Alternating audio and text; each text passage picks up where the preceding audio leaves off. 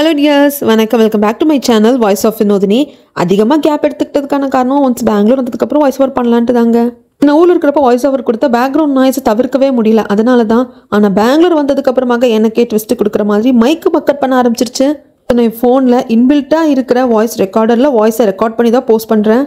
உங்களுக்கு ஏதாவது டிஃப்ரென்ஸ் தெரிஞ்சுதா என்ன ஏதுன்னு சொல்லுங்கள். வேறு வழி இல்லை, இன்னொரு புது மைக் வர்ற வரைக்கும் என் வாய்ஸில் ஏதாவது டிஸ்டர்பன்ஸ் இருந்ததுன்னா கொஞ்சம் அட்ஜஸ்ட் பண்ணிக்கோங்க. மைக் எப்படி பண்ணணும்னு நான் யோசிச்சு கூட பார்க்கல. அது மட்டும் இல்லாமல் கிட்டத்தட்ட 2.5 வருஷமும் என் கூடயே ட்ராவல் பண்ண மைக்கு கொஞ்சம் எமோஷனலாகவும் இருந்தது. சரிங்க, அது எல்லாத்தையும் ஒரு பக்கம் வச்சுட்டு இப்போ நம்ம கதைக்குள்ளே போயிடலாம். இப்போ நம்ம பார்க்க போகிற ட்ராமா ஜாப்பனீஸ் ட்ராமா 2025 ரிலீஸ் பண்ணியிருக்காங்க. டோட்டலாக 8 எபிசோடு இருக்குது.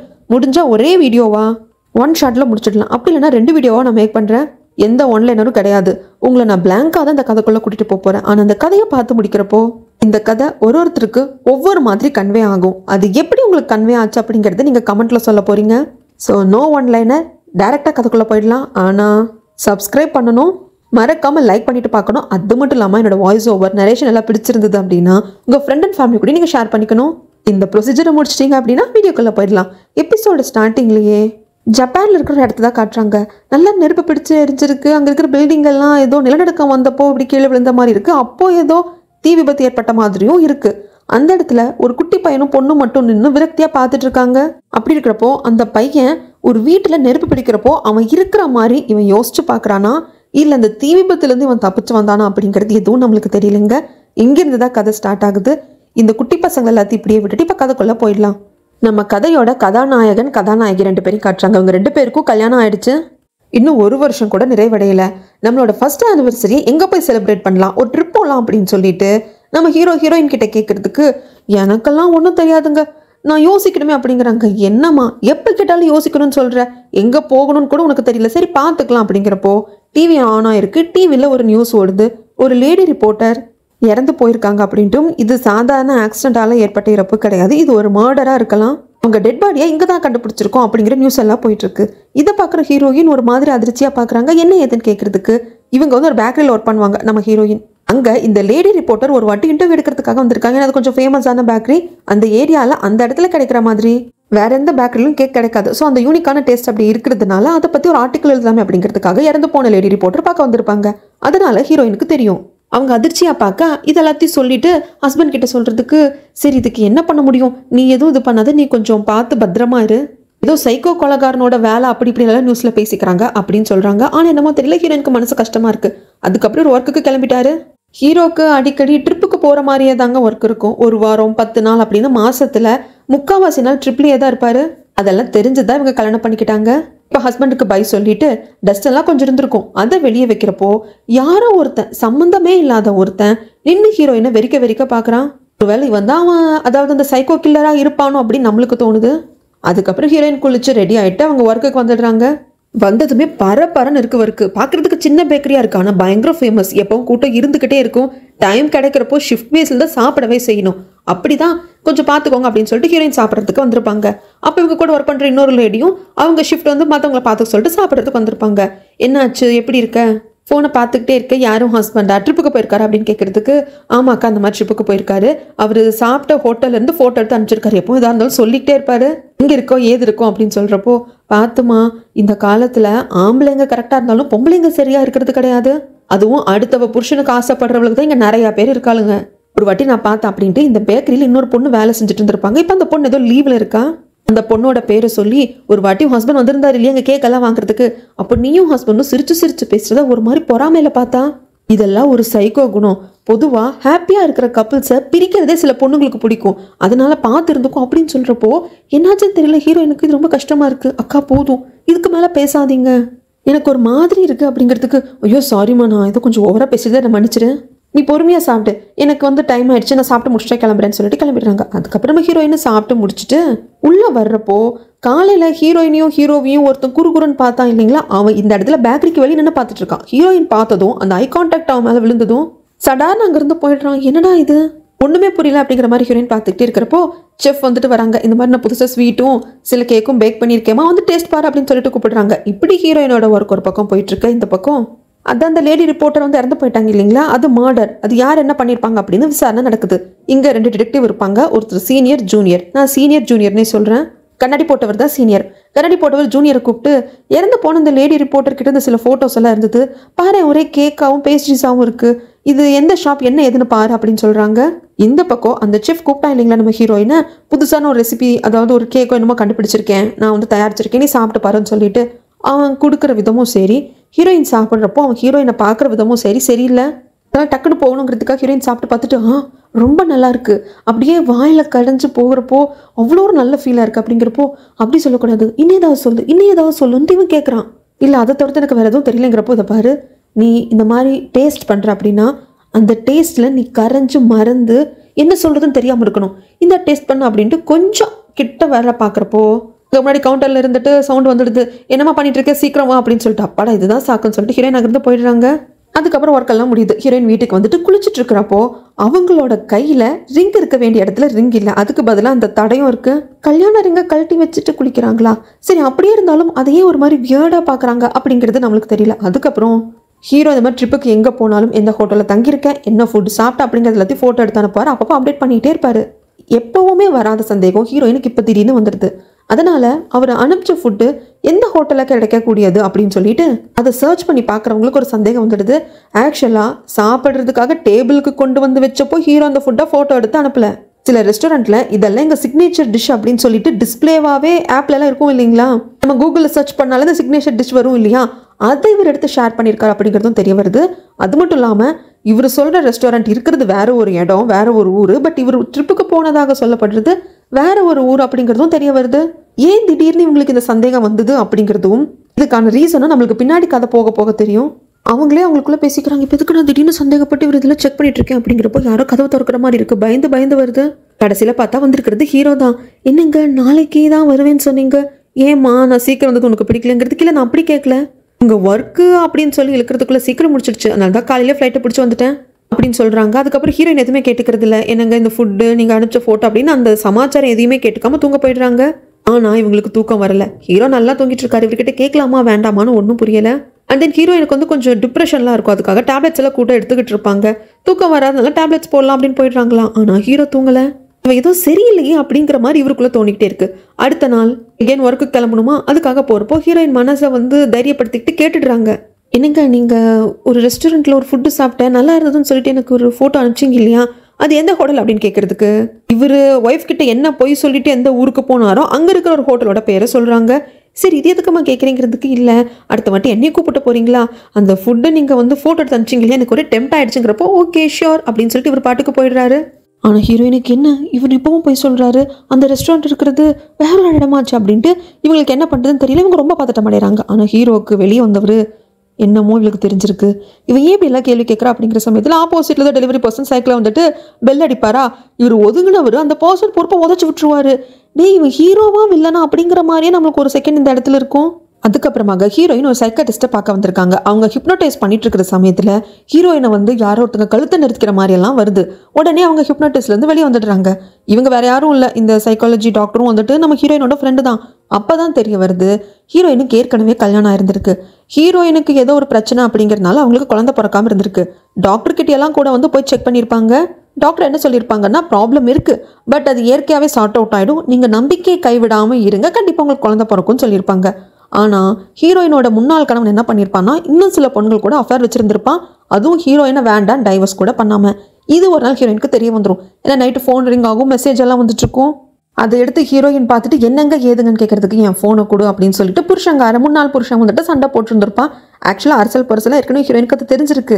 இருந்தாலும் கண்டும் காணாமல் இருந்தவங்க நைட்டெல்லாம் ஃபோன் வர ஆரம்பிக்க, இவர் நம்மளை ரொம்ப விட்டுட்டு போகிறாரு அப்படின்னு சொல்லிட்டு, இதை பாருங்கள் டாக்டர் சொல்லியிருக்காங்க இல்லையா நம்மளுக்கு குழந்தை பிறக்கும், நீங்கள் எங்கே இப்படியெல்லாம் பண்ணுறீங்க அப்படிங்கிறதுக்கு, இதை பாரு நீ வந்து சாதாரண ஒரு ஜடம் மாதிரி தான், நீ ஒரு பொம்பளை கிடையாது, குழந்தை பெற்றுக்கிட்டாதான் அவள் பொம்பளை, அப்போ தான் இந்த வீடு ஒரு முழுமையடையும் அப்படின்னு சொல்லிட்டு ரொம்ப ஒரு மாதிரி அப்யூசிவாக பேசியிருப்பான். அப்போ கூட ஹீரோயின், இல்லை நான் உங்களோட மனைவியாக இருக்கிற வரைக்கும் நீங்கள் இந்த இன்னொரு பொண்ணு கூட இந்த மாதிரி அஃபரச்சிக்கிறத நான் வந்து ஒத்துக்கவே மாட்டேன், இது தப்பு அப்படிங்கிறப்போ அவன் பயங்கர கோபத்தில் கழுத்தை நெரிச்சிருந்திருப்பான். எப்படியோ அதுலேருந்து இவங்க தப்பிச்சு வந்திருப்பாங்க. இப்போ கழுத்தை நெரிக்கிறது இப்போ இருக்கிற தன்னோட கணவன், அதாவது ஹீரோ மாதிரியே தெரியுது. இப்போ ஹிப்னோடைஸ்லேருந்து வெளியே வந்துடுறாங்க. இப்போதான் உண்மையாக வெளியே வராங்க. ஏண்டி என்ன ஆச்சு, என்ன பிரச்சனை அப்படின்னு சொல்லிட்டு சைக்காட்டிஸ்ட் டாக்டர் கேட்குறதுக்கு, இல்லை அதெல்லாம் ஒன்றும் இல்லைங்கிறாங்க. இதை பாரு, நீ எப்போ எங்கிட்ட ட்ரீட்மெண்ட்டுக்கு வருவேன், எனக்கு உன்னை பற்றி நல்லா தெரியும், உனக்கு சில ட்ராமா இருக்குங்கிறது எனக்கு தெரியும். நான் கொஞ்சம் நல்லா க்யூர் ஆகிட்டு வந்துட்டு இருந்தது, இப்போ கொஞ்சம் வந்து சரியில்லையே என்ன எதுன்னு கேட்குறதுக்கு அதே மாதிரி அந்த ஃபுட்டோட இமேஜ் அனுப்பிச்சிருந்தார் இல்லையா ஹீரோ, அதை காட்டிட்டு லாஸ்ட் டைம் ட்ரிப் போனப்போ இந்த ஹோட்டலில் சாப்பிட்டேன்னு சொல்லி அனுப்பிச்சாரு. ஆனால் இந்த ஹோட்டல் இருக்கிற இடமும் அவர் ட்ரிப் போன இடமும் வித்தியாசமாக இருக்குங்கிறப்போ அதுவும் ஹஸ்பண்ட் கிட்டே கேளு. இல்லை நான் அவரை சந்தேகப்பட விரும்பல, அவர் ரொம்ப நல்லவர், நான் ஏதாவது கேட்டு அவர் மனசு கஷ்டப்பட்டா என்னடியே பேசுகிற, உனக்கு ஒரு டவுட் இருக்குது அப்படின்னா என்னங்க இந்த மாதிரின்னு கேளு. அதுக்கு பேர் சந்தேகப்படுறது இல்லை. நீங்கள் எவ கூடங்க சுற்றிட்டு இருந்தேன்னு கேட்குறதா சந்தேகப்படுறது. இல்லை நீ என் மேலே நம்பிக்கை இல்லாமல் தானே இதை போய் சர்ச் பண்ணேன்னு அவர் கேட்டா எது கேட்டாலும் கரெக்டான பதிலை கொடு. உங்களுக்கு என் லைஃப்பை பற்றி தெரியும் இல்லையா, எனக்கு நடந்த பாஸ்ட் லைஃப் பற்றி உங்களுக்கு எல்லாம் தெரியும் இல்லையா அப்படின்னு சொல்லிட்டு பேசு. அப்படிங்கிறப்ப தான் எகெயின் ஃப்ளாஷ்பேக்கு போகிறோம். இந்த மாதிரி எப்படியோ ஹஸ்பண்ட் அதாவது முன்னாள் கணவன் கிட்ட இருந்து தப்பிச்சு நம்ம ஹீரோயின் வந்துட்டாங்க. ஹீரோயின் ஒயிட் கலரில் கொஞ்சம் குருவி மாதிரியே இருக்குங்க. அப்படி ஒரு பறவை வளர்த்துட்டு இருப்பாங்களா, அந்த பறவையை கொண்டு வந்து அதாவது முன்னாள் ஹஸ்பண்ட் கிட்ட இருந்து டைவர்ஸ் எல்லாம் வாங்கினதுக்கு அப்புறமாக அந்த பறவை ஒரு இடத்துக்கு எடுத்துட்டு வந்து பறக்க விட்டுட்டு இவங்களும் சூசைட் பண்ணிக்கலான்னு போக பார்த்துருப்பாங்க. ஆனால் அங்கே வந்து நம்ம ஹீரோ கரெக்டாக காப்பாற்றி இருந்திருப்பாரு. எங்க இப்படி எல்லாம் பண்ணுறீங்க அப்படின்னு சொல்லிட்டு அங்கேருந்து காப்பாற்றி கூப்பிட்டு வந்து உட்காந்து பேசுகிறப்ப தான் சொல்கிறாரு, ஆக்சுவலாக எனக்கு வந்து பறவைகளை ஃபோட்டோ எடுக்கிறது ரொம்ப பிடிக்கும். இங்கே ஒரு ரேரான பறவையோட வாய்ஸ் அந்த கத்தும் இல்லையா, அந்த சவுண்டை நான் கேட்டேன், அந்த பறவைங்க இருக்கிறதுக்கு வாய்ப்பு இல்லையே அப்படின்னு சொல்லிட்டு அந்த சவுண்டு கேட்ட திசையை வந்து பார்த்தா நீங்கள் சூசைட் பண்ணுறதுக்கு போயிருந்தீங்க. நல்ல வேலை அந்த பறவை கத்துற சவுண்டை வச்சு தான் நான் வந்து உங்களை காப்பாற்றினேன் அப்படின்னு சொல்கிறாங்க. ஹீரோயின் அவங்க வளர்த்துட்டு இருந்த பறவை கூண்டுலேருந்து விட்டாங்க இல்லைங்களா, அந்த பறவையோட சவுண்டு கேட்டது ஹீரோ வந்திருக்காரு. இது எல்லாத்தையும் சொல்லி முடிக்கிறதுக்கும் ஹீரோயின் வந்து டிப்ரெஷனில் இருக்காங்க அப்படின்னு தெரியுது. காஃபியெல்லாம் கொடுக்குறாரு. நீங்கள் எதுக்காக சூசைட் பண்ணிக்கிட்டீங்க அப்படின்னு காரணத்தை நான் கேட்க மாட்டேன், பட் எதுவாக இருந்தாலும் இந்த முடிவு அப்படிங்கிறது தப்பு, நீங்கள் இப்படி முடிவை எடுத்தே இருந்திருக்க கூடாது, இதுக்கப்புறம் நீங்கள் இப்படி எல்லாம் பண்ணாதீங்க அப்படின்னு சொல்லிட்டு இருக்கிறப்போ எந்த பறவையை கூண்டை விட்டு வெளியே சுதந்திரமாக நம்ம ஹீரோயின் விட்டாங்களோ அந்த பறவையை ஏன் வந்து அந்த கூண்டுக்குள்ளேயே உட்காந்துக்குது. இதை பார்க்குறப்போ ஹீரோயினுக்கே ஷாக்காக இருக்குது. ஹீரோ இதை பார்த்துட்டு பாருங்களேன், நீங்கள் வளர்த்த பறவைனால உங்கள் உயிரையும் காப்பாற்றிடுச்சு, உங்களை விட்டு போகவும் மாட்டேங்குது, நான் இந்த மாதிரி பறவைகளை ஃபோட்டோ எடுக்கிறது எனக்கு பிடிக்கும் அப்படின்னு சொல்லிட்டு ஃபோட்டோ எடுக்கலாம் அப்படின்னு கேமரா எடுத்து அது உடஞ்சு போயிருக்கு. நான் கொஞ்ச நேரத்துக்கு முன்னாடி கீழே விழுந்தேன் இல்லையா, அதான் உடஞ்சிருச்சு போல இருக்குங்கிறப்போ சாரி நீங்கள் என்னை காப்பாற்ற வந்து தானே உங்கள் கேமரா டேமேஜ் ஆகிடுச்சு, நான் பணம் கொடுக்குறேன் அப்படிங்கிறதுக்கு அதெல்லாம் எதுவும் வேண்டாம், இதுக்கப்புறம் 1 வீக் நீங்கள் என் கூட தான் டின்னர் சாப்பிடணும் அப்படிங்கிறப்போ ஹீரோயின் அப்படியே பார்க்குறாங்க. இல்லைங்க உங்களை நான் காப்பாற்றிட்டேன், பட் நான் இங்கிட்டு போனதுக்கப்புறம் நீங்கள் அங்கிட்டு மறுபடியும் தப்பான முடிவு எடுக்க போயிட்டீங்கன்னா அதனால தான் 1 வீக்குக்கு அப்புறமாக உங்கள் மனசே மாறிடும், அதுக்கப்புறம் நீங்கள் உங்கள் வழியை பார்த்துட்டு போய்க்கலாம் அப்படின்னு சொல்கிறாங்க. அதுக்கப்புறம் அதே 1 வீக் 2 பேர் கரோக்கி பார் போகிறாங்க, ஒன்றா டின்னர் சாப்பிட்றாங்க, டைம் ஸ்பெண்ட் பண்ணுறாங்க. அப்போதான் தான் ஏன் தற்கொலை பண்ண வந்தோம் அப்படிங்கிறத ஹீரோயின் ஹீரோ கிட்ட சொல்கிறாங்க. அதன் வகையில் 2 பேரும் க்ளோஸ் ஆகிறாங்க. மேரேஜும் பண்ணியிருந்திருப்பாங்க, அதாவது மேரேஜ்னா லீகலாக ரெஜிஸ்டர் மேரேஜில் பண்ணியிருப்பாங்க, ரிங்கு மட்டும் மாற்றிருக்க மாட்டாங்க. அதுக்கான காரணம் பின்னாடி தெரியும். இப்படி இது எல்லாத்தையும் நினச்சி பார்த்துட்டு இதனால தான் ஹீரோ மேலே அவங்களுக்கு இருக்கிற லைட்டான சந்தேகத்தையும் கேட்க முடியாமல் இருக்காங்க. அதுக்கப்புறம் ஒர்க்குக்கு வர்றாங்க. ஒர்க்கெல்லாம் முடிகிற சமயத்தில் நல்லா ஜோன்னு மழை பெய்யுது. சீக்கிரமே பேக்கரியை க்ளோஸ் பண்ணிட்டு எல்லாரும் கிளம்புறாங்க. அந்த பக்கம் ஹீரோ கொடையை பிடிச்சிட்டு அப்படியே மழையில் நனைஞ்சிட்டே வந்தவர் திடீர்னு அந்த கொடையை போட்டு அடி அடின்னு அடிச்சு நல்லா இருந்த கொடை இப்போ யூஸ் பண்ண முடியாத மாதிரி போயிடுச்சு. அதுக்கப்புறம் மழையில் நனைஞ்சிக்கிட்டே வராரு. ஹீரோயின் கிட்ட கொடை இருக்கு. ஒர்க் முடிஞ்சதுக்கப்புறம் இந்த கொடையை பிடிச்சிட்டே போகிறப்போ இதுக்கால ஹீரோ பார்த்துட்டு என்னங்க என்ன மழையில் எப்படி தொப்பலாம் நினைச்சு நிற்கிறீங்க, நீங்கள் வர்றதுக்கு இன்னும் 1 வீக் இருக்கே, என்னாச்சு எங்கே ஏதாவது ட்ரிப் கேன்சல் ஆயிடுச்சா, என்ன பிரச்சனை அப்படின்னு கேட்கறதுக்கு ஹீரோ வந்து ஹீரோயினை தனியாக கூப்பிட்டு போய் ஒரு இடத்துல உட்காந்து சில பல உண்மைகளை நான் அவங்ககிட்ட சொல்லணுமா, நான் ஒரு கம்பெனியில் ஒர்க் பண்ணிட்டு இருக்கேன் இல்லையா, அங்கே என் கூட ஒர்க் பண்ணுற கொலீக் நாங்கள் எல்லாரும் சேர்ந்து புதுசாக ஒரு பிஸ்னஸ் ஆரம்பிக்கிறதுக்காக நாங்கள் வந்து ஒரு முயற்சியில் இருக்கோம். ஆனால் அது நாங்கள் ஒர்க் பண்ணிட்டு இருக்க கம்பெனிக்கு தெரியாது. அப்படி தெரிஞ்சதுன்னா எங்களை வேலையை விட்டே எடுத்துருவாங்க. டக்குன்னு வேலை எல்லாத்தையும் விட்டுட்டு இன்னொரு புது ஒரு பிஸ்னஸ் ஆரம்பிக்கிற அளவுக்கு அது வரைக்கும் நாங்கள் குடும்பத்தில் நடத்தணும் இல்லையா, அதனால தான் எங்கள் கம்பெனிக்கும் தெரியாமல் பகலில் அந்த ஒர்க்கை முடிச்சுட்டு அதுக்கப்புறமாக நாங்கள் புதுசாக ஆரம்பிக்க போகிற பிஸ்னஸ்க்கான ஒர்க்கெல்லாம் நாங்கள் பார்த்துட்ருக்கோம். அதனால தான் நான் ட்ரிப்புக்கு போகிறேன் அப்படின்ட்டு போய் சொல்கிறேன். நான் மட்டும் இல்லாமல் என் கூட ஒர்க் பண்ணுறவங்களும் அப்படி போய் சொல்லிட்டு தான் வராங்க. நான் பகலில் நாங்கள் எப்போவுமே ஒர்க் பண்ணுற கம்பெனியில் ஒர்க் பண்ணிவிட்டு அதுக்கப்புறமாக ஒர்க்கை முடிச்சுட்டு போயிட்டு லேட் நைட்டில் ஒர்க் பண்ண வேண்டியதாக இருக்குது. சமயங்களில் லேட் நைட் ஒர்க் பண்ணிவிட்டு நாங்கள் ஒர்க் பண்ணுற அந்த பிஸ்னஸ் புதுசாக ஆரம்பிக்கிற அந்த பிஸ்னஸ் பண்ணுற இடத்துலேயே படுத்து தூங்கிட்டு காலையில் எழுந்திரிச்சதும் ஃப்ரெஷ் ஆகி நாங்கள் ஒர்க் பண்ணுற கம்பெனிக்கு எகைன் வேலைக்கு போயிடுவோம். அங்கே எங்கள் கம்பெனியோட ஒர்க் எல்லாமே முடிஞ்சதும் ஈவினிங் ஆனது நாங்கள் எகைன் இந்த பிஸ்னஸ் சம்மந்தப்பட்ட வேலைகளை பார்க்கறதுக்காக இந்த பக்கம் வந்துடுவோம். இப்படி தான் எங்கள் ரொட்டீன் போய்கிட்டே இருக்குது. இது சக்ஸஸ் ஆகிற வரைக்கும் உங்ககிட்ட சொல்ல வேண்டாம், ஒரு சர்ப்ரைஸாக இருக்கட்டுமே அப்படிங்கிறதுக்காக நான் மறைச்சி வச்சுருந்தேன். அதனால தான் நான் ட்ரிப்புக்கு போகிறேன் அப்படின்னு போய் சொல்லியிருந்தேன். நான் ட்ரிப்புக்கெல்லாம் எங்கேயும் போகலாமா, நான் இங்கேயே தான் இருந்தேன். பகலில் ஃபுல்லாக கம்பெனி ஒர்க், அதுக்கப்புறம் எங்களோட ஓன் பிஸ்னஸ்க்கான ஒர்க் அப்படின்னு சொல்லிட்டு போயிட்டு இருக்கோமா அப்படின்னு சொல்கிறாங்க. நல்ல விஷயம் தானுங்களே, நீங்கள் என்கிட்ட சொல்லியிருந்தா பரவாயில்லை இல்லையா. இல்லைம்மா நான் இப்போ கூட சொல்லியிருக்க மாட்டேன், ஏன்னா எனக்கு வந்து மேலே எந்த அளவுக்கு நம்பிக்கை இருக்கோ அதே நம்பிக்கை உனக்கும் என் மேலே இருக்கும்னு நினச்சேன். ஆனால் கடைசியில் நீ சந்தேகப்பட்டு அந்த ரெஸ்டாரண்ட்டில் நீங்கள் ஒரு ஃபுட்டு சாப்பிட்டதா அனுப்பிச்சிங்களே அந்த இமேஜ், அது என்ன ஏது நீ கேட்டதுக்கு அப்புறமாக தான் புரிஞ்சுது நீ என்னை தப்பாக புரிஞ்சுட்டு அப்படின்னு சொல்லிட்டு. ஏன்னா நான் உங்ககிட்ட ஒரு பொய் சொல்லிட்டேன் ட்ரிப்புக்கு போகிறேன்ட்டு. அந்த பொய்யை வந்து உண்மையாக தானே நான் காட்டிக்கணும். அதனால தான் அங்கே இருக்கிற ஏதோ ரெஸ்டாரண்ட்டில் நான் சாப்பிட்ட மாதிரியான ஃபுட்டை வந்து ஃபோட்டோ எடுத்து அனுப்பணுங்கிறதுக்காக வெப்சைட்டில் போய்ட்டு அந்த இமேஜ் எடுத்து அனுப்புவேன். இப்போ நான் மாட்டிக்கிட்டேன், உனக்கு என் மேலே சந்தேகம் வந்துருச்சு. பட் இருந்தாலும் நீ என்கிட்ட வெளிப்படையாக கேட்கல. அதுக்கு காரணம் உன்னோட கடந்த காலத்துல இருந்து சில பல பிரச்சனைகள். நான் உன்னை அந்த அளவுக்கு நான் கஷ்டப்படுத்த விரும்பலாமா, அதான் எல்லாம் உண்மையை சொல்லிட்டேன் அப்படிங்கிறப்போ ஹீரோயினுக்கு இப்போ எந்த ஒரு சந்தேகமும் இல்லை. ஹீரோவை 100% நம்புறாங்க. 2 பேரும் ஒன்றா இருக்காங்க, ஒன்றா டைம் ஸ்பெண்ட் பண்ணுறாங்க. ஷாப்பிங் கூப்பிட்டு போயிட்டு இவரே சமைச்சு கொடுக்குறேன் அப்படின்னு சொல்லிட்டு நிறைய திங்ஸ் எல்லாம் வாங்கிட்டு வராங்க. அப்படி இவங்க வாங்கிட்டு வீட்டுக்கு வரப்போ இவங்க வீட்டுக்கு பக்கத்து வீடு காலியாக தான் இருந்திருக்கும். இப்போ அந்த இடத்துக்கு ஒரு ஸ்ட்ரேஞ்சர் குடி வராரு. அவர் வேற யாரும் இல்லை, ஆரம்பத்துலேருந்து நம்ம ஹீரோயினை குறுகுறுன்னு பார்த்துட்டு இருந்தா அந்த பர்சன் தான். அந்த பர்சன் வந்து பக்கத்து வீட்டில் குடி வராங்க அப்படின்னு ஹீரோ இருந்துட்டு ஹாய் ஹலோங்க என் பேர் இது அப்படின்னு சொல்லி பரஸ்பரம் பேசிட்டு உள்ள போயிடுறாங்க. ஆனால் உள்ள போனதோ ஹீரோயின் என்னங்க இந்த ஆள் இருக்கா இல்லையா, இவன் ஒரு மாட்டி நான் ஒர்க் பண்ணுற பேக்கரிக்கு முன்னாடி என்னையே பார்த்துட்டு இருந்தான். இல்லைம்மா பேக்கரிக்கு ஏதாவது வேறு ஏதாவது வாங்க வந்திருப்பான், அப்படி இருந்ததுன்னா நான் பார்த்ததும் உள்ளே வந்திருக்கணும் இல்லையா, நான் பார்த்ததும் போயிட்டாங்க. அப்படியா சொல்கிறேன், இதுக்கும் நீ இவங்கிட்ட ஜாக்கிரதையாரு. லிஃப்ட்லலாம் போகிற அப்படின்னா வேற யாராவது 2-3 பேர் இருந்தாங்கன்னா நீ வந்து போ, இவன் மட்டும் இருந்தான்னா நீ தனியாலே இவங்க கூட லிஃப்ட்டில் போகாது அப்படிங்கிறப்போ ஆமாங்க எனக்கு புரிஞ்சுதுங்க, நான் அதே மாதிரி பண்ணிக்கிறேங்க அப்படின்னு சொல்கிறாங்க. அதுக்கப்புறமாக இவரே சமைச்சு கொடுக்குறாரு. நைட்டு ஹஸ்பண்ட் ஒய்ஃப் 2 பேரும் ஒன்றா உட்காந்து சாப்பிட்றாங்க. அதுக்கப்புறமாக நான் உங்ககிட்ட இன்னும் சில உண்மைகளை வந்து சொல்லணும் அப்படின்னு சொல்லிட்டு ஹீரோ சொல்கிறாரு. உன்னோட கடந்த காலம் எனக்கு தெரியும், உன்னோட முன்னாள் கணவன் அவன் உனக்கு கொடுத்த டார்ச்சர் அப்படிங்கிறது எல்லாம் எனக்கு தெரியும், எனக்கு ஒரு கடந்த காலம் இருக்கு அப்படின்னு சொல்லிட்டு இந்த எபிசோட் ஸ்டார்ட் ஆகிறதுக்கு முன்னாடி அப்படியே இந்த நெருப்பா பற்றி எரிஞ்சிட்டு இருக்கிற இடத்துல ஒரு பையனும் குட்டி பொண்ணும் நிற்கிற மாதிரி பார்த்தோம் இல்லைங்களா. அந்த பையன் வேற யாரும் இல்லை, நம்ம ஹீரோ. ஆக்சுவலாக என் அம்மா அப்பா கூட எங்கள் லைஃப்பை நல்லபடியாக மாறும் அப்படிங்கிற நம்பிக்கையில் தான் நாங்கள் டோக்கியோ வந்தோம்.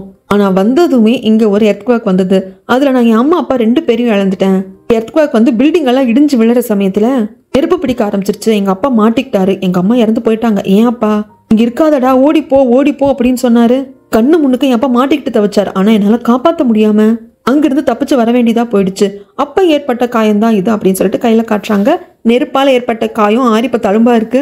எனக்கு அது ரொம்ப கில்ட்டா இருக்கு. நான் வந்து இன்னும் முயற்சி பண்ணியிருக்கலாம், என் அப்பாவை காப்பாற்றிருக்க முடியும் அப்படிங்கிறப்ப ஹீரோயின் ஆறுதல் படுத்துறாங்க. இல்லைங்க உங்கள் அப்பாவுக்கு தெரியும் நீங்கள் சின்ன பையன், அந்த வயசில் கண்டிப்பாக உங்களால் அந்த வெயிட்டை தூக்கி அவரை காப்பாற்றிருக்க முடியாதுன்னு தெரியும். நீங்கள் கில்ட்டாலாம் ஃபீல் பண்ணாதீங்க, அதில் நீங்கள் எதுவும் யோசிக்காதீங்க அப்படின்னு சொல்லிட்டு நம்ம ஹீரோயின் ஆறுதல் படுத்துறாங்க. அப்படியே இந்த பக்கம் பக்கத்து வீட்டை காட்டினா அந்த ஸ்ட்ரேஞ்சர் டெலஸ்கோப்பா என்ன அப்படிங்கிறது தெரியல, அதை செவுத்தில் வச்சு அந்த பக்கம் தானே ஹீரோயினோட வீடு. இடையில இவங்க வந்து ஒரே செவரை தான் ஷேர் பண்ணிப்பாங்க. இவனுக்கு கேட்குது போல இருக்கு ஹீரோயின் பேசிக்கிறது. இவன் யாருடா ஏன்டா இப்படி எல்லாம் பண்ணிட்டு இருக்கானா அப்படி நம்ம பார்த்துக்கிட்டே இருக்கேன். அடுத்த சீன்லயே ஹாஸ்பிட்டல்ல வந்துட்டு ஒரு அம்மா படுத்த படுக்கையா இருக்காங்க, ஒரு லேடி, அவங்கள காட்டுறாங்க.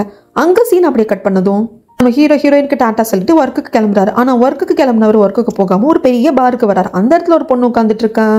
இந்த பொண்ணு வேற யாரும் இல்லைங்க, ஹீரோயின் ஒர்க் பண்றாங்க இல்லையா ஒரு பேக்கரி, அந்த பேக்கரியில ஒர்க் பண்ணிட்டு இருந்த பொண்ணு. இப்ப கூட கொஞ்சம் லீவ்ல இருக்கா அப்படின்னு சொல்லி கூட அங்க ஒர்க் பண்ற இன்னொரு அக்கா கூட ஹீரோயின் பேசிட்டு இருந்தாங்க இல்லையா, அந்த பொண்ணு தான். அந்த பொண்ணை பாக்குறதுக்காக வந்திருக்காரு. ஏன் எதுக்கு அப்படிங்கிறது போக போக தான் தெரியும். எதுக்காக அந்த பொண்ணை நம்ம ஹீரோ மீட் பண்ண போனாரு என்ன எதுங்கிறது தெரியலங்க.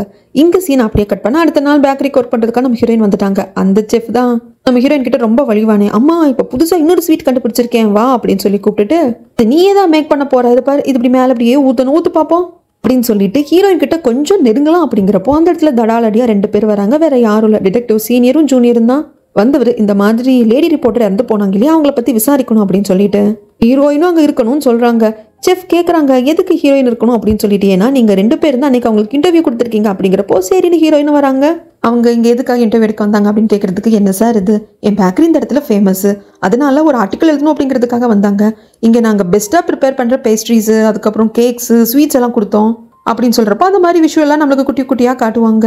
இங்கே 2 பேரும் பதில் சொல்லிக்கிட்டே இருப்பாங்க, யார் செஃப்பும் நம்ம ஹீரோயினும். அப்போ தான் அந்த டிடெக்டிவ் சொல்லுவாங்க, ஆக்சுவலாக பயங்கர கொடூரமாக மர்டர் பண்ணியிருக்காங்க, கழுத்தை நெரிக்கிறதுக்கு வேற ஏதோ ஒயரோ என்னத்தையும் யூஸ் பண்ணியிருக்காங்க. ஆனால் அதுலேருந்து தன்னை தற்காத்துக்கணும் அப்படிங்கிறதுக்காக இந்த லேடி ரிப்போர்ட்டர் வந்து அவங்க கையை வந்து இது பண்ணியிருப்பாங்க அந்த ஒயர் இருந்து எடுக்கிறதுக்காக.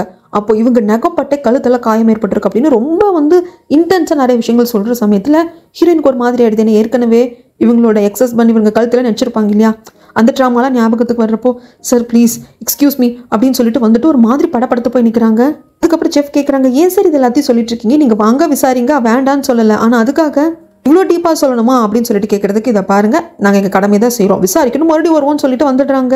அதுக்கப்புறம் சீனியரும் ஜூனியரும் வேற ஒரு ஹோட்டல் உட்காந்து சாப்பிட்டு இருக்கிறப்போ ஜூனியர் கேட்பாங்க, இந்த அளவுக்கு நீங்கள் அந்த பொண்ணை பயமுறுத்தணுமா, பாவம் அந்த பொண்ணு ஹீரோயின் ரொம்ப பயந்து போயிட்டா அப்படிங்கிறதுக்கு, இதை பாருடா நோ மெர்சி அதெல்லாம் மனசில் வச்சுக்கோ, பாவம் பரிதாபம் பார்த்தேன் அப்படின்னு வச்சுக்கோங்க, கண்ணு முன்னுக்கவே குற்றவாளி போனாலும் உன்னால் கண்டுபிடிக்க முடியாது புரிஞ்சுதான் அப்படின்னு சொல்லிட்டு அங்கிருந்து ஒரு எழுந்து கிளம்புறாரு. அதுக்கப்புறமாக வீட்டை காட்டுறாங்க, ஹீரோயின் குக் பண்ணிட்டு இருக்காங்க. பட் அவங்க மைண்ட் எல்லாம் எங்கேயோ இருக்கு.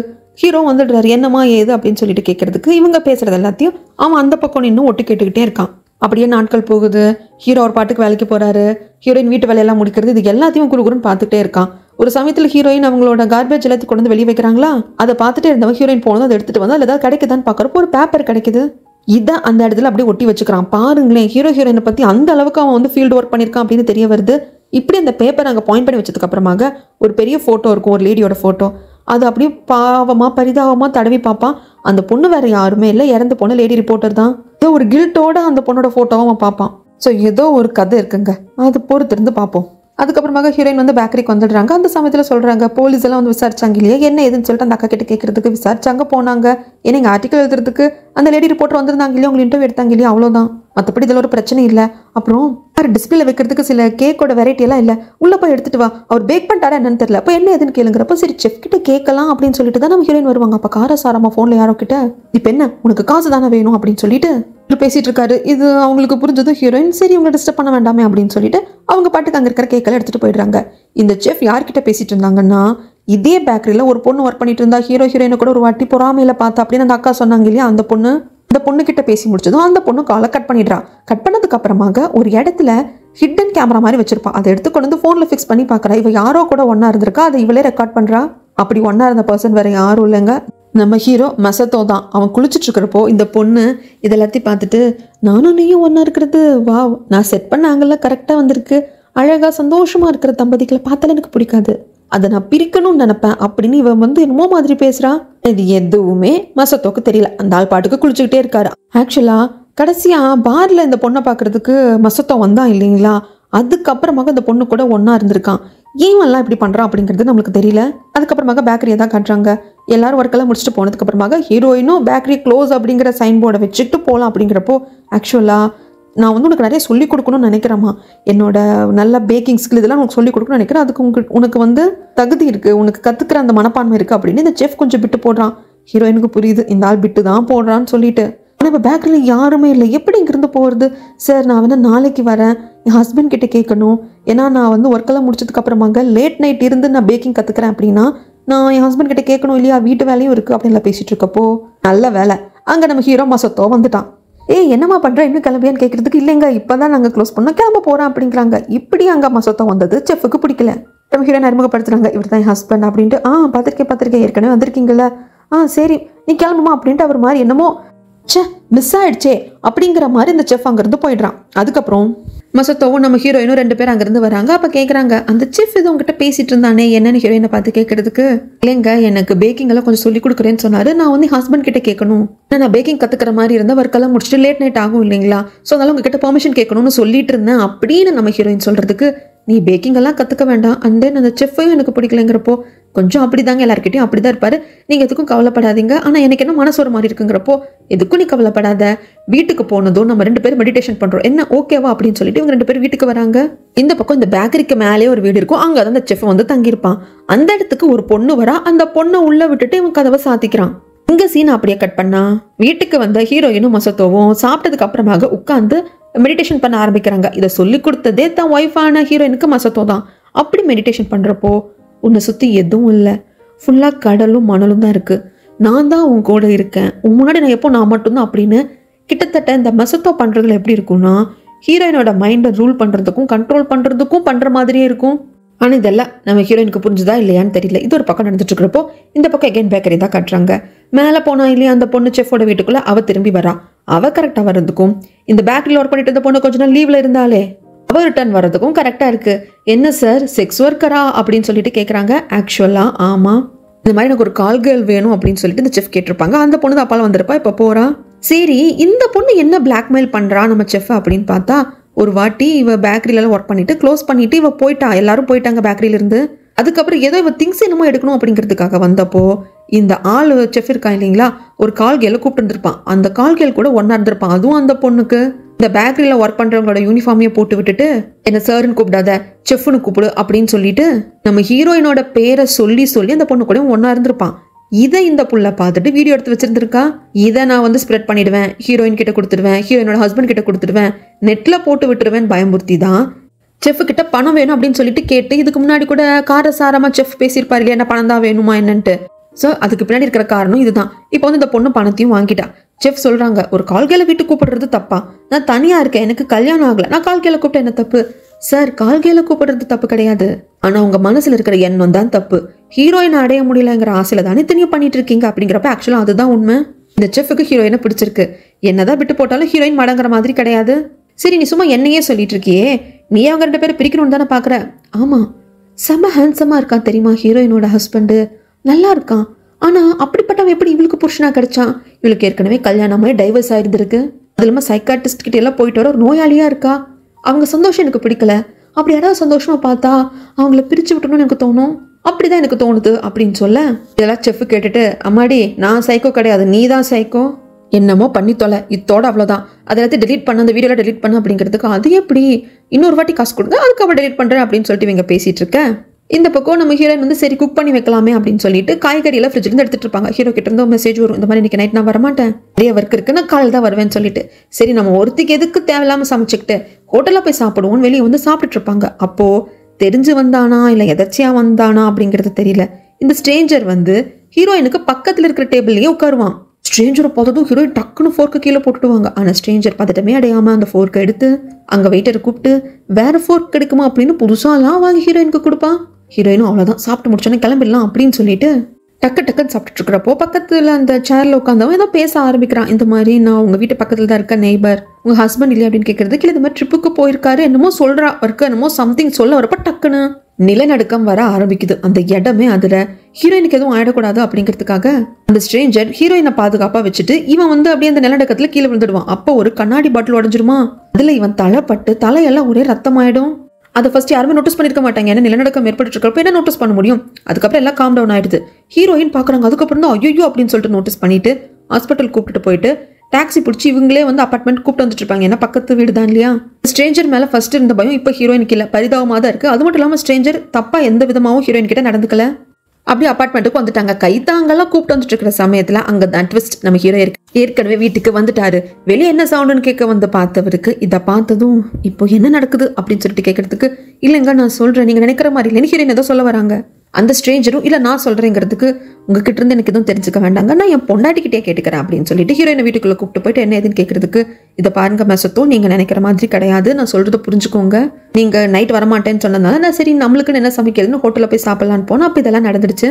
நீ தான் அந்த ஸ்ட்ரேஞ்சரை பார்த்தா பயமா இருக்குன்னு சொன்னேன், ஏன்னா தான் ஒய்ஃபை பார்த்து மசத்தோ கேட்கறதுக்கு, ஆமா சொன்னேன், பட் அவர் அந்த அளவுக்கு பயங்கரமான ஆள் கிடையாது, அவர் நல்லவராக தான் இருக்கார், என்கிட்ட எதுவும் தப்பா நடந்துக்கல, நீங்க வந்து எதுவும் என்ன தப்பா நினைக்காதீங்க அப்படிங்கிறப்ப இவர் ஒன்றும் சொல்லாம, எனக்கு ஆஃபீஸ்லேருந்து கொஞ்சம் பிரேக் கிடைச்சதுன்னு உன்னை பார்க்கறதுக்கு வந்தேன், நீ வீட்டில் இல்லை அப்படின்னதும் எனக்கு ரொம்ப பயந்து வந்துருச்சு, உன்னையும் இழந்துட்டணும் அப்படிங்கிற அளவுக்கு நான் வந்து யோசிச்சுட்டேன், இப்போ நீ நல்லா இருக்கேல, ஓகே எங்கே எனக்கு ஆஃபீஸ்லேருந்து கால் வருது, நான் கிளம்புறேன் அப்படிங்கிறப்போ ப்ளீஸ் மசத்தை இப்படி போகாதீங்க புரிஞ்சுக்கோங்க அப்படிங்கிறதுக்கு, இல்லை இப்போ நான் வெளியே போகிறதா நல்லது, அதுதான் என்ன காம் பண்ணும் அப்படின்னு சொல்லிட்டு அவர் வெளியே வர, இதை வந்து நம்ம ஹீரோ என்னால் ஹேண்டில் பண்ணவே முடியல, பில்ஸ் எல்லாம் எடுத்து போட்டுக்கிறாங்க.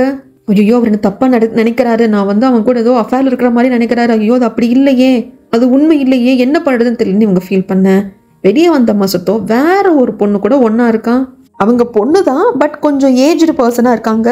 நைட்டு ஃபுல்லா அந்த லேடி கூட ஒன்னா இருந்துட்டு அதுக்கப்புறமாக இவன் வீட்டுக்கு வரான். வீட்டுக்கு வந்ததுக்கு அப்புறமாக ஒய்ஃபை பார்க்க போக அப்போதான் ஹீரோயின் குயிரே வந்த மாதிரி இருக்கு. மசத்தோ நீங்க வந்துட்டீங்களா, ரொம்ப பயந்து போயிட்டேன், நீங்க என்ன பாக்குறதுக்கு வரவே மாட்டீங்களோன்னு பயந்து போயிட்டேன் அப்படிங்கிறப்போ, அதெல்லாம் இல்லம்மா கொஞ்சம் கோவமா இருந்து அவ்வளவுதான், கோவத்தோடு உங்ககிட்ட பேச வேண்டாம் தான் அப்படின்னு சொல்லிட்டு எப்படியோ கிஸ் பண்ணி சமாதானம் ஆயிடுறாங்க. இந்த பக்கம் சீனை கட் பண்ணா ஒரு காட்டு பகுதி மாதிரி இருக்கு. அந்த இடத்துல உடம்புல எந்த ஒரு ட்ரெஸ்ஸும் இல்லாம மர்டர் செய்யப்பட்ட நிலைமையில ஒரு பொண்ணு வந்து அங்க செத்து கிடக்குறா. அந்த பொண்ணு வேற யாரும் இல்லைங்க, கடைசியா செஃப்பை பார்த்து பணத்துக்காக மிரட்டிருப்பா இல்லையா வீடியோ எல்லாம் வச்சு, அந்த பொண்ணு தான் இவ அப்படிங்க ஹீரோயினை தான் காட்டுறாங்க. எப்படியோ நம்ம ஹஸ்பண்ட் மசத்தோ வந்து நம்மள சந்தேகப்படல, நம்ம கிட்ட எகன் திரும்பி வந்துட்டார் அப்படிங்கிற சந்தோஷத்துல சமைச்செல்லாம் கொடுத்து சாப்பிட்டு இருக்காங்க. அப்போ கூட ஒர்க் பண்ற அக்கா கிட்ட இருந்து கால் வருது, டிவி நியூஸ் பாரு என்ன ஆச்சுன்னு தெரியுமா அப்படிங்கிறப்பதான் தெரிய வருது, அந்த பொண்ணு இறந்து போனா இல்லையா, அவ இந்த பேக்கரியில தான் ஒர்க் பண்ணா, சமீபத்தில் கொஞ்ச நாள் வெக்கேஷன் ஏதோ லீவ்ல இருந்தா, இப்போ அந்த பொண்ணு இறந்து போயிருக்கா, அதுக்கு காரணம் இந்த பேக்கரியோட ஓனர் அண்ட் செஃப்பான இந்த பர்சன் தான் அப்படின்னு சொல்லிட்டு அரெஸ்ட் பண்ணிட்டு போவாங்க. இதெல்லாம் பார்த்ததுக்கு அப்புறம் அங்கே வேலைக்கும் போக முடியாது, ஹீரோயின் ரொம்ப டிஸ்டர்பா இருக்காங்க, அது மொசத்தோக்கும் புரியுதுன்னு எதுக்கும் கவலைப்படாது, நல்லா சாப்பிட்டு தூங்கி ரெஸ்டடு, ரொம்ப கவனமா இரு, பரவாயில்ல நல்ல வேலை அன்னைக்கு நான் வந்தது உன்னை பேக்ல இருந்து கூப்பிட்டு வந்து சரியா போச்சு, அந்த செஃப்பை பார்த்தாலே தெரியுது சரியான உமனைசர்னு சொல்லிட்டு அப்படின்னு சொல்லிட்டு இவர் பாட்டுக்கு வேலைக்கு போயிடுறாரு. ஆனா நம்ம ஹீரோயினுக்கு மட்டும் என்னமோ தெரியல, மனசு இருப்பு கொள்ள மாட்டேங்குது, கொஞ்சம் அபசகுணமா சில விஷயங்கள் நடக்குது. இது பதட்டத்தால நடக்குதா இல்ல நம்மளுக்கு ஏதாவது உணர்த்துதா அப்படிங்கிறது அவங்களுக்கு தெரியல. ஏன்னா எடுக்கிற பொருள் எல்லாம் தவறுது, திடீர்னு கண்ணாடி டம்ளர் வந்து இவங்க கைப்பட்டு உடையுது, இதெல்லாம் இவங்களை ஒரு மாதிரி டிப்ரெஷனுக்குள்ள கொண்டு போக இந்த பக்கம் மசத்தோவை காட்டுறாங்க. ஒரு வயசான லேடி கூட ஒன்னா இருந்த மாதிரி காட்டினாங்க இல்லைங்களா, அந்த லேடி கோடான கோடீஸ்வரி. காலையில் எங்கள் ஒய்ஃப் கிட்ட டாட்டா பை பை எல்லாம் சொல்லிட்டு வேலைக்கு கிளம்புற மாதிரி வந்தது இந்த லேடியை பார்க்கறதுக்காக தான். மசத்தோ வேற எங்கேயும் வேலையெல்லாம் பண்ணுறது இல்லைங்க. இந்த லேடி நல்லா காசு கொடுக்குறாங்க, இந்த லேடி கூடவே இருந்துக்கிறான். இன்னும் சொல்ல போனால் இந்த வயசான லேடிக்கும் மசத்தோக்கு கல்யாணம் ஆயிருக்கு, ஹீரோயின் ஒருத்தி இருக்கா அப்படிங்கிறதே தெரியாது. எப்போ நம்ம கல்யாணம் பண்ணிக்கலாம், நீ என் கூடவே இருக்க மாட்டியா, அப்பப்போ போகிற வர்ற அப்படிங்கிறப்போ ஹீரோயின் கிட்ட ஒரு கதை சொன்னான் இல்லையா, பிஸ்னஸ் ட்ரிப்பு, புதுசாக பிஸ்னஸ் ஸ்டார்ட் பண்ண போகிறான் அப்படின்னு. அந்த கதையை கொஞ்சம் வேற மாதிரி சொல்கிறான். புது பிஸ்னஸில் தான் நீ கொடுத்த பணம் எல்லாத்தையும் இன்வெஸ்ட் பண்ணியிருக்கேனா, அது சக்ஸஸ் ஆயிடுச்சுன்னா எல்லாத்தையும் திருப்பி கொடுத்துருவேன் அப்படிங்கிறதுக்கு மசத்தோ எனக்கு பணம்லாம் ஒரு பொருட்டே கிடையாது, நீ என் கூட இருக்கணும், அது மட்டும் போதும் அப்படின்னதும் கூட இவளுக்கும் ஒரு முத்தத்தா அப்படின்னு சொல்லிட்டு இந்த ஓல்டு லேடியும் கரெக்ட் பண்ணிட்டு மசத்தோ வாழ்ற வாழ்க்கை என்ன, எதுக்கு இப்படி பண்றாங்கிறது தெரியாம நாம யோசிச்சுட்டு இருக்கேன்.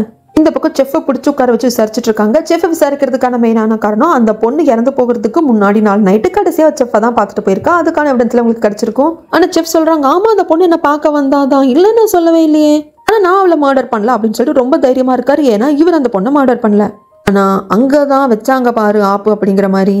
இறந்து போன பொண்ணு கடைசியா யாரோ கூட ஒன்னா இருந்திருக்கா, மேபி அவளை ரேப் கூட பண்ணியிருந்திருக்கலாம். ஏன்னா அவ மியூச்சுவலா அந்த பர்சன் கூட ஒன்னா இருந்தாலும் என்னன்னு தெரியல, அதுக்கான ரிசல்ட் வந்தா தெரிஞ்சிடும் அப்படிங்கிறப்போ செஃப் இருந்துட்டு தாராளமா அவ வந்தா என்ன பார்த்தா போயிட்டா, மற்றபடி நாங்கெல்லாம் ஒன்னாவும் இல்லை, கன்சர்னோட மியூச்சுவலாவும் ஒன்னா இல்லை, ஆனால் பலவந்தமா படுத்தல. ஆக்சுவலா அதுக்கு முன்னாடி ஒரு செக்ஸ் ஒர்க்கரை நான் கூப்பிட்டுருந்தேன், அந்த லேடி கூட தான் நான் ஒன்னா இருந்தேன் அப்படின்ட்டு இவர் உண்மையை தான் சொல்றோம் அப்படிங்கிற தைரியத்துல சொல்றாரு. அது மட்டும் இல்லாம செஃப் மேல அதிகப்படியான சந்தேகம் வர்றதுக்கான காரணம் அவர் வீட்டுல இந்த நாய்கள் இறந்து போயிடுச்சு அப்படின்னா அதுகளோட தோலை மட்டும் வாங்கிட்டு வந்து நல்லா பதப்படுத்தி அந்த நாய்கள் உயிரோடு இருக்கிறப்ப எப்படி இருக்குமோ அதே மாதிரி பொம்மை மாதிரி செஞ்சு வச்சுப்பாரு. கிட்டத்தட்ட அவருக்கு இருக்கிற ஒரு வியர்டான ஒரு ஹேபிட் மாதிரி தான். இதனால நான் ஒரு சைக்கோவா இருப்பானோ அப்படிங்கிற மாதிரி எல்லாம் யோசிக்கிறாங்க. இன்னும் சொல்ல போனா இறந்து போன லேடி ரிப்போர்ட்டையும் வந்தா கொண்டு இருப்பானோ அப்படிங்கிற மாதிரி யோசிக்கிறாங்க. செஃப் தைரியமா இருக்காங்க தான் இந்த மர்டர் பண்ணலன்னு சொல்லிட்டு. ஆனா இவரே எதிர்பார்க்காத மாதிரி இறந்து போன பொண்ணோட உடம்ப நாங்க டெஸ்ட் பண்ணோம், அப்போ எங்களுக்கு ஸ்பெர்ம் கிடைச்சிது, அது உங்களோட மேட்ச் ஆகுது அப்படின்னதும் அதை வாங்கி பார்த்ததும் அப்படியே பதறி போய் செஃப் கீழே விழுந்துடுவார், வாயில நுரையெல்லாம் தள்ளிடும். அவ்வளோதான், கன்ஃபார்ம் ஆயிடுச்சு அந்த பொண்ணு முன்னத்து நாள் நைட்டு செஃப்பை பார்க்க வந்திருக்கா, அது செஃப்பே ஒத்துக்கிறாரு. அதுக்கப்புறம் அந்த பொண்ணு இறந்து போயிருக்கா, அந்த பொண்ணோட உடம்புல கடைசி அந்த செஃப் கூட ஒன்னா இருந்ததுக்கான தடயமும் கிடைச்சிருக்கு அப்படின்னு அவ்வளோதான், சோழி முடிஞ்சு போச்சு. செஃப்புக்கு என்ன பண்றதுன்னு தெரியல. இதெல்லாமே நியூஸ்ல டெலிகாஸ்ட் ஆயிட்டு இருக்கு. இதை பார்த்துட்டு இருக்கிற அந்த ஸ்ட்ரேஞ்சர், இந்த ஸ்ட்ரேஞ்சரும் வேற யாரும் இல்லைங்க, இவரும் ஒரு ரிப்போர்ட்டர் தான். இறந்து போன அந்த லேடி ரிப்போர்ட்டரும் இவரும் ஒன்னா தான் ஒர்க் பண்ணியிருப்பாங்க. இன்னும் சொல்ல போனால் இறந்து போன லேடி ரிப்போர்ட்டர் இந்த ரிப்போர்ட்டருக்கு ஜூனியராக ஒர்க் பண்ணியிருந்திருப்பாங்க. இந்த நியூஸ் எல்லாம் பார்த்தவர் இல்லை, அந்த பேங்க்ல ஒர்க் பண்ண பொண்ணை மர்டர் பண்ணது அந்த செஃப் கிடையவே கிடையாது அப்படின்னு இவர் ஆணித்தரமாக சொல்ல, இந்த பக்கம் இந்த வேலையெல்லாம் பார்த்து விட்டது ஒரு வேலை மசத்தோவா இருக்குமோ அப்படின்னு நம்மளுக்கே சந்தேகத்தை கொடுக்குற மாதிரி இந்த மசத்தோ தனியாக ஒரு வீடை வச்சிருக்காங்க, அங்கே தான் ஒர்க் அவுட் பண்ணிட்டு இருக்கான். இப்படி உனக்கு ஒரு இடம் இருக்கு அப்படிங்கிறது நம்ம ஹீரோயினுக்கும் தெரியாது, இன்னொரு ஓல்டு லேடி கூட அஃபேர் வச்சிருக்கான் இல்லையா அந்த லேடிக்கும் தெரியாது. இந்த நியூஸ் அவன் இருக்கிற இடத்துல இருக்கிற டிவிலையும் ஓடுது. அதெல்லாம் யோசிச்சு பார்த்தவன் நக்கல்ல சிரிச்சுட்டு ஒரு சின்ன ஃப்ளாஷ்பேக்கை யோசிச்சு பார்க்குறான். ஆக்சுவலாக மசத்தோ ஒரு வாட்டி பேக்கரிக்கு வந்திருப்பான் இல்லையா, நம்ம ஹீரோயின் ஒர்க் பண்ணுற பேக்கரிக்கு. அப்போது இது நல்லா இருக்கும் அது நல்லா இருக்கும் அப்படின்னு ஹீரோயின் சொல்லிட்டு இருந்திருப்பாங்க. அப்போது இறந்து போன இந்த பொண்ணு அங்கே தான் ஒர்க் பண்ணியிருப்பா. அவள் ஒரு மாதிரி பொறாமையாக பார்த்தான்னு கூட இங்கே ஒர்க் பண்ண அந்த அக்கா சொன்னாங்க இல்லையா, அந்த விஷயம் தான் நடக்குது. அவரும் கேக்கெல்லாம் வாங்கிட்டு கிளம்பிட்டாரு. சரிங்க நீங்கள் வீட்டுக்கு போங்க, கொஞ்சம் நேரத்தில் ஷாப்பை நாங்கள் க்ளோஸ் பண்ணிவிடுவோம், அதுக்கப்புறம் வரோம் அப்படின்னு சொல்லிட்டு ஹீரோயின் சொல்லியிருப்பாங்க.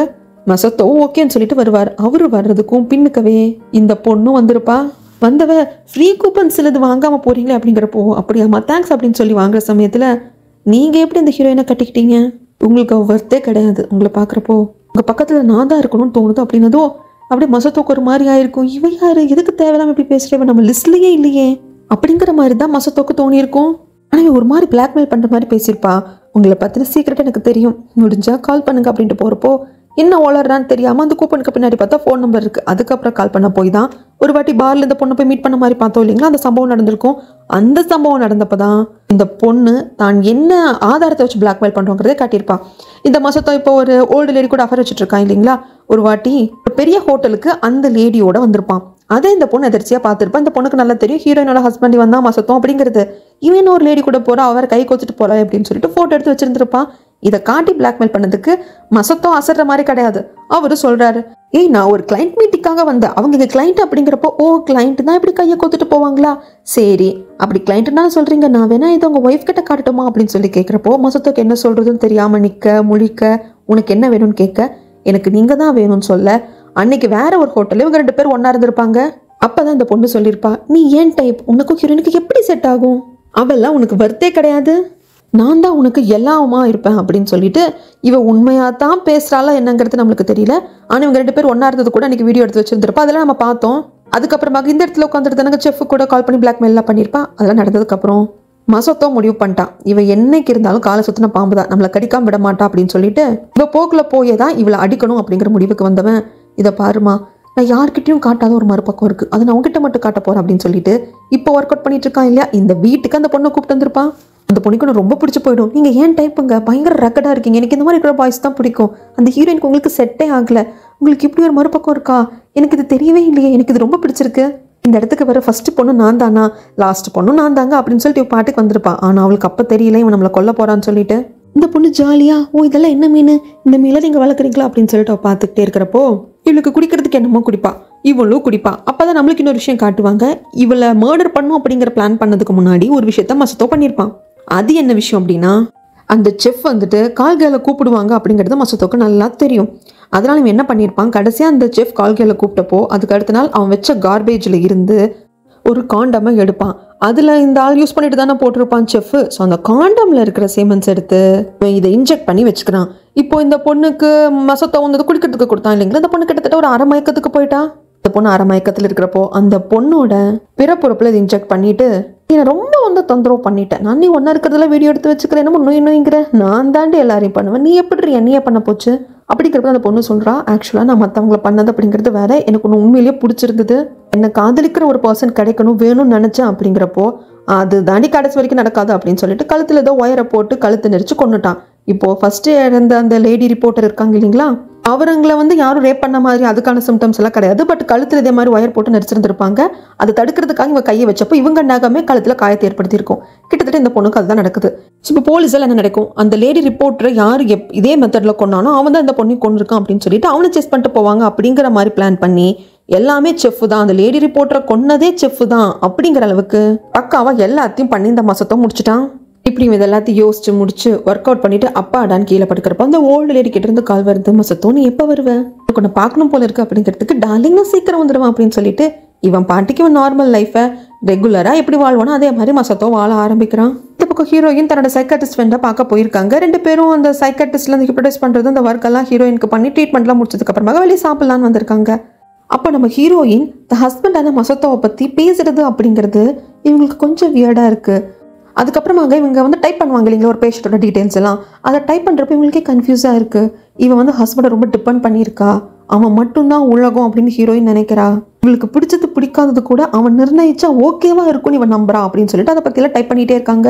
எங்கள் சீனை அப்படியே கட் பண்ணால் ஜெயிலில் இருக்கிற செஃப்பை பார்க்கறதுக்காக இந்த ரிப்போர்ட்டர், அதாவது ஸ்ட்ரேஞ்சராக நாம அறியப்பட்ட அந்த ரிப்போர்ட்டர் வராங்க.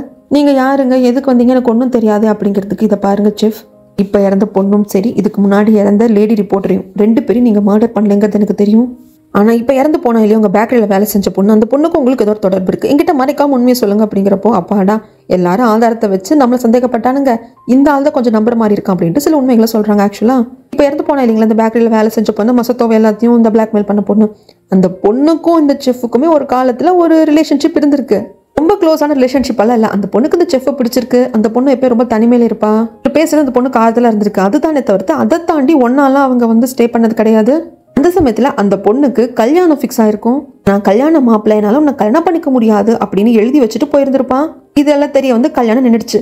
சரி அந்த பொண்ணு ரொம்ப டிப்ரெஷனில் இருப்பாளே, அவளை போய் பார்க்கலாம் என்ன ஏதுன்னு கேட்கலாம் அப்படின்னு வர்றப்ப தான் தெரிய வரும் அந்த பொண்ணு அவள் ரூம்ல இல்லை, ரூம்பெல்லாம் கலைஞ்ச மேனிக்கு கிடக்குது. கடைசியில் பாத்ரூமில் இருக்கிற வாஷ் டப்பில் கையை அறுத்துக்கிட்டு ரத்த வெள்ளத்தில் படுத்திருந்திருப்பா. அதை பார்த்தது இவர் கண்ணா பின்னான்னு கத்தி இருந்திருப்பாரு. என்ன சொல்ல போனா இந்த செஃப் இந்த பொண்ணை பார்க்கறதுக்காக கொஞ்சம் கால தாமதமாக வந்திருந்தா கூட அந்த பொண்ணு அப்பவே சூசைட் பண்ணதுல இறந்தே போயிருப்பா. ஆனால் அவளை எப்படியோ காப்பாத்தியாச்சு. டிப்ரெஷன்ல இருந்து கவுன்சிலிங் எல்லாம் கொடுத்து வெளியவும் கொண்டு வந்தாச்சு. அதுக்கப்புறம் அந்த பொண்ணுக்கு கொஞ்சம் ஒரு மாதிரி மனசு வந்து கஷ்டமாயி போச்சு. நம்ம கல்யாணம் பண்ணிக்கணும்னு இருந்தவன் நம்மளை வேண்டான்னு சொல்லிட்டு போயிட்டானே, நம்மளுக்குன்னு யாரு கிடப்பா, நம்மளுக்குன்னு சந்தோஷமான திருமண வாழ்க்கை அமையல, ஆனால் மற்றவங்க நிறைய பேர் சந்தோஷமான திருமண வாழ்க்கையில் இருக்காங்களே அப்படின்னு சொல்லிட்டு அதெல்லாம் பார்க்குறப்ப இவளுக்குள்ள ஒரு பொறாமை ஏற்பட்டிருக்கு. அதை பிரிக்கணும்னு நினச்சிருக்கா. அந்த மாதிரி சில வேலைகளை பண்ணிட்டு இருந்திருக்கா. தன்னையே பிளாக்மெயில் பண்ணி காசு கேட்டப்ப கூட செஃப்புக்கு கோவம் வரலாம். அதுக்கான காரணம் இந்த பொண்ணோட மனசில் இருக்கிற காயம் அவருக்கு புரிஞ்சிருக்கு. அதை விளையாட்டுத்தனமாக பண்ணுறா, பண்ணிட்டு போறா. கண்டிப்பாக அந்த வீடியோவை வெளியே விட மாட்டா அப்படிங்கிற நம்பிக்கை அவருக்கு இருந்திருக்கு. அதனால தான் பணத்தையும் கொடுத்துருக்காரு. டெலிட் பண்ணியே தீரணும் அப்படின்னு அவர் ரொம்ப டார்ச்சர்லாம் பண்ணது கிடையாது. இப்படி விருது எல்லாத்தையும் சொல்லி முடிக்கிறதுக்கு ஒருத்தன் இருக்கான். அவன் நம்மளுக்குள்ளதான் இருக்கான். ஆனால் அவன் முகம் மறைஞ்சிருக்கு. அதை நான் கண்டுபிடிக்கிறேன் அப்படின்னு இந்த ரிப்போர்ட்டர் சொல்கிறாங்க. இதுக்கப்புறம் நான் இவரை ரிப்போர்ட்டர்னே சொல்கிறேங்க, ஸ்ட்ரேஞ்சர்னு சொல்ல வேண்டாம். ஆனால் கேட்குறாரு செஃப், ஆமாம் சார் இவ்வளோ தெளிவாக சொல்கிறீங்களே, அப்போ உங்களுக்கு உண்மையான கல்பிரிட் யாருன்னு தெரியுமாங்கிறதுக்கு தெரியும், ஹீரோயினோட ஹஸ்பண்ட் மசத்தோ தான் அப்படின்னதும் செஃப்புக்கே பயங்கர ஷாக் ஆகிடும். அதுக்கப்புறம் நம்ம ஹீரோயின் மசத்தோ 2 பேர் உட்காந்து மெடிடேஷன் பண்ணுறாங்க. இப்போல்லாம் அதிகமாக மெடிடேஷன் பண்ணுறதுக்கு மசத்தோ ஹீரோயினை வைக்கிறாங்க அப்படின்னு தான் சொல்லணும். அதுக்கப்புறம் இந்த ரிப்போர்ட்டர் சில விஷயங்களை நினச்சி பார்க்குறாங்க.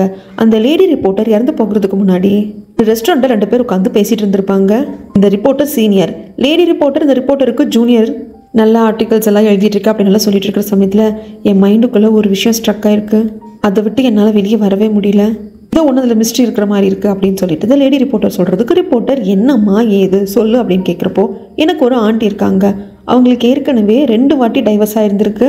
ஃபர்ஸ்ட் வாட்டி டைவர்ஸ் ஆனதுக்கப்புறமாக லைஃப்பில் இன்னொரு வாட்டி கல்யாணம் நல்லபடியாக செட் ஆகும்னு நினச்சாங்க. ஆனால் 2வது வாட்டி டைவர்ஸ் ஆனதுக்கப்புறமாக இதுக்கப்புறம் கல்யாணம் வேண்டாம் ஒன்றும் வேண்டாம்னு சொல்லிட்டு ரொம்ப போல்டாக தனியாக நின்று ரொம்ப ஒரு பெரிய பார் வச்சு நடத்திட்டு இருந்தாங்க. ரொம்ப போல்டானவங்க. ஆனால் 3வது அவங்க வாழ்க்கையில் ஒருத்தன் வந்தான். அவன் வந்ததுக்கப்புறமாக அவங்க ஆட்டிடியூட் எல்லாம் மாறி போச்சு. கடைசியில் ஆண்டி இறந்து போயிட்டாங்க. தெரியும் சொன்னேன், நீ கூட ஃபினரலுக்கு போயிட்டு வந்தியே, ஒரு 4 வருஷம் இருக்கும் இல்லையா, அவங்க கூட ஹார்ட் அட்டாக்ல தான் இறந்து போயிட்டாங்க அப்படின்னு கேட்கறதுக்கு இவருக்கு தெரிஞ்சிருக்கு. ஏன்னா இவங்க சொல்லியும் இருந்திருக்காங்க இந்த லேடி ரிப்போர்ட்டர். ஆனால் லேடி ரிப்போர்ட்டருக்கு என்ன டவுட் இருக்குன்னா, இல்லை எங்கள் அத்தை ஹார்ட் அட்டாக்ல இருந்த மாதிரி எனக்கு தெரியல, ஏமா அவங்களுக்கு ஹார்ட் டிசீஸ் இருந்தது நீ தானமா சொன்னேன். ஆமாம் நான் தான் சொன்னேன், பட் அதுக்கு முன்னாடி ஏதோ மர்மம் இருக்கிற மாதிரி இருக்குது அப்படின்னு சொல்லிட்டு இந்த ஃபோட்டோவை காட்டுறாங்க. இதுதான் எங்கள் ஆண்டி, பக்கத்தில் இருக்கிறது வேறு யாரும் இல்லை மசத்தோ அப்படிங்கிறது அந்த ஃபோட்டோவை பார்த்ததுக்கு அப்புறம் தான் நம்மளுக்கே புரியுது. இப்போ என்ன சொல்ல வர, ஆண்டியோட மரணத்துக்கு முன்னாடி இவன் காரணமாக இருக்கான்னு சொல்ல வரியா அப்படின்னா அது போஸ்ட்மார்ட்டத்தில் தெரிஞ்சிருக்குமே. இல்லை என்னமோ இருக்காது, என்ன கண்டுபிடிச்சி தீரணும். ஏன்னா இவன் ஆண்டி விட வயசில் சின்னவன். இவன் ஆண்டியோட லைஃப்பில் வர்றதுக்கு முன்னாடி அவங்க எவ்வளோ போல்டாக இருப்பாங்க தெரியுமா, தைரியமாக இருப்பாங்க தெரியுமா. என் அம்மா விட என் ஆண்டி தான் எனக்கு பிடிக்கும், என்ன எதை நான் பார்க்க போகிறேன் அப்படின்னு சொல்கிறதுக்கு பரவாயில்ல, இந்த அளவுக்கு ஒரு விஷயத்தோட உண்மையான தன்மையை தெரிஞ்சுக்கணும்னு போகிற பார்த்தியா, அதுக்கு நான் உன்னை அப்ரிஷியேட் பண்ணுறேன் அப்படின்னு சொல்லிட்டு ரெட் கலரில் ஒரு சுருக்கு பை மாதிரி கொடுப்பாங்க. இது ப்ளஸ் பண்ணி கொடுக்குறதா கிஃப்டா என்னங்கிறது தெரியல. அது தன்னோட சீனியர் கிட்ட இருந்து வாங்கினதுல லேடி ரிப்போர்ட்டருக்கு ரொம்ப சந்தோஷம். இப்படி நடந்த எல்லாத்தையுமே இப்போ இந்த ரிப்போர்ட்டர் நினச்சி பார்க்குறாங்க. ஏதோ ஒரு இடத்துல லிங்க் ஆகுற மாதிரி இருக்கு இல்லைங்களா, அப்படியே கண்டினியூ பண்ணுங்க. இந்த பக்கம் காலையில் எழுந்தாச்சு, ஒன்றா பிரேக்ஃபாஸ்ட் சாப்பிட்டுட்டு இருக்காங்க மசத்தோவும் நம்ம ஹீரோயினும். அப்போ மசத்தோ வந்துட்டு சொல்கிறாங்க, நம்ம போய் வெட்டிங் ரிங்கை பர்ச்சேஸ் பண்ணலாம்னு சொல்லிட்டு. நான் ஏற்கனவே சொல்லியிருப்பேன், கண்டிப்பாக உங்களுக்கு ஞாபகம் இருக்கும். இவங்க 2 பேரும் ரெஜிஸ்டர் மேரேஜ் பண்ணிக்கிட்டாங்க, ஆனால் ரிங்கை மாற்றிக்கல. அதுக்கான காரணம் என்னென்னா, ஒரு வாட்டி நம்ம ஹீரோயின் பாத்ரூமில் குளிச்சுட்டு இருக்கிறப்போ அவங்க கையில் ரிங்கை போட்டதுக்கான தடையும் இருக்கும், ரிங்கிறது இருக்காது இல்லையா. ஆக்சுவலாக அவங்க முதல் கல்யாணத்துக்கு அவங்க போட்டுக்கிட்ட ரிங்கு, அதோட தடையும் மறையணும், அப்போ தான் நான் இன்னொரு கல்யாணத்துக்கான ரிங்கை போட்டுக்குவேன் அப்படின்னு சொல்லிட்டு ஹீரோயின் வந்து உறுதியாக இருந்திருப்பாங்க. ஆனால் மசத்தோவும் ஹீரோயினும் பழக ஆரம்பிச்சதுக்கப்புறமாக மசத்தோவை கல்யாணம் பண்ணிக்கலாங்கிற மைண்ட் வந்ததுக்கப்புறமாக ரெஜிஸ்டர் மேரேஜ் பண்ணிக்கலாம், பட் என் கையில் இருக்கிற தடையும் அழிஞ்சதுக்கு அப்புறமாக தான் நீங்கள் போடுறீங்க நான் வாங்கிக்குவேன் அப்படின்னு சொல்லிட்டு நம்ம ஹீரோயின் சொல்லியிருந்திருப்பாங்க. ஏன்னா கிட்டத்தட்ட அப்போ தான் நான் மென்டலி ப்ரிப்பேர் ஆன மாதிரி அப்படிங்கிற மாதிரி ஒரு கான்செப்ட். அவங்க அப்படி சொன்னதை வந்து மசத்தோவும் ஏற்றுட்டு இருந்திருப்பாங்க. இப்போ உன் கையில் இருந்து அந்த தடையமும் போயிடுச்சு, ஸோ நானும் நீங்கள் போய் வெட்டிங் ரிங் பர்ச்சேஸ் பண்ணலாம். ஏன்னா இவங்களுக்கு இன்னும் கல்யாணமாகி 1 வருஷம் முடியல, ஃபஸ்ட்டு ஆனிவர்சரி செலிப்ரேட் பண்ணுறப்போ அப்போ நம்ம ரிங்கு மாற்றிக்கலாம் அப்படிங்கிற சமயத்தில் இப்போ கொஞ்சம் பழைய விஷயங்கள் எல்லாத்தையும் மறந்துட்டு நம்ம ஹீரோயினும் ஸ்டேபிள் ஆகிட்டாங்க, மென்டலி கொஞ்சம் ஓகேவாக இருக்காங்க. எக்ஸ் ஹஸ்பண்ட் அவன் கொடுத்த டார்ச்சர் அப்படிங்கிறது எல்லாத்தையும் மறந்து வந்துகிட்டு இருக்காங்க. அதனால் அவங்களும் ஓகேன்னு சொல்ல 2 பேருமே சேர்ந்து போய் ரிங்கு பர்ச்சேஸ் பண்ணுறாங்க. அந்த ரிங்குக்குள்ளே ஒவ்வொருத்தரோட பேரை எழுதிக்கலாம், அதை அவங்க மாற்றி மாற்றி போட்டுக்கலாம் அப்படின்னு சொல்லிட்டு முடிவுக்கும் வராங்க. அதுக்கப்புறமாக அன்றைக்கி ஃபுல்லாக லீவ் போட்டுட்டு நான் உங்க கூடயே இருக்க போகிறோமா அப்படின்னு சொல்லிட்டு மசத்தோ ஹீரோயின் கூடயே டைம் ஸ்பெண்ட் பண்ணுறான். ஆனால் ஹீரோயின் ரொம்ப தெளிவாக நம்ம இருக்கிறத நினைக்கிறாங்களே தவிர்த்து உயரமான இடத்த பார்த்து அவங்களுக்கு பயம் வருது. எகெயின் அவங்க தற்கொலை பண்ணுற சமயத்தில் தானே மசத்தோ வந்து காப்பாற்றிருப்பாங்க, அது ஞாபகத்துக்கு வருது. இந்த இடத்துல நின்றுட்டு இருக்கிற மாதிரியெல்லாம் தோண ஆரம்பிக்குது. அதாவது கிட்டத்தட்ட ஹீரோயின் கொஞ்சம் கொஞ்சமாக ஏதோ ஒரு விஷயத்துக்குள்ளே போயிட்டுருக்காங்க அப்படிங்கிறது நம்மளுக்கு காட்ட இந்த பக்கம் கிராமத்து பக்கம் இருக்கிற லேடி ரிப்போர்ட்டரோட வீட்டுக்கு வராங்க. அங்கே அவங்க அம்மா தான் இருக்காங்க. அவங்க வந்து, தம்பி நீங்கள் யார் என்னன்னு கேட்குறதுக்கு, என்னோட பேர் இது, நான் ரிப்போர்ட்டர், உங்கள் பொண்ணுக்கு கூட நான் ஒர்க் பண்ணியிருக்கேன், நான் உங்கள் பொண்ணோட சீனியர் அப்படின்னு சொல்கிற சமயத்தில் எகெயின் ஃப்ளாஷ்பேக். இறந்து போன லேடி ரிப்போர்ட்டர் இறந்து போகிறதுக்கு முன்னாடி ஒர்க் பண்ணிட்டு இருந்த சமயத்தில் லேடி ரிப்போர்ட்டோட மைண்டில் தான் இந்த மசத்தோட விஷயம் ஸ்ட்ரைக் ஆகிட்டே இருந்தது இல்லையா. யான்ட்டி அவன் கல்யாணம் பண்ணா, அதுக்கப்புறம் அவங்க இறந்துட்டாங்க, இல்லை என்னமோ இருக்கேன்னு சொல்லிட்டு அதில் பிடிப்படாமே இருந்தது. ஆனால் ஏதோ ஒன்று ஸ்ட்ரைக் ஆகிடுச்சு. அவங்க அங்கேருந்து சந்தோஷமாக கிளம்புவாங்க லேடி ரிப்போர்ட்டர். இந்த மாதிரி நான் பிடிச்சிட்டேன், நான் கரெக்டான இடத்த நோக்கி போயிட்டுருக்கேன், ஃபுல்லாக சக்ஸஸ் ஆகிட்டு வந்து சொல்கிற சீனியர் அப்படின்னு சொல்லிட்டு சந்தோஷமாக சொல்லிட்டு போயிருப்பாங்க. அதுதான் கடைசியாக சீனியர் லேடி ரிப்போர்ட்டரை பார்த்தது. அதுக்கப்புறமாக தான் இறந்து போயிருப்பாங்க. இது எல்லாத்தையும் யோசிச்சுட்டு இது அவங்க அம்மா கிட்ட சொல்லவும் செய்கிறாங்க, என்ன மன்னிச்சிருங்க, நான் உடனே வந்து மரியாதை செலுத்த முடியல, மன்னிச்சிருங்க அப்படிங்கிறதுக்கு இல்லைப்பா எனக்கு புரியுது, என் பொண்ணு உங்களை பற்றி நிறைய சொல்லியிருக்கா, பொண்ணு பண்ண ஒர்க்கை நீங்கள் பாராட்டிங்க அப்படின்னா சீனியர் என்னை பாராட்டிட்டாரு, சீனியர் கிட்ட இருந்து நல்ல பேர் வாங்குறது, நல்ல பாராட்டு வாங்குறது எவ்வளோ பெரிய விஷயம் தெரியுமாமா அப்படின்னு சொல்லி சொல்லி சந்தோஷப்படுவோம். அப்படிங்கிறப்போ இறந்து போன லேடி ரிப்போர்ட்டருக்கும் சரி, இந்த சீனியர் ரிப்போர்ட்டருக்கும் சரி, இடையில இருந்தது அவங்க வேலை செய்கிற ரீதியான உறவு மட்டும் கிடையாது, அதையும் தாண்டி 2 பேருக்கும் இடையில ஒரு அழகான காதல், ஒரு மெல்லிய கோடு மாதிரி இருந்திருக்கு. என்ன பரஸ்பரம் 2 பேரும் அதை ஒத்துக்கலையே தவிர்த்து அது இருந்திருக்கு. இவங்க 2 பேரும் ஒத்துக்கிறதுக்குள்ள தான் லேடி ரிப்போர்ட்டர் இறந்து போயிட்டாங்க. ரிப்போர்ட்டருக்கு பயங்கர கோவம்லாம் இருக்குது. நீங்கள் கவலைப்படாதீங்கம்மா, இவ சாவுக்கு காரணம்னு கண்டிப்பாக நான் கண்டுபிடிப்பேன். அப்படிங்கிறப்போ என்ன நடந்தா என்னப்பா, என் பொண்ணு திரும்பி வர போகிறாளா, ஆனால் என் பொண்ணு இந்த நிலைமைக்கு ஆளாக்கணும்னுக்கு தண்டனை கிடைக்குது. அப்படிங்கிறப்போ என் பொண்ணு மாதிரி இன்னொரு பொண்ணு ஆக மாட்டா அப்படிங்கிற ஒரு நம்பிக்கையும், என் பொண்ணை இப்படி பண்ணவன் உயிரோடு இல்லை அப்படிங்கிற ஒரு நிம்மதியும் எனக்கு கிடைக்கும். அவ்வளோதானே தவிர்த்து நான் தனிக்கட்டை ஆகிட்டேன், என் பொண்ணு இல்லாத வாழ்க்கையை தான் நான் வாழ போகிறேன் அப்படின்னு ரொம்ப வேதனைப்பட்டவங்க அகெயின் அதே அந்த ரெட் கலர் சுருக்கு பை, இந்த குட்டியாக இருக்கும் இல்லையா, அதை எடுத்து கொடுக்குறாங்க.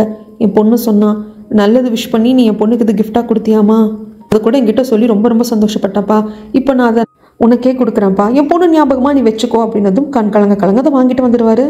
இந்த பக்கம் மசத்தோவையும் ஹீரோயினையும் தான் காட்டுறாங்க. கூட்டமாக இருக்கிற இடத்துல நடந்து வந்துட்டு இருக்காங்க. ஹீரோயினால் கம்ஃபர்டபுளாகவே இருக்க முடியல, ஒரு மாதிரி இருக்குது, பயந்து வந்துட்டு இருக்காங்க. மசத்தோ என்ன ஏதுன்னு கேட்குறதுக்கு தெரியலைங்க, நம்ம கொஞ்சம் தள்ளி போய் நடக்கலாமா, டக்குன்னு இங்கேருந்து வெளியே போயிடலாமா அப்படிங்கிறதுக்கு, இதை பாருமா நான் சொல்கிறது கேளு, கண்ணை மூடிக்கோ, நானும் நீயும் மட்டும்தான் நடந்துட்டுருக்கோம், இமேஜின் பண்ணிக்கோ அப்படின்னதும் அப்படியே இமேஜின் பண்ணுறாங்க. இப்போ ஹீரோயினோட பாயிண்ட் ஆஃப் வியூவில் அவங்கள சுற்றி கச்சன்னு கூட்டமாக இதுக்கும் அதுக்கும் மக்கள் போயிட்டு இருந்தாங்க இல்லையா, அதுக்கு எதுவுமே தெரியறது கிடையாது. மசத்தோட கையை பிடிச்சி தான் மட்டும் நடக்கிறோம் அப்படிங்கிற மாதிரி தான் அவங்க நினைக்கிறாங்க. அப்படி தான் அவங்களோட விஷுவலில் தெரியுது.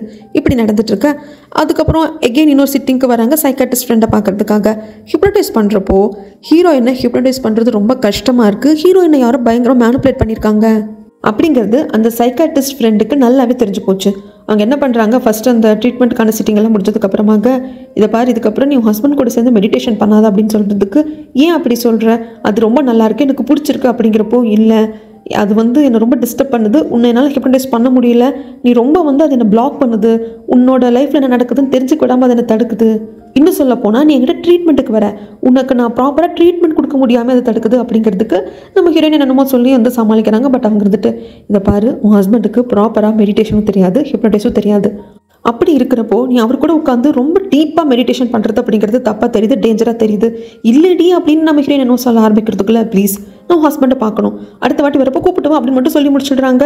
இந்த பக்கம் மசத்தோவை காட்டினா அப்பார்ட்மெண்ட் முன்னாடி ஒரு பொண்ணு, அங்கே ஏதோ ஒரு பூச்சி என்னமோ இருந்திருக்கும், இவர் பாட்டுக்கு நடந்து வரப்போ ப்ளீஸ் இந்த பூச்சியை கொண்டுடாதீங்க அப்படிங்கிறது கீழே ஆல்ரெடி செத்து போச்சு அப்படின்னு சொல்லிட்டு அந்த பக்கம் விட, அந்த பொண்ணு இறந்து போன பூச்சிக்கெல்லாம் மரியாதை செலுத்த பொண்ணுகிட்ட பேசிகிட்டே இருக்கிறப்போ நீங்கள் ரொம்ப ஹேண்ட்ஸமாக இருக்கீங்கன்னு அந்த குட்டி பொண்ணு சொல்லும். அப்போ கரெக்டாக நம்ம ஹீரோயின் வந்தது அந்த பொண்ணு அங்கேருந்து ஓடி போயிடும். ஆக்சுவலாக அந்த பொண்ணுக்கு அம்மா அப்பா இல்லையா, யார்கிட்டையும் பேச மாட்டா, உங்ககிட்ட தான் பேசுகிறா.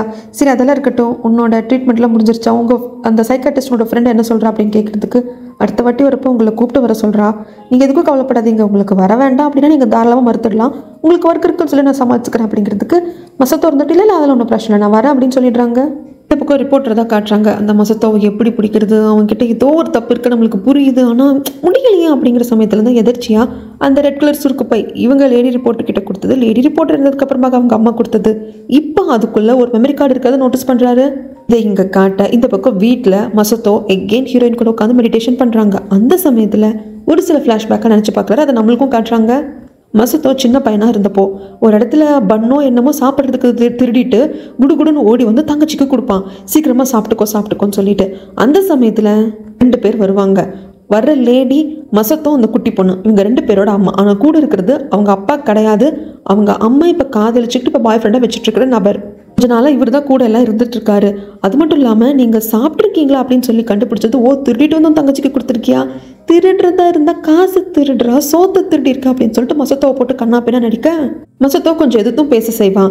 இடா நினச்சிட்டு இருக்க, கண்டவன் பெத்த குழந்தைங்கள நான் ஒழுக்கமாக வளர்க்க வேண்டியதாக இருக்குது, இதை பாரு நான் சொல்கிறதா செய்யணும் புரிஞ்சுதா, என்னை எதிர்த்து பேசுறதுக்கு சாரி கேளுன்னு சொல்லிட்டு சிகரெட்டால் சூடு வச்சுக்கிட்டே இருப்பான். ஒரு ஸ்டேஜுக்கு மேலே மசத்தோட அம்மாக்கு என்ன பண்ணுறதுன்னு தெரியல. போதும் என்ன பண்ணிட்டு இருக்கீங்க, இதே உன் பையனா தான் இப்படி பண்ணுவேன் அப்படின்னு சொல்லிட்டு இந்த பக்கம் கூப்பிட்டுட்டு, இதை பாரு மசத்தோ, தயவு செய்து அவர்கிட்ட மன்னிப்பு கேட்டுட்டு, அவர் இல்லாமல் நம்ம சர்வே ஆகவே முடியாது, அவர் இல்லாமல் என்னால் இருக்கவே முடியாது, புரிஞ்சுக்கோ, என்ன அப்படி நான் டார்ச்சர் பண்ணுறீங்க அப்படிங்கிற சமயத்தில் மன்னிப்பு கேட்கறதுக்கு மசத்தோக்கு மனசு இல்லை. அந்த ஆள் மசத்தோவை அடித்து சூடு வச்சதை பத்தாது அப்படின்னு சொல்லிட்டு மசத்தோட தங்கச்சியும் அடிக்க போக இவங்க 2 பேரும் இப்போதைக்கு வெளியே அனுப்பிச்சதா சரிப்பட்டு வரும்னு சொல்லிட்டு அவங்க அம்மா முடிவெடுத்து உங்களுக்கான தண்டனை நீங்கள் 2 பேர் நைட் ஃபுல்லாக வெளியே தான் இருக்கணும் அப்படின்னு சொல்லி அனுப்பிச்சு விட்டுடுறாங்க. நைட்டு ஃபுல்லாக குளிரில் வெளியே 2 பேர் இருந்திருப்பாங்க. தங்கச்சிக்கு ரொம்ப குளிருமே அப்படின்னு சொல்லிட்டு கோட்டை கழட்டி கொடுத்துட்டு எப்படியோ நைட் ஃபுல்லாக சர்வ் ஆகிட்டாங்க. அடுத்த நாள் காலையில் திடீர்னு நிலநடுக்கம் வர ஆரம்பிச்சிருது. எல்லா பில்டிங்கும் ஆடுது, எல்லாம் இடிஞ்சு விழுகுது, அப்படியே நெருப்பும் பிடிக்குது. ஐயோ அம்மாவுக்கு ஏதாவது ஆயிடுமே அப்படின்னு சொல்லிட்டு காப்பாற்றலான்ட்டு மசத்தோ உள்ளே வருவான். ஆனால் அவங்க அம்மா அதுக்குள்ளே இடிபாட்டில் சிக்கி இறந்து போயிருப்பாங்க. மசத்தோக்கு நல்லா தெரியும் தான் அம்மாவுக்கு எப்படி வாழ்றதுன்னு தெரியல, இந்த ஆள் இல்லாமல் வாழ முடியல, அதனால அப்படி பண்ணுறாங்க அப்படிங்கிறதுனால அம்மா மேலே அவனுக்கு கோவம் இல்லை. ஆனால் அந்த ஆள் இருக்கான் இல்லையா, இவங்க அம்மா கூட சுற்றிட்டு இருந்தவன், அவன் சாகலை. எங்கள் இடிபாட்டுக்குள்ளே மாட்டிட்டு டே இங்கே வாடா, என்னை காப்பாத்துடா, என் கையை பிடிச்சி இழுடா, என் மேலே இருக்கிற வெயிட்டை எடுடா, பாரு இப்போ நீ வந்து பண்ணலன்னு வச்சுக்கோ நான் கொன்றுவேன் அப்படிங்கிறப்ப மசத்தோ கல் மாதிரி நிற்பான். டே ஏன்டா கல் மாதிரி நிற்கிற, எப்படி விட்டா நான் செத்து போயிடுவேன்டா, தெரியும் நீ செத்து போயிடுவேன்ட்டு, ஆனால் அது எனக்கு திருப்தியை கொடுக்காது அப்படின்னு பக்கத்தில் இருக்கிற கட்டையை எடுத்து இந்த மசத்தோ தான் அடித்து கொண்டு இருப்பான். அவர் இடிபாட்டில் சிக்கியோ நெருப்பில் சிக்கியோ சாகலை. மசத்தோ அடித்து கொன்னதுக்கு அப்புறமாக தான் இன்னும் இடிபாட்டில் நல்லா மாட்டவும் ஆரம்பிச்சிருப்பாங்க. அதுக்கப்புறம் இன்னும் நெருப்பெல்லாம் பிடிக்க ஆரம்பிச்சிருக்கும். ஸோ இதோட மசத்தோக்கும் மசத்தோட தங்கச்சிக்கும் உறவாக இருந்த அவங்க அம்மாவும் செத்து போயிட்டாங்க.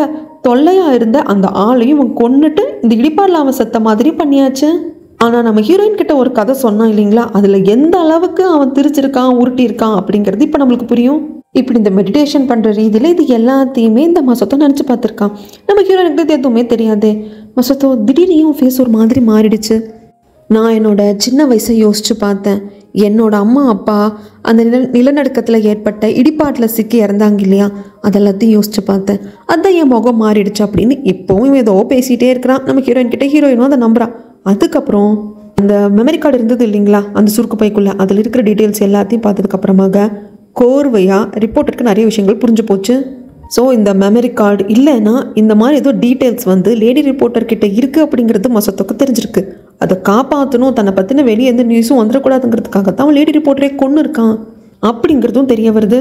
ஆனால் இந்த பக்கம் இந்த மசத்தோ கையில் ஃப்ளவர் பொக்கேவோட ஹாஸ்பிட்டலுக்குள்ளே வரான். அங்கே ஒரு லேடி படுத்த படுக்கையாக இருக்காங்க. ஏற்கனவே இவங்க நம்ம ஒரு சீனில் பார்த்துருப்போம். அவங்க பக்கத்தில் வந்து உட்காந்து ஸ்டோரி புக்கெல்லாம் படிச்சுக்கிட்டு ஃப்ளவர்ஸை வச்சுட்டு உட்காந்துருக்கான்.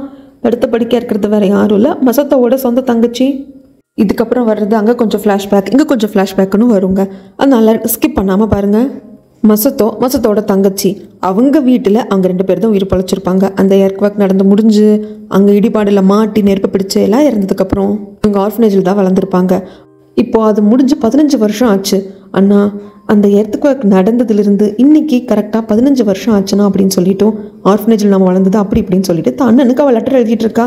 இவள் வேறு இடத்துல இருக்கா, மசத்தோ வேறு இடத்துல இருக்கான். மசத்தோ வந்து ஏதோ ஒரு பெரிய கம்பெனியில் ஒர்க் பண்ணுறதாக தங்கச்சிக்கிட்ட சொல்லி ஏமாற்றிருக்கான். ஆனால் ஃப்ராட் வேலை தான் பண்ணிகிட்டு இருக்கான். சில பேரெல்லாம் வச்சுட்டு இந்த ஃபோன் காலில் இந்த ப்ரைஸ் மணி விழுந்திருக்கு, நீங்கள் இவ்வளோ பே பண்ணிங்கன்னா இவ்வளோ கிடைக்கும், அந்த மாதிரிலாம் ஃப்ராட் கால் வரும் இல்லைங்களா, அதை ஒரு வேலையாகவே செட் ஆஃப் பீப்புள் வச்சு அவன் பண்ணிகிட்டு இருந்திருப்பான். ஆனால் இது எதுவும் தங்கச்சிக்கு சுத்தமாக தெரியாது. தங்கச்சி லெட்டர் எழுதுகிறப்போ, அண்ணா இங்கே நான் வந்து ஒரு சின்ன ப்ளே ஸ்கூலில் வந்து டீச்சராக ஒர்க் பண்ணிகிட்ருக்கேன், சம்பளம் பெருசாக இல்லைனாலும் போதுங்கிற அளவுக்கு இருக்குண்ணா அப்படின்னு சொல்கிற சமயத்தில் தான் நம்மளுக்கு தெரிய வருது அந்த நிலநடுக்கம் ஏற்பட்டதிலிருந்து இப்போ வரைக்கும் 15 வருஷம் ஆயிடுச்சு. இவங்கெல்லாம் வளர்ந்துட்டாங்க. இப்படி அண்ணனுக்கு தங்கச்சிக்காரி லெட்டர் எழுதிட்டு இருக்கிறப்போ ஒருத்தன் வரான். இவன் வேறு யாரும் இல்லை, இந்த தங்கச்சிக்காரியோட பாய் ஃப்ரெண்ட். இங்கே சீனை அப்படியே கட் பண்ணால் இப்போ எகெயின் ப்ரெசென்ட். இந்த ப்ரெசென்ட்டில் ரிப்போர்ட்டர் டைரக்டராக வந்து டிடெக்டிவ் அந்த சீனியர் கண்ணாடி போட்டு இருப்பார் இல்லைங்களா, அவரை வந்து பார்த்து இதை பாருங்கள், லேடி ரிப்போர்ட்டர் இறந்து போனது, அதுக்கப்புறமாக அந்த பேக்கரியில் வேலை செய்கிற பொண்ணு அவள் இறந்து போனதுக்கு பின்னாடி இருக்கிறது செஃப் கிடையாது, அதுக்கான ஆதாரம் இந்த பென்ட்ரைவில் இருக்குது, இந்த மெமரி கார்டில் இருக்குது, இந்த மெமரி கார்டை சேவ் பண்ணது இதில் இருக்கிற டீட்டெயில்ஸ் எல்லாம் கலெக்ட் பண்ணது வேறு யாருமே இல்லை, லேடி ரிப்போர்ட்டர் இறந்து போனாங்க இல்லையா அவங்க தான். புரியலையே அப்படின்னு சொல்லிட்டு இந்த சீனியர் டிடெக்டிவ் கேட்குறதுக்கு ஆக்சுவலாக லேடி ரிப்போர்ட்டரோட ஆண்டி வந்துட்டு 10 வருஷத்துக்கு முன்னாடி ஹார்ட் அட்டாக்ல இறந்து போயிட்டாங்க. ஆனால் அவங்க ஹார்ட் அட்டாக்ல இறந்துருக்க மாட்டாங்க அப்படின்னு சொல்லிட்டு லேடி ரிப்போர்ட்டருக்கு சந்தேகம் வந்திருக்கு. அந்த சமயத்தில் அவங்க 3ஆவது அந்த ஆண்டியோட கல்யாணம் பண்ணியிருக்காங்க. ஆனால் தன்னை விட வயசில் சின்ன பையன். தாண்டியோட மரணத்துக்கு பின்னாடி அவன் காரணமாக இருப்பானோ அப்படிங்கிற சந்தேகம் வந்திருக்கு. அதில் ரிசர்ச் பண்ணியிருக்கா. அவங்க ஆண்டியை கல்யாணம் பண்ண வேறு யாருமே கிடையாது, மசத்தோ. அதாவது இந்த பேக்கரியில் ஒர்க் பண்ணிட்டு இருந்தாங்க இல்லையா ஹீரோயினோட ஹஸ்பண்ட் அப்படின்னு சொல்ல டிடெக்டிவ் அந்த சீனியர் என்ன சொல்கிறீங்க அப்படின்னு சொல்லி கேட்க ஆரம்பிக்கிறப்போ இப்போ எகெயின் ஃப்ளாஷ்பேக்கு. அதாவது இந்த மசத்தோங்கிறவன் யார், நம்ம ஆண்டியை இவன் கல்யாணம் பண்ணியிருக்கான், வயசில் சின்ன பையனாக இருக்கான், இவன் ஏன் நம்ம ஆண்டியை கல்யாணம் பண்ணுங்கிறது ஃபர்ஸ்ட்லேருந்து அவளுக்கு மைண்டுக்குள்ளே இருந்தது. யாருக்கு, லேடி ரிப்போர்ட்டருக்கு. ஆனால் அப்போ விட்டுட்டா, சரி ஆண்டியோட இஷ்டம் ஆண்டியோட வாழ்க்கைன்னு சொல்லிட்டு. ஆனால் ஆண்டி ஹார்ட் அட்டாக்ல இருந்ததுக்கு அப்புறமாக இந்த மசத்தோ இதில் ஏதோ ஒரு வகையில் லிங்க் ஆகணும்னு மண்டக்குள்ளே கொடுத்துக்கிட்டே இருந்திருக்கு. அந்த மசத்தோவை பற்றி விசாரிக்கிறப்ப தான் அவன் இந்த ஆர்ஃபனேஜில் வளர்ந்துருக்கான்னு தெரிய வருது. லேடி ரிப்போர்ட்டர் விசாரிக்கலான்னு வந்திருப்பாங்க. அந்த சமயத்தில் மசத்தோவை பற்றி கேட்குறப்போ இருக்குமா, அவள் ஆக்சுவலாக இங்கே இருக்கிற குழந்தைங்க எல்லாருமே கடைசி வரைக்கும் இருக்க மாட்டாங்க. ஏன்னா எப்பவுமே ஆர்ஃபனேஜில் 18 வயசு வரைக்கும் வச்சுப்பாங்க. அவங்க ஹை ஸ்கூல் முடிஞ்சதுமே அவங்க அங்கே லைஃப்பை பார்த்துக்கிட்டு தனியாக போயிடணும். அவன் ஃபோட்டோ ஏதோ ஒன்று இருக்கும், எடுத்து கொடுக்குறேன் அப்படின்னு சொல்லிட்டு எடுத்து கொடுக்குறப்போ அதில் மசத்தோ வரைகிற மாதிரியான இருக்குது. இதுதானே மசத்தோ அப்படின்னு கேட்குறதுக்கு ஆர்ஃபனேஜை நடத்துகிற அந்த லேடி இருந்துட்டு, இல்லைம்மா பக்கத்தில் உட்காந்துருக்கான் இல்லையா அந்த பையன் தான் மசத்தோங்கிறப்போ, இல்லை மேடம் எனக்கு நல்லா தெரியும், மசத்தோ அப்படிங்கிறவங்க என் ஆண்டியை கல்யாணம் பண்ணிக்கிட்டாங்க, அதனால எனக்கு மசத்தோவை நல்லா தெரியும். என் ஆண்டி சொல்லியிருக்காங்க அவரோட கையில் இருப்பால ஏற்பட்ட ஒரு பெரிய காயம் இருக்கும், அது தழும்பா இன்னும் இருக்கும் அப்படின்னு சொல்லிட்டு. அண்ட் தென் நான் 1 வாட்டி 2 வாட்டி என்னமோ பார்த்துருக்கேன், நானும் நோட்டீஸ் பண்ணியிருக்கேன் அப்படிங்கிறதுக்கு, ஐயோ அம்மா கையில் தழும்போடு இருக்கிற அந்த பையன் வேற யாரும் இல்லாமல் பேரு கிமாயோ, மசத்தோங்கிறவன் பக்கத்தில் உட்காந்துட்டு இருக்காங்க அப்படின்னதும் என்னடா இது ஒரே குழப்பமா இருக்கு. மசத்தோக்கு ஒரு தங்கச்சியும் இருந்திருக்கணும் இல்லையா, அவங்க அந்த எர்த்குவேக் நடந்த சமயத்தில் அங்கே இருந்து தானே வந்திருக்காங்க. கரெக்டு, ஆனால் கிமாயோக்கு தான் தங்கச்சி இருக்குது, மசத்தோக்கு தங்கச்சி கிடையாது அப்படிங்கிறாங்க. கன்ஃபியூஸ் ஆக வேண்டாங்க, இங்கே ஒரு ஆள் மாற்றம் நடந்திருக்கு, போக போக நம்மளுக்கு கிளாரிட்டி ஆகிடும். அப்போ வந்து ஆர்ஃபனேஜில் இருக்கிற அந்த மேடம் இன்னும் சொல்கிறாங்க, ஆக்சுவலாக அந்த பையனுக்கு கையில் எப்படி தெரியுமா அந்த நெருப்பால் ஏற்பட்ட தழும்பு வந்தது. இங்கே அந்த பையன் அந்த எர்த்குவேக் நடந்த அந்த சம்பவத்துக்கு அப்புறம் நிறைய குழந்தைங்க இங்கே வந்தாங்க, அதனால அந்த பையனும் இங்கே வந்தான். இவன் தங்கச்சியும் ஆக்சுவலாக இவன் கூட இங்கே தான் வந்தான், ஆனால் அவன் தங்கச்சியை வேற ஒரு ஆர்ஃபனேஜுக்கு அனுப்ப வேண்டியதாக போயிடுச்சு. ஏன்னா அந்த பொண்ணு வயசில் ரொம்ப சின்ன பொண்ணாக இருந்தால் அங்கே தான் கொஞ்சம் கேர் எடுத்து பார்த்துப்பாங்க. ஏன்னா அந்த வயசுள்ள குழந்தைங்க எல்லாருமே அங்கே அந்த ஆர்ஃபனேஜில் தான் இருந்தாங்க. அப்படிங்கிறதுனால இங்கே கொஞ்ச நாள் அவங்க அண்ணன் கூட இருந்துட்டு அந்த பொண்ணு அங்கே போயிட்டாமா. இவன் ரொம்ப தனியாக இருப்பான், ஆனால் நல்லா வரைவாமா கிமாயோ. ஆனால் இங்கே கொஞ்சம் புள்ளியும் இருந்தது. அப்போ கொஞ்சம் வளர்ந்த பசங்க 2 பேர் என்னடா கையில் ஃபுல்லாக சிகரெட்டு காயமாக இருக்குது, யாராவது டார்ச்சர் பண்ணி சிகரெட்டு காயத்தை ஏற்படுத்தினாங்களா, இல்லை நீயே டார்ச்சர் பண்ணிக்கிட்டியா அப்படின்னு சொல்லிட்டு எப்போ பார்த்தாலும் வம்பிழுத்துக்கிட்டே இருந்தவங்க கிமாயோவை அன்னைக்கு வம்பிழுத்துருக்காங்க. இங்கே கிமாயோவுக்கு ஆதரவாக இருந்தது மசத்தோ மட்டும்தான். அன்னைக்கு அந்த பசங்க கிட்ட கிமாயோ தனியாக மாட்டிக்கிட்டான். கிமாயோ எப்படி சொல்கிறது, அவனோட குணத்தை கணிக்கவே முடியாதுமா. அந்த பசங்க தன் இந்த மாதிரி புள்ளி பண்ணதும் டக்குன்னு சிகரெட்டோட அந்த சூடு வச்ச அந்த தழும்பெல்லாம் இருக்கும் இல்லையா, அந்த காயத்து மேலே இவனே நெருப்பு பற்ற வச்சுக்கிட்டான். அதில் தான் அந்த தீக்காயம் ஏற்பட்டுச்சு அப்படின்னு சொல்ல, அதுக்கப்புறமா தான் மசத்தோ தடுத்தே இருந்திருப்பாங்க. அது மட்டும் இல்லாமல் கிமாயோக்கு ஒரு ஸ்பெஷல் டேலண்ட் இருக்குது, ரொம்ப அழகாக வரைவாமா அப்படின்னு சொல்லிட்டு அவன் சின்னதாக இருக்கிறப்ப வரைஞ்ச சில பெயிண்டிங்ஸ் எல்லாத்தையும் காட்டுறாங்க. சரி, இப்போது நீங்கள் சொல்கிற அந்த கிமாயோ எங்கே இருப்பாங்க அப்படின்னு சொல்லிட்டு இந்த லேடி ரிப்போர்ட்டர் கேட்குறாங்க. ஏன்னா லேடி ரிப்போர்ட்டருக்கு தெரிஞ்சு போச்சு நம்ம தேடுற கிமாயோ தான் மசத்தோ அப்படின்னு சொல்லிட்டு. மசத்தோ எங்கே இருக்கான் அப்படிங்கிறது எனக்கு தெரியலம்மா, ஐம் சாரி. ஆனால் அவள் தங்கச்சி எங்கே இருக்கான்னு எனக்கு தெரியும். ஏன்னா அந்த பொண்ணு அவள் வளர்ந்த ஆர்ஃபனேஜில் இருந்து வெளியே வேலைக்கு வந்ததுக்கப்புறமா கூட அடிக்கடி இந்த ஆர்ஃபனேஜுக்கு வந்துட்டு இருந்திருக்கா. பட் இப்போது ஏதோ ஒரு ஆக்சிடென்ட்னால ஹாஸ்பிட்டல் இருக்கா அப்படின்னு சொல்லிட்டு அதுக்கான அட்ரஸ் எல்லாத்தையும் கொடுத்து அனுப்பிச்சிருந்துருப்பாங்க. அந்த தங்கச்சிக்காரி வளர்ந்தா இல்லைங்களா, அந்த ஆர்ஃபனேஜுக்கும் இவங்களுக்கும் அந்த லிங்க் எல்லாம் இருக்கும், ஃபோன் கால் இதெல்லாம் இருந்திருக்கும். ஸோ அது மூலியமாக கேட்டு கொடுத்தனப்பேன். சரி அவங்கள போய் பார்க்கலாமே அப்படின்னு சொல்லிட்டு ஹாஸ்பிட்டலுக்கு வர்றப்போ ரிசப்ஷனில் லேடி ரிப்போர்ட்டர் விசாரிச்சுட்டு இருக்காங்க. அந்த ரூமில் அவங்க அந்த மாதிரி கொஞ்சம் படுத்து படிக்கையாக இருப்பாங்க, கோமாவில் இருக்காங்கன்னு நினைக்கிறேன் அப்படின்னு பேசிக்கிட்டு விசாரிக்கிற சமயத்திலேயே மசத்தோ போகிறத லேடி ரிப்போர்ட்டர் பார்த்தவங்க அப்படியே ஃபாலோ பண்ணிகிட்டே போகிறாங்க. தன் தங்கச்சிக்கிட்ட ஃப்ளவர்ஸ் எல்லாத்தையும் வச்சுட்டு கோமாவில் இருக்கிற தன் தங்கச்சிக்கிட்ட மசத்தோ பேசிக்கிட்டே இருக்கான். எதுக்கும் கவலைப்படாதம்மா, அண்ணன் ஒரு கரெக்டான பிளான் வச்சிருக்கா, அது மட்டும் நடந்துச்சு அப்படின்னா நீங்கள் ட்ரீட்மெண்ட் எடுக்க வேண்டாம், நம்ம ஃபாரின் போயிடலாம், அங்கே உனக்கு பெஸ்ட் ட்ரீட்மெண்ட் கொடுத்து அண்ணன் காப்பாற்றிடுவாமா அப்படின்னு சொல்லிட்டு கோமால் இருக்கிற தங்கச்சிக்கிட்ட பேசிகிட்டு இருக்கிறத பார்த்ததும் அப்படியே லேடி ரிப்போர்ட்டர் வாயில் கை வச்சுட்டு உட்காந்துக்குவாங்க. ஐயோ என்னடா இது தோண்ட வந்துக்கிட்டே இருக்கு, இவன் யார் என்ன அப்படிங்கிற மாதிரி அவங்க யோசிக்க, இப்போ எகேன் ப்ரெசென்ட்டுக்கு கதை வருதுங்க. அந்த சைக்காட்ரிஸ்ட் டாக்டர் தான் நம்ம ஹீரோயின் கிட்ட சொல்லியிருப்பாங்க இல்லையும், ஹஸ்பண்டை கூப்பிட்டுவான்னு சொல்லிட்டு இப்போ வந்திருக்காரு நம்மளோட மசத்தோ. அந்த மசத்தோ கிட்ட நீங்கள் தான் வரைஞ்சி கொடுங்களேன் அப்படின்னு சொல்லிட்டு கொடுக்குறதுக்கு ஒரு மரத்தை கிளைகளோடு இருக்கிற மாதிரி வரைச்சி கொடுக்குறாங்க. அதுக்கப்புறமாக உங்களுக்கு வரைகிறது பிடிக்குமா மசத்தோ அப்படின்னு கேட்குறதுக்கு, ஏன் எனக்கு ரொம்ப பிடிக்கும், என்ன நானே வரைச்சிக்கிறது எனக்கு ரொம்ப பிடிக்கும் அப்படிங்கிறப்போ, அப்படியா அப்போ நீங்கள் உங்களையே வரைஞ்சி எனக்கு கொடுக்குறீங்களா அப்படின்னு சொல்லிட்டு ஒரு பேப்பரையும் கொடுத்துட்டு நீங்கள் தனியாக உட்காந்து உங்களை பற்றி யோசிச்சு நீங்களே வரைங்க அப்படின்னு சொல்லிட்டு அங்கேருந்து அதை எடுத்துகிட்டு வந்துடுறாங்க.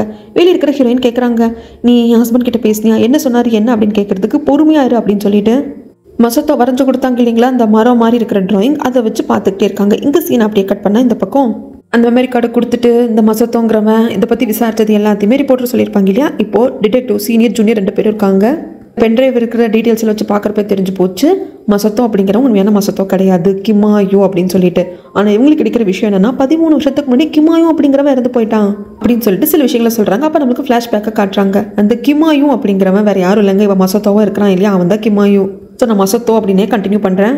மசத்தோ அடிச்சு பிடிச்சி ஹாஸ்பிட்டலுக்கு வரான். இதெல்லாம் நடக்கிறது 13 வருஷத்துக்கு முன்னாடி. தங்கச்சி கோமா ஸ்டேஜில் ஹாஸ்பிட்டலில் இருக்கா, கதறி அழறான். அதுக்கப்புறம் அவன் அந்த ஃப்ராட் வேலையெல்லாம் பண்ணிட்டு இருப்பான் இல்லைங்களா, ஃபோன் காலில் மற்றவங்கிட்ட எல்லாம் எப்படியாவது காசை பறிக்கிற மாதிரியான வேலைகளை பண்ணிட்டு இருப்பான் இல்லையா, அதில் நிறைய பணமெல்லாம் சம்பாரிச்சு ஒரு பேக் நடக்க வச்சிருப்பான். மாதிரி வேலை இங்கே நடக்குது அப்படின்னு தெரிஞ்சுட்டு போலீஸ் அங்கே இவனை அரெஸ்ட் பண்ணலாம் அப்படிங்கிறப்போ அங்கிருந்து எகிரி குதிச்சு ஒரு டாக்ஸியில் ஏறிக்கிட்டு சீக்கிரம் போங்க போங்க அப்படிங்கிறதுக்கு போலீஸ் எல்லாம் தடுத்தது இறங்க பண்ணி அப்படிங்கிறதுக்கு கத்தா கொத்தா பணத்தை தூக்கி போட அந்த டிரைவர் பார்த்துட்டு, சார் நான் இதை உங்கள் வச்சுக்கிட்டு உங்கள் உலகத்தின் எல்லைக்கே நான் கூப்பிட்டு போகிறேன் சார், எவ்வளோ பணம் கொடுத்துருக்கீங்க அப்படின்னு சொல்லிட்டு அங்கேருந்து கூப்பிட்டு போக போலீஸ்கிட்ட மாட்டாமல் மசத்தோ தப்பிச்சிட்டான். ஆனால் அகெயின் இதே ஃப்ராட் வேலை அவனால் பண்ண முடியல. இருக்கிற பணத்தை வச்சுக்கிட்டு தங்கச்சியோட ட்ரீட்மெண்ட் அண்ட் தென் ஏதாவது சிம்பிளாக வேலை பார்க்கலாம் அப்படின்னு சொல்லிட்டு ஒரு கேமிங் சென்டரில் வேலை செஞ்சிட்ருப்பான். அங்கே தான் உண்மையான மசத்தோவை மீட் பண்ணியிருப்பான். இப்போ நம்ம இந்த கதையில் பார்த்துட்டு இருக்க மசத்தோ அப்படிங்கிறவன் கிமாயு. உண்மையான மசத்தோ பார்த்துட்டு, டே கிமாயு நல்லா இருக்கியாடா, ஆர்ஃபனேஜில் பார்த்ததுடா, இரு இந்த விளையாட்டை முடிச்சுட்டு வரான் அப்படின்னு சொல்லிட்டு, ஆக்சுவலாக நான் ஹார்ஸ் ரேஸில் பணம் கட்டினேன், 30 மில்லியன் எனக்கு பணம் கிடச்சிருக்கு தெரியுமா, செம சந்தோஷத்தில் இருக்கேன், இன்றைக்கி நல்லா குடிச்சு ஆர்ப்பாட்டம் பண்ணிவிட்டு அடுத்த நாள் என்ன பிஸ்னஸ் பண்ணலாம்னு யோசிக்க போகிறான் அப்படின்னு சொல்லிட்டு, நீ வா என் வீட்டுக்கு போகலாம் அப்படிங்கிறதுக்கு ஓகே அப்படின்னு சொல்லிட்டு இந்த கிமாயும் குடிச்சிட்டு மசத்தோ கிமாயும் 2 பேரும் வீட்டுக்கு போயிடுவாங்க. உண்மையான மசத்தோ நல்லா குடிச்சிட்டு மட்டையாயிடுவான். அதுக்கப்புறமாக இந்த கிமாயுக்கு மைண்டில் க்ரூயலாக ஒரு விஷயம் தோணும். நான் அதை பிளான் பண்ணி பண்ணலடா, எனக்கு இப்போ இன்னொரு அடையாளம் வேணும், என்னால் சுதந்திரமாக வெளியே போக முடியல, தங்கச்சி பார்த்துக்க முடியல, அண்ட் தென் உங்ககிட்ட பணம் இருக்குது, இது விதியா சதியான்னு எனக்கு தெரியல, நீயாக தான் என் கண்ணில் வந்து சிக்கியிருக்க, எனக்கான இன்னொரு சான்ஸ் ஆண்டவனே கொடுத்ததா தான் நான் நினைக்கிறேன், இதை நான் பயன்படுத்திக்க போகிறேன், எனக்கு வேணுங்கிறது உன்னோட அடையாளம் தான், என் பேரோட என் அடையாளத்தோட நீ செத்துப்போ, உன் பேரோட அடையாளத்தோட நான் நிம்மதியாக வாழ்ந்துட்டு போகிறேன் அப்படின்னு சொல்லிட்டு இவரோட ஐடி கார்டு இவர் தான் கிமாயு அப்படிங்கிறதுக்கு நிரூபிக்கிறதுக்கு என்ன இருக்கோ அது எல்லாத்தையும் மசத்தோ கிட்ட தூக்கி போட்டுட்டு, இல்லை மட்டையாய் கிடக்கிறது தான் உண்மையான மசத்தோ, அவர்கிட்ட இருக்கிற ஐடி கார்டு அவர் தான் மசத்தோ நிரூபிக்கிறதுக்கு என்ன இருக்கோ அது எல்லாத்தையும் இவர் எடுத்துக்கிட்டு அந்த வீட்டை சுற்றியும் பெட்ரோல் எண்ணத்தையும் ஊற்றி கொளுத்தி விட்டுருவான். அதுக்கப்புறமாக ஏற்கனவே போலீஸ்கிட்ட இருந்து தப்பிக்கிறப்பவே ஃப்ராட் பண்ணி வச்சுருந்த பணத்தோட தான் இந்த போலியான மசத்தோ தப்பிச்சிருப்பான். அது போக உண்மையான மசத்தோ செத்து போனப்போ அவனும் அந்த குதிரை ரேஸில் வின் பண்ண காசு இருக்கும் அத்தனையும் எடுத்துகிட்டு வந்து ஃபஸ்ட்டு வேலையாக பிளாஸ்டிக் சர்ஜரி பண்ணுவான். அதுக்கான காரணம் என்னதான் உண்மையான மசத்தோவை கொண்டுட்டு கிமாயும் மசத்தோவாவே மாறினாலும் முகத்தை வச்சு அடையாளம் கண்டுபிடிச்சிட்டான். அதனால உடனே பிளாஸ்டிக் சர்ஜரி பண்ணதுக்கு அப்புறமாக இதுதான் என்னோட புது ஃபேஸ், நான் தான் மசத்தோ அப்படிங்கிற மாதிரி மாறியிருப்பான். கிட்டத்தட்ட கண்ணுக்கு கூட பிளாஸ்டிக் சர்ஜரி மாதிரி பண்ணியிருப்பான். அப்படி பண்ணதுனால தான் இப்போ மசத்தோ வந்து ஒரு ஃபேஸ் கட்டோட இருக்காங்க இல்லையா, அந்த ஃபேஸ் கிடச்சிருந்துருக்கும். உண்மையில மசத்தோ அப்படிங்கிறவன் கிமாயு போலீஸ் கிட்ட இருந்து நிம்மதியாக வாழணும் அப்படிங்கிறதுக்காக அடையாளத்தை உண்மையான மசத்தோ கிட்ட கொடுத்துட்டு ஆள் மாறாட்டம் பண்ணி அந்த அடையாளத்தை தான் எடுத்துக்கிட்டு வாழ்ந்துட்டு இருக்கான். எல்லாமே ஓகே, போலீஸ் பயம் கிடையாது, ஃபேஸையும் மாற்றியாச்சு, நாம தான் மசத்தோ அப்படிங்கிறதுக்கான எல்லா அடையாளத்தையும் நம்ம கிரியேட்டும் பண்ணியாச்சு. ஒரு பெரிய பாரில் வேலை செஞ்சுட்டு இருப்பான். அந்த பாரில் தான் நடத்திட்டு இருந்திருக்காங்க, வேறு யாருமே கிடையாது, லேடி ரிப்போர்ட்டரோட ஆண்டி. பொண்ணுங்களை கரெக்ட் பண்ணுறது தான் மசத்தோக்கு கை வந்தால் கலையாச்சே, அந்த ஆண்டியும் பக்காவாக கரெக்ட் பண்ணி வச்சுருப்பான். ஆனால் அது அங்கே இருக்கிற சில பசங்களுக்கு பிடிக்கல. அதனால் ஒரு சண்டை வர ஆண்டி அங்கேருந்து மசத்தோவை கூப்பிட்டு வந்து வீட்டுக்கு வந்துட்டு பேண்டேஜ் எல்லாம் போட்டு விடுறது, மருந்தெல்லாம் போட்டு விடுவாங்க காயத்துக்கு. என்ன நினச்சான்னு தெரியல, திடீர்னு ஆண்டி கிஸ் பண்ண ஆரம்பிச்சிடுவான். ஆண்டி இருந்துட்டு மசத்தோ என்ன பண்ணுறேங்கிறதுக்கு, இல்லை உங்களுக்கு என்ன பிடிச்சிருக்கு இல்லையா அதனால தான் அப்படிங்கிறப்போ, இதை பாரு, என்னோட அக்கறை அன்பை கேரிங்க நீ தப்ப எடுத்துக்கிட்ட, எனக்கும் மேலே இருக்கிறது இந்த மாதிரி விஷயங்கள்லாம் கிடையாது. இல்லை உங்களுக்கு என்ன பிடிக்கும் இல்லையா, இப்போவும் பிடிக்கும், ஆனால் நீ வந்து ஒரு பாய் மேன் கிடையாது, உனக்கு அமெரிக்கானோட ஜனாதிபதி யாருன்னு தெரியுமா, அது தெரியுமா இது தெரியுமா அப்படின்னு சொல்லிட்டு சில கேள்விகள் கேட்குறாங்க. அதாவது உனக்கு படிப்பறிவு இல்லை, உனக்கு எப்படி பிஹேவ் பண்ணணும்னு தெரியல அப்படிங்கிறத குத்தி காட்ட அங்கிருந்து ஒரு மாதிரி இன்சல்ட் ஆன மாதிரி மசத்தோ வந்துடுவான். அதுக்கப்புறம் என்ன பண்ணுவான், படிக்க ஆரம்பிப்பான். அந்த ஆண்டி இம்ப்ரெஸ் பண்ணுவோம் அப்படிங்கிறதுக்காக நிறையா படிக்க ஆரம்பிப்பான், நிறைய தெரிஞ்சுப்பான். இப்போ அகேன் ப்ரெசென்ட்டுக்கு வரும். உங்களையே வரைஞ்சி கொடுங்க அப்படின்னு சொல்லிட்டு அந்த சைக்காட்ரிஸ்ட் டாக்டர் சொல்லிட்டு போயிட்டாங்க இல்லையா, வரைஞ்சி கொடுத்துட்டு வர்றப்போ என்ன ஏதுன்னு சொல்லிட்டு ஹீரோயின் கேட்பாங்க. தெரியல, 2 டிராயிங் வரைஞ்சி கொடுக்க சொன்னாங்க, வரைஞ்சி கொடுத்துட்டேன் அவ்வளோதான் அப்படிங்கிறப்போ அங்கே அந்த டாக்டர் எல்லாத்தையும் யோசிச்சு பார்க்குறாங்க. அந்த ட்ரீயை வச்சு பார்க்குறப்போ ரொம்ப ஸ்ட்ராங்காக வரைஞ்சிருக்காரு, இவரோட தாட் ஸ்ட்ராங்காக இருக்குது, புது பிஸ்னஸ்ஸு புது விஷயங்களை வந்து ஆரம்பிக்கணும் அப்படிங்கிறதுல இவங்க தாட் வந்து ஸ்ட்ராங்காக இருக்குது அப்படிங்கிற மாதிரி அந்த ட்ரீயை வரைஞ்சதை வச்சு அவங்க கேரக்டர் எப்படி இருக்குது, அடுத்தடுத்த பிளான் எப்படி இருக்குங்கிறத வரைக்கும் கூட இவங்களால வந்து சொல்ல முடியும் போல இருக்குது. அதெல்லாம் பார்த்துட்ருக்காங்க. இப்போ எகெயின் நம்ம பாஸ்ட்டுக்கு போகிறோம். அதாவது அந்த ஆன்ட்டி இப்போது மசத்தோ கூட பழக ஆரம்பிக்கல. மசத்தோ அப்படிங்கிறவனு தெரியும், தன்கிட்ட அட்வான்டேஜ் எடுத்ததும் அதை கொஞ்சம் அப்படியே கட் பண்ணி அனுப்பிச்சிட்டாங்க. ஆனால் ஆண்டியை பார்க்கறதுக்காக அடிக்கடி ரிப்போர்ட்டர் வருவாங்க. அப்போ அவங்க ரிப்போர்ட்டராக இல்லைங்க, காலேஜ் படிச்சுட்டு தான் இருந்திருப்பாங்க. ஆண்டியை வந்து ரிப்போர்ட்டருக்கு ரொம்ப ரொம்ப பிடிக்கும். அதனால் ஆண்டி கூட இருக்கிறது தான் அவங்களுக்கு ரொம்ப பிடிக்கும், டைம் ஸ்பெண்ட் பண்ணுறது பிடிக்கும். அந்த சமயத்தில் மசத்தோ வந்திருப்பான், நல்லா கோட் சூட்டெல்லாம் போட்டுட்டு நல்லா படித்து நல்லா பாஷாக வந்திருப்பான். ஆண்டி அதை பார்த்ததும் மசத்தோ அப்படின்னு சொல்லி கூப்பிட்டு இருந்திருப்பாங்க. அப்போ தான் ஃபஸ்ட் மசத்தோவை ரிப்போர்ட்டரும் பார்த்துருப்பாங்க. இப்படி தனக்காகவே ஒருத்த மாதிரி வந்து நிற்கிறான் அப்படிங்கிறது ஆன்ட்டிக்கு பிடிக்குது. அதுக்கப்புறம் பழக ஆரம்பிக்கிறாங்க. ஒரு ஸ்டேஜ் வரைக்கும் லிவில் இருக்காங்க. அதுக்கப்புறம் கல்யாணம் பண்ணிக்கலாம் அப்படிங்கிற முடிவுக்கும் வந்துட்டாங்க. அதுக்கப்புறமாக மசத்தோ அப்படிங்கிற கேரக்டர் ஆன்ட்டியோட வாழ்க்கையில் வந்ததுக்கப்புறமாக எங்கள் ஆன்ட்டி கிட்ட பல மாற்றங்கள் இருந்தது. ஃபஸ்ட்டு கல்யாணம் எங்கள் ஆன்ட்டிக்கு செட் ஆகலை, 2வது வாட்டி கல்யாணம் பண்ணாங்க, அதுவும் செட் ஆகலை. அப்படிங்கிறப்போ இதுக்கப்புறம் திருமணமே வேண்டாம் அப்படின்னு தனியாக போல்டாக நின்ன லேடி, யாருக்காகவும் கவலைப்பட மாட்டேன், என்னென்னால பார்த்துக்க முடியும்னு சொன்னவங்க. மசத்தோ அவங்க வாழ்க்கையில் இருந்ததுக்கப்புறமாக, மசத்தோ என்னை ரொம்ப நல்லா பார்த்துக்கிறான், எனக்கு கொஞ்சம் ஹார்ட் ப்ராப்ளம் இருக்குது, அதுக்கான மெடிசன் கொடுக்குறது அதுன்னு சொல்லிட்டு என்னை வந்து கண்ணு கருத்துமாக பார்த்துக்கிறான். ஆக்சுவலாக இந்த பாரியை நான் சேல்ஸ் பண்ணிடலான்ட்டு இருக்கேன். இதுவும் மசத்தோட ஐடியா தான். என்னால் மசத்தோ இல்லாமல் இருக்க முடியாது அப்படிங்கிறத கேட்டுட்டு, என்னடா இது, எவன் இல்லைனாலும் நான் தைரியமாக வாழ்வேன்னு சொன்னவங்க இப்போ கடைசியில் அவன் இல்லைன்னா என்னால் வாழ முடியாது அப்படின்னு சொல்கிறாங்க அப்படின்னு இவங்களுக்கே, அதாவது இந்த லேடி ரிப்போர்ட்டருக்கே தோணியிருக்கும். லீகலாக 2 பேரும் மேரேஜ் பண்ணிக்கிட்டாங்க, அது அவங்க விருப்பம், எதுவும் சொல்ல முடியல. அது ஆண்டி இறந்து போயிடுறாங்க. அந்த ஃபினரல் அட்டன் பண்ணுறதுக்காக ரிப்போர்ட்டரும் வந்திருப்பாங்க. ஆண்டியோட ஹஸ்பண்டாக மசத்தோ தான் உட்காந்துருப்பான். கண்ணில் கண்ணீரே வராது, சும்மா கல்ச்சிஃப் எடுத்துகிட்டு கண்ணை ஒத்திட்டு உட்காந்துருப்பான். அவன் வந்து ஒரு நிலைப்பாட்டில் இல்லை அப்படிங்கிறது, அவன் காலை ஆட்டிக்கிட்டே இருப்பான், ஒரே ஒரு காலை மட்டும். அது எல்லாத்தையும் அந்த மேனரிசம் முதற்கொண்டு எல்லாத்தையுமே லேடி ரிப்போர்ட்டர் நோட் பண்ணியிருப்பாங்க. மற்றவங்க எல்லாரும், ஈவன் ரிப்போர்ட்டரோட அம்மா கூட இந்த ஆண்டி செத்தது வந்து அவங்க ஹார்ட் ப்ராப்ளத்தால் அப்படின்னு நினச்சி சாதாரணமாக விட்டப்போ, இல்லை இதில் என்னமோ இருக்குது, அந்த மசத்தோ அப்படிங்கிறவன் மர்மமாக தெரியணும் அப்படின்னு சொல்லிட்டு அங்கிருந்து தான் மசத்தோவை பற்றி தேட ஆரம்பிச்சிருப்பாங்க ரிப்போர்ட்டர். அவரோட பல மசத்தோ யார் அப்படிங்கிறத கண்டுபிடிச்சிட்டாங்க. அவன் பேர் மசத்தோ கிடையாது, கிமாயோ. மசத்தோவை கொண்டுட்டு அந்த அடையாளத்தை எடுத்துகிட்டு இருந்திருக்கான் அப்படிங்கிற கொண்டு எல்லாத்தையுமே அவங்க கண்டுபிடிச்சிட்டாங்க. ஆனால் இந்த ரிப்போர்ட்டர் தன்னை பற்றி இத்தனையும் கண்டுபிடிக்கிற அப்படிங்கிறது மசத்தோக்கு இப்போ தெரிய வந்தது. ரிப்போர்ட்டர், அதாவது லேடி ரிப்போர்ட்டர் கொன்னது மசத்தோவா என்னங்கிறது நமக்கு தெரியலங்க. இப்போ எகெயின் ப்ரெசென்ட்டுக்கு வரும். இங்கே ஹீரோயின் ரொம்ப சந்தோஷமாக இருக்கா. நம்ம மனசாரா காதலிக்கிறவன், நம்ம ஏற்கனவே நம்ம வந்து லீகலாக கல்யாணம் பண்ணிட்டோம், இப்போ நம்ம ரிங்கு மாற்றிக்க போகிறோம், ஆனிவர்சரி செலிப்ரேட் பண்ண போகிறோம் அப்படிங்கிற சந்தோஷத்தில் இருக்காங்க. மசத்தோ எப்படா இந்த ஆடை வெட்டலாம் அப்படிங்கிற மாதிரி இருக்கான். அதுக்கான காரணம், ஹீரோயின் மேலே அவன் இன்சூரன்ஸ் எடுத்து வச்சுருக்கான். ஹீரோயினோட மரணம் சூசைடாக இருந்தால் மட்டும்தான் அவனுக்கு அந்த இன்சூரன்ஸ் பணம் கிடைக்கும். ஆக்சிடெண்ட்டாக இருந்தாலோ இல்லை வேற யாராவது மர்டர் பண்ணிட்டாங்க அப்படின்னாலும் அந்த பணம் அவனுக்கு கிடைக்காது. ஏன்னா அப்படி தான் இன்சூரன்ஸ் போட்டிருப்பான். எனக்கு தெரிஞ்ச பொதுவாக சூசைட் பண்ணிக்கிட்டா இன்சூரன்ஸ் பணம் கிடைக்காது அப்படிங்கிற மாதிரி தானங்க பாலிசி இருக்கும். இது என்ன புது பாலிசின்னு தெரியல. அதுக்கும் ஒரு காரணம் இருக்குங்க, அது பின்னாடி நம்மளுக்கு தெரிய வரும். இது ஒரு பக்கம் நடக்கிறப்போ ரிப்போர்ட்டர் வந்து சில டாக்டர் கிட்ட எல்லாம் பேசுவாங்க. சார், இப்போ ஒருத்தங்க வந்து அவங்களுக்கு இருக்கிற ஹெல்த் இஷ்யூவால் இறக்குறாங்க, ஆனால் அது ஒரு காரணம் தான், அதையும் தாண்டி ஏதாவது இருக்குமா? அந்த ஹெல்த் இஷ்யூவை வெளி தோற்றத்துக்கு வச்சுட்டு, அந்த உதாரணத்துக்கு இப்போ ஒருத்தங்க வந்து ஹார்ட் ப்ராப்ளத்தால் இறக்குறாங்கன்னு வச்சுக்கோங்க, ஆனால் அவங்க உண்மையில ஹார்ட் ப்ராப்ளத்தால் இறக்கலை, ஆனால் ஹார்ட் ப்ராப்ளத்தால் இறந்த மாதிரி தான் ஆட்டாப்சி ரிப்போர்ட் வந்து மற்றவங்களுக்கு தெரியுது.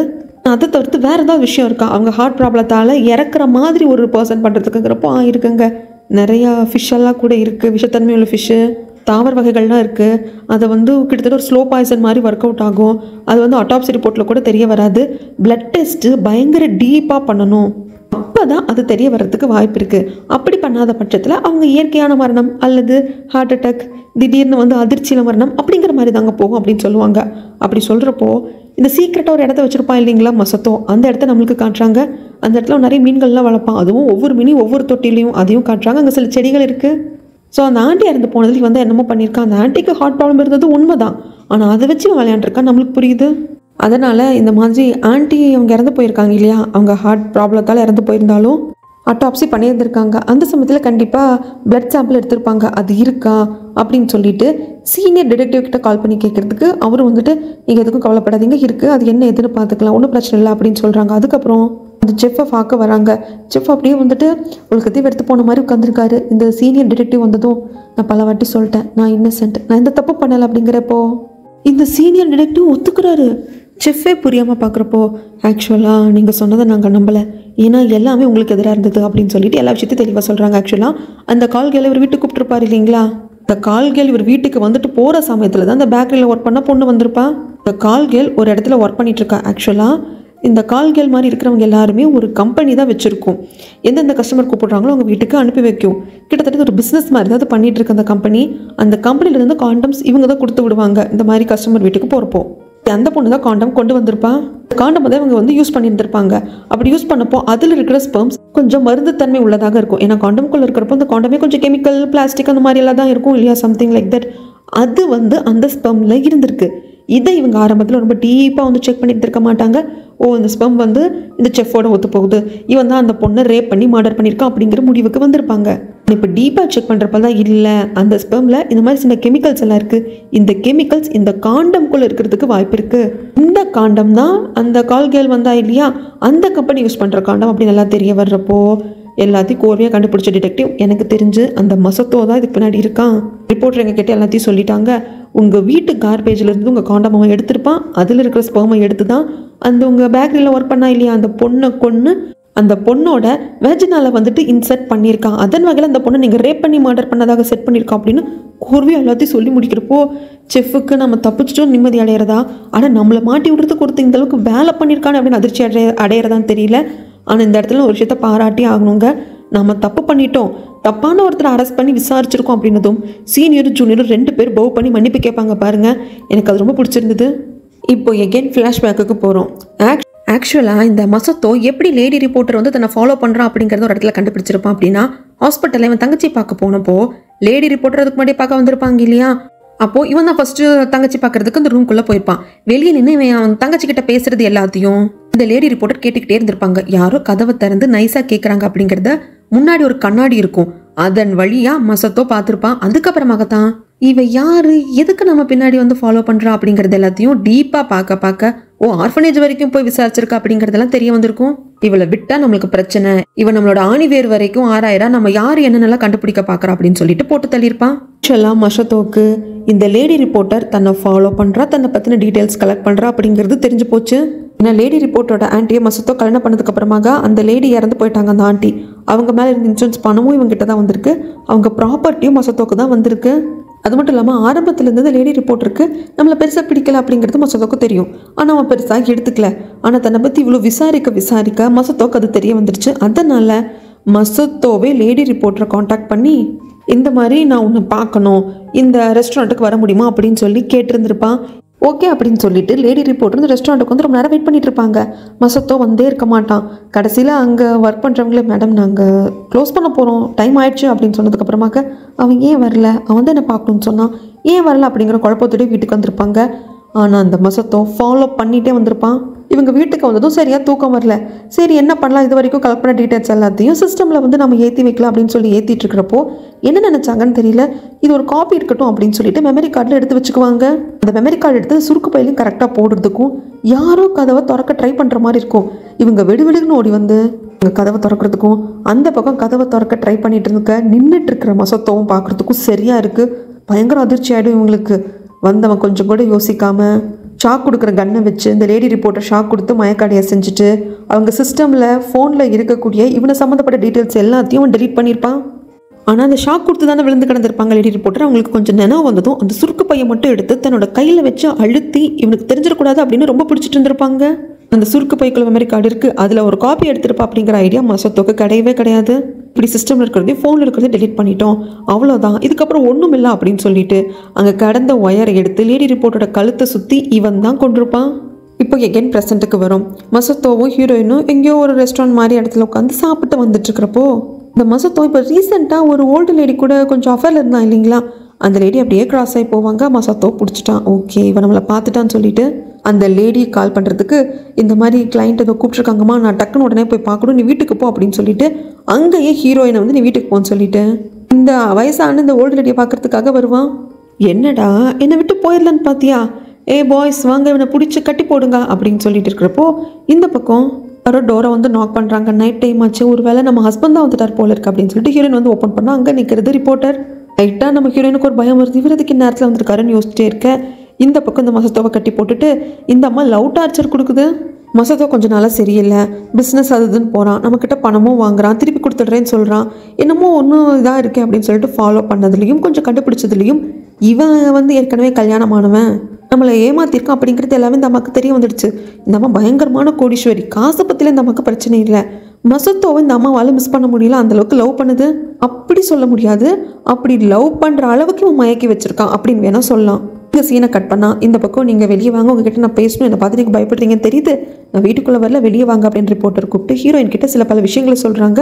உங்கள் ஹஸ்பண்ட் மசத்தோவை நம்பாதீங்க, இந்த மாதிரி அப்படின்னு சொல்லிட்டு அவன் பேர் உண்மையான மசத்தோவே கிடையாது, கிம்மாயு அப்படின்னு என்ன தான் சொன்னாலும் இந்த அம்மா எல்லாத்தையும் கேட்டுட்டு என்ன சார் சொல்கிறீங்க, அப்படிலாம் இருக்கிறதுக்கு வாய்ப்பு இருக்கா, அப்படியே இருந்தாலும் என்னை கொன்னா அவருக்கு என்ன சார் கிடைக்க போகுது அப்படிங்கிறதுக்கு இது பாருங்கள், ஒரு வாட்டி உங்களோட கார்பேஜ் எல்லாத்தையும் நான் பார்த்தேன், அதில் எனக்கு ஒரு பேப்பர் கிடச்சிது, அதில் உங்கள் மேலே அவர் இன்சூரன்ஸ் போட்டு வச்சுருக்காரு, நீங்கள் சூசைட் பண்ணிக்கிட்டா தான் அந்த பணம் உனக்கு கிடைக்கும் அப்படிங்கிறப்போ என்ன சொல்கிறீங்க, சூசைட் பண்ணிக்கிட்டா எந்த கம்பெனியில் பணம் கொடுக்குறாங்க மேடம், அதுக்கு நிறைய விஷயங்கள் இருக்குது, பொதுவாக ஒருத்தங்க நல்ல மனநிலைமையில் இருக்காங்க, திடீர்னு ஏதோ ஒரு மைண்ட் டிஸ்டர்ப் ஆகியோ இல்லை இன்சூரன்ஸ் பணத்துக்காக சூசைட் பண்ணிக்கிட்டா கிடைக்காது. ஆனால் அதுவே மென்டலி டிஸ்டர்ப் ஆனவங்க, சைக்காட்ரிஸ்ட் கிட்ட ட்ரீட்மெண்ட் எடுத்துகிட்டு இருக்கிறவங்க, கொஞ்சம் அவங்க ஸ்டேபிளாக இல்லை, அவங்களுக்கு ஏதோ ஒரு பிரச்சனை, ஏதோ ஒரு டிப்ரெஷன் ஸ்டேஜ்லேயே இருக்காங்க அப்படிங்கிறவங்க சூசைட் பண்ணிக்கிட்டாங்க, இன்சூரன்ஸ் பணம் கிடைக்கும், மேபி அதுக்காக பண்ணலாம் அப்படின்னதும் இந்த அம்மா கோவம் வந்துடுது. பலர் இந்த ரிப்போர்ட்டர் அரைஞ்சிட்டு என்ன தைரியம் என் புருஷனை பற்றி இப்படி பேசுவேன் அப்படின்னு சொல்லிட்டு போயிடும். இந்த பக்கம் இந்த வயசான அம்மா தான் லவ் டார்ச்சர் கொடுக்குதே. இதை பாரு மசத்தோ, என் கூடவே இருந்துச்சு, எனக்கு வேறு எதுவும் வேண்டாம், உனக்கு வேணுங்கிறத நான் பண்ணி கொடுக்குறேன், எல்லாத்தையும் நான் பார்த்துக்கிறேன், இந்தா என் காலில் முத்த கொடு அப்படிங்கிறப்போ இவன் குமிச்சு முத்தம் கொடுக்குற மாதிரி வந்து கட்டவரில் கடிச்சு துப்பிடுவான். அவ்வளோதான், இந்த அம்மாவுக்கு பயங்கர வெறி ஆயிடுச்சு. டேய், நீ என் கூட வாழலைன்னா நீ உயிரோடு வாழ வேண்டிய அவசியமே இல்லை அப்படின்னு சொல்லிட்டு அந்த மற்ற கோட்டு போட்டு அடையாளங்களை கூப்பிட்டு போட்டு தள்ள சொன்னால் அசால்ட்டாக மசத்தோ அவங்க எல்லாருமே போட்டு தள்ளிடுறான். அசல் இந்த அம்மா வந்து டே உனக்கு கொன்று வேண்டா என்ன எதுன்னு மிரட்டினாலும் இந்த அம்மா அவன் அடிக்கிறதுல ஒன்றும் பண்ணுறதில்ல. டே நான் உன்னை மனசார காதலிச்சிட்டேன், நீ தயவுசெய்து என்னை விட்டு போயிடாதனால முடியலங்கிறதுக்கு. காதல், நீ நான் ரொம்ப காதலிச்சிட்டேன் இல்லையா, அதனால உன்னால் என்னை எதுவும் பண்ண முடியாது, அதனாலே நான் உன்னை விட்டு போகிறேன், அந்த காதலே உன்னை கொண்டுடும் அப்படின்னு சொல்லிட்டு வர இந்த அம்மா உட்காந்து கதறி கதறி அழும். அதை எதையும் கண்டுக்காமல் அடுத்த நாள் விடிஞ்சதுக்கு அப்புறம் தான் வீட்டுக்கு வருவான். சாரி செல்லும், ஒரு ரொம்ப முக்கியமான ஒர்க்கு கிளைண்ட்டு, அதனால தான் அப்படிங்கிறதுக்கு புரியுதுங்க, நான் கரெக்டான டைமுக்கு வந்துட்டேன்ல, நம்ம கிளம்பணும், நம்ம ஆனிவர்சரி செலிப்ரேட் பண்ணணும், ரிங்கு மாற்றிக்கணும், போகலாம் அப்படிங்கிறப்போ இவங்க எக்ஸ் ஹஸ்பண்ட் கிட்டே இருந்தப்போ கஷ்டப்பட்ட பிறந்து ஒரு குருவி மாதிரி ஒயிட் கலரில் வளர்த்துவாங்கன்னு சொன்னேன் இல்லைங்களா, அந்த பேர்டையும் நம்ம கூட்டிகிட்டு போகணும், நம்ம கல்யாணத்துக்கு இதுதான் சாட்சி, வேறு யாரும் இன்வைட் பண்ண வேண்டாம், நீயும் நானும் மட்டும் கல்யாணம் பண்ணிக்கலாம், ரிங்கு மாற்றிக்கலாம் அப்படிங்கிற மாதிரிலாம் இவன் பிரைன் வாஷ் பண்ணியிருப்பான். சரிங்க யாரும் வேண்டாம், ஈவன் என் ஃப்ரெண்டு சைக்காட்டிஸ்ட் ஃப்ரெண்டு கிட்ட கூட நான் சொல்லலை, பட் இந்த பறவையை கூப்பிட்டு போகலாம் அப்படின்னு சொல்லிட்டு அந்த பறவை கூண்டோட இன்னும் சில திங்ஸ் எல்லாத்தையும் வண்டியில் ஏற்றியாச்சு. அப்போ கரெக்டாக அந்த குட்டி பொண்ணு ஏற்கனவே ஒரு டைம் மசத்தோக்கிட்ட பேசினாலே அந்த பொண்ணு வந்துட்டு எங்கே போகிறீங்க என்ன ஏதுன்னு கேட்டு பை சொல்கிறா. அப்படி கார் போகிறத மேலே நின்று இந்த ரிப்போர்ட்டரும் பார்க்குறாங்க. பாவம் நம்ம ஹீரோயின், இவன் நம்மளை கொல்ல தான் கூப்பிட்டு போகிறான் அப்படிங்கிறது கூட தெரியாமல் சந்தோஷமாக போகிறா. போகிறப்ப பேசிக்கிட்டே போகிறா. ஆக்சுவலாக நான் லாஸ்ட் வீக் கைனோகாலஜிஸ்ட்டை போய் பார்த்துட்டு வந்தேங்க, ஹோப் இருக்குன்னு சொல்லியிருக்காங்க, நாம் குழந்தைக்கு சீரியஸாக ட்ரை பண்ணலாம், கொஞ்சம் ட்ரீட்மெண்ட்டும் எடுத்துக்கலாம் அப்படின்னு சொல்லிட்டு இது பாவம் குழந்தை பத்துக்கிறத பற்றியெல்லாம் பேசுகிறா. இவனும் மசத்தோவும் கன்ஃபார்ம் நம்ம நல்லபடியாக ரிங் மாற்றிக்கலாம், நம்ம வெட்டிங்கை முடிப்போம், அதுக்கப்புறமாக குழந்தை தான் அப்படின்னு சொல்லிட்டு இவனும் ஏமாற்றி கூப்பிட்டு போகிறான். அங்கே ஒரு ஹோட்டலையும் புக் பண்ணுறான். அங்கேருந்து பார்க்குறப்போ அந்த மலை ரொம்ப அழகாக இருக்குது, நம்ம ஹீரோயினுக்கு ரொம்ப பிடிச்சிருக்கு. மசத்தோ வந்துட்டு என்னோட லைஃப் என் லவ் எல்லாம் நீ தான், உனக்காக நான் என்ன வேணா பண்ணுவேன் அப்படின்னு அதிகமான காதல் வசனமெல்லாம் பேசி அன்னைக்கு ஃபுல்லாக அவங்க ரொம்ப ஜாலியாக ஒன்றா டைம் ஸ்பெண்ட் பண்ணுறாங்க. அடுத்த நாள் நம்ம ஹீரோயின் எழுந்திருக்கிறதுக்கு முன்னாடியே இந்த மசத்தோ எழுந்திரிச்சு ஹீரோயினுக்காக காஃபி கலக்கிறான். அதில் பைப்புள்ள என்னத்தையோ கலக்கிறான், என்னன்னு நம்மளுக்கு மட்டும்தான் தெரியும். அதாவது கலக்கிறது ஏதோ கலக்கிறான்னு நம்மளுக்கு தெரியுது, மேபி மயக்க மாதிரி என்னங்கிறது தெரியல, ஆனால் அவன் ஏதோ கலக்கிறான் அப்படிங்கிறது கூட பாவம் நம்ம ஹீரோயினுக்கு தெரியல. அது குடிச்சிக்கிட்டு சரிவா அப்படியே வெளியே அப்படியே சுற்றி பார்த்துட்டு வரலாம், சைட் சீயிங்க்கு போகலாம் அப்படின்னு சொல்லிட்டு கூப்பிட்டு போகிறான். எங்கே போனாலும் அந்த குட்டி பறவை இருக்கு இல்லையா, அந்த கேஜி தூக்கிட்டே போயிடுவாங்க. ரொம்ப நேரம் ஆச்சுன்னா இது பாட்டுக்கு ஹோட்டல் ரூமில் கத்திக்கிட்டே கிடக்கும் இல்லையா, நம்மளை காணும்னு சொல்லிட்டு யாராவது கம்ப்ளைண்ட் பண்ணுவாங்க இல்லையா, அப்படின்னு தூக்கிட்டு போவாங்க. காரில் போய்கிட்டே இருக்கிறப்போ அங்கே தான் ஷாக்கிங்கான ஒரு ட்விஸ்ட். பின்னாடி ஒரு காரில் ரிப்போர்ட்டர் ஃபாலோ பண்ணிக்கிட்டே வராங்க. ஸோ ரிப்போர்ட்டர் எப்போ இவங்க வீட்டிலேருந்து கிளம்புனாங்களோ அப்படியே ஃபாலோ பண்ணிட்டு வந்திருக்காங்க போல இருக்கு. ரிப்போர்ட்டரை பார்த்ததும் மொசத்தோக்கு வருதே கோவம், பயங்கர ஹார்ஷாக காரை ஓட்டுறான். ஹீரோயினே ஒரு செகண்ட் பயந்து போயிடுவான். முன்னாடி ஒரு ட்ரக்கு போயிட்டு இருக்கும், பயங்கர ஃபாஸ்ட்டாக வந்து அதுக்கு ரைட் எடுத்து என்னென்னமோ பண்ணுறப்போ ஹீரோயின் பயந்து போயிட்டு என்னங்க அப்படின்னு கேட்கறதுக்கு மொசத்தோ இருந்துட்டு இல்லை சும்மா உனக்கு ஒரு சர்ப்ரைஸ் கொடுக்கலாம் தான், இப்படி நான் ஸ்பீடாக வண்டி ஓட்டினா நீ எப்படி ஃபீல் பண்ணுவேன்னு சும்மா காட்டினேன்னு சொல்கிறாங்க. ஏன்னா மசத்தோக்கு மட்டும்தான் பின்னாடி அந்த ரிப்போர்ட்டர் ஃபாலோ பண்ணிட்டு வரான்னு தெரியுதே தவிர்த்து நம்ம ஹீரோயினுக்கு அந்த ஐடியாவே இல்லை. அதனால தான் எதுவுமே சொல்லாமல் மறைச்சிடுறான். இந்த பக்கம் சீனியர் டிடெக்டிவை தான் காட்டுறாங்க. ரிசர்ச் சென்டர்லேருந்து கால் வருது. என்ன ரிசர்ச் சென்டர்னா அந்த ஆண்டி இறந்து போயிருப்பாங்களே, இந்த மசத்தோ கூட கல்யாணம் பண்ணியிருப்பானே லேடி ரிப்போர்ட்டரோட ஆண்டி, அவங்க ஹார்ட் டிசீஸில் தானே இறந்து போனாங்க அப்படின்னு இருந்தது. அதில் ஏதோ இஷ்யூ இருக்குது, அவங்க பிளட் சாம்பிள் நம்ம கிட்ட இருக்குது, எகெயின் நீங்கள் நல்லா டெஸ்ட் பண்ணுங்க அப்படின்னு சொல்லிட்டு கொடுக்க எகெயின் வந்து தரோவாக செக் பண்ணதில் தெரிய வருது அவங்க ஹார்ட் டிசீஸில் இறந்து போன மாதிரி காட்டுறதுக்கான காரணம் ஃபகு அப்படிங்கிற ஒரு பாய்சன் அவங்க பிளட்டில் கலந்துருக்கு. அது மேலோட்டமாக நார்மலாக போஸ்ட்மார்ட்டம் பண்ணி பார்க்குறப்போ தெரிய வரலை. பட் இப்போ ரொம்ப டீப்பாக போய் ரிசர்ச் பண்ணுறப்ப தான் தெரிய வருது. ஸோ அந்த ஆண்டி இறந்து போனது அப்படிங்கிறது பக்கா மர்டர் அப்படின்னு கண்டுபிடிக்க முடியாத அளவுக்கு மர்டர் பண்ணியிருக்காங்க. அப்படிங்கிறப்போ புடிங்கடா அந்த மசத்தோவா அப்படிங்கிற முடிவை டிடெக்டிவ் எடுக்கிறாரு. ஆனால் இப்போ மசத்தோ எங்கே இருக்கான் ஏது அப்படின்னு சொல்லிட்டு தெரியல.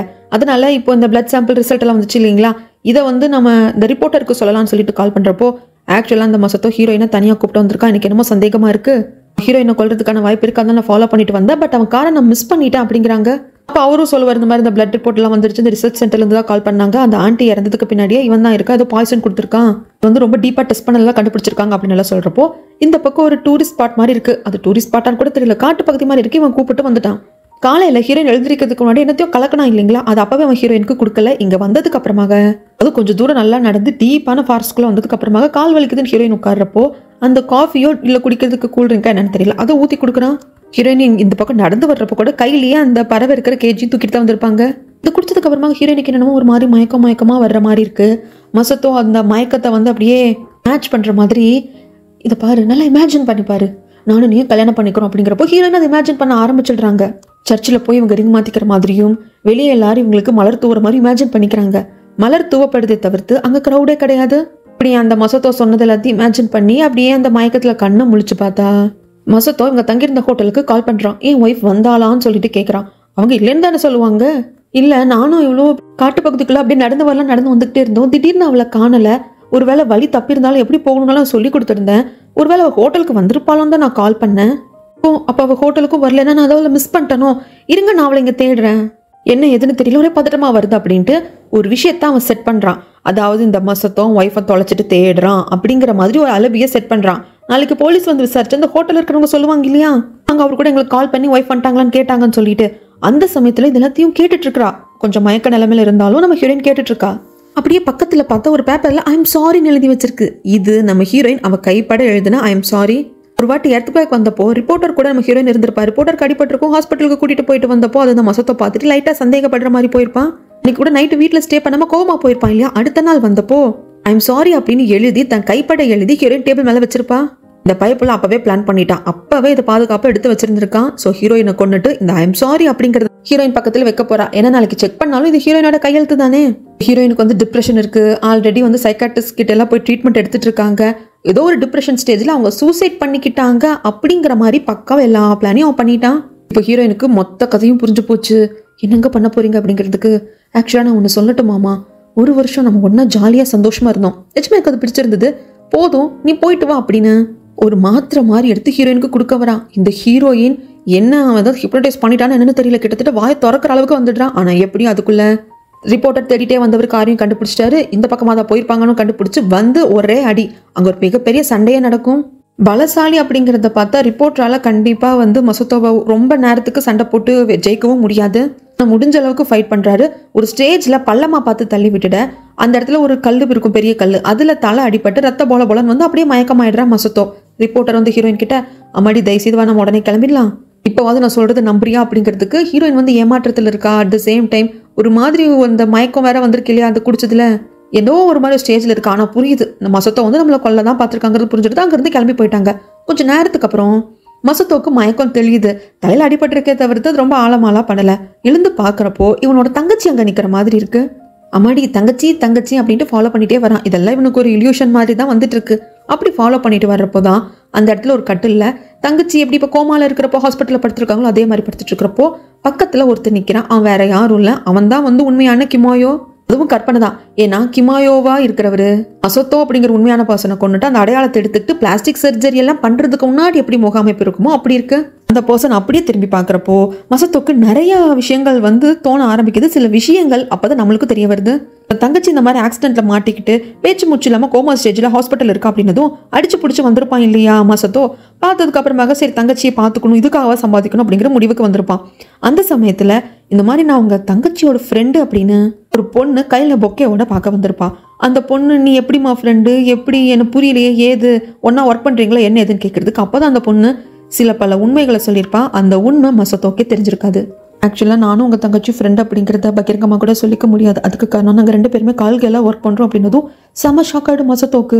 அப்போ தான் மேற்கொண்டு அந்த பொண்ணு சொல்லுவா, உங்களை நான் பார்த்தது கிடையாது, ஆனால் உங்களை பற்றி உங்கள் தங்கச்சி சொல்லியிருக்கா, ஏதோ ஒரு கிண்டர் கார்டன் ஸ்கூலில் டீச்சராக வேலை செய்கிறத தான் சொன்னான். அது எல்லாம் போய் அவளுக்கு கொஞ்சம் படிக்கணும், ஒரு ஸ்கூலில் ஒரு டீச்சராக வேலைக்கு போகணும்னு ஆசை இருக்கா. ஆனால் என்ன பண்ணுறது, எங்ககிட்ட காசு இல்லை, உங்ககிட்ட பணம் கேட்டால் நீங்கள் கொடுப்பீங்க, பட் நீங்கள் எப்படி வாழ்ந்துட்டு இருக்கீங்க, உங்களுக்கு அந்த அளவுக்கு பொருளாதார ரீதியாக நீங்கள் ஸ்ட்ராங்காக இருக்கீங்களா இல்லை நீங்களே பண கஷ்டத்தில் இருக்கீங்களா அப்படின்னு தெரியாததுனால உங்களை கஷ்டப்படுத்தக்கூடாது அப்படிங்கிறதுக்காக தான் அவள் கால்கெல்லாம் ஒர்க் பண்ண ஆரம்பிச்சா. அங்கே தான் நாங்கள் பழகணும். நான் ஏற்கனவே சொல்லியிருக்கேங்க, இப்படி கால்கெல்லாம் ஒர்க் பண்ணுறதையும் ஒரு வேலையாக தான் பார்ப்பாங்க.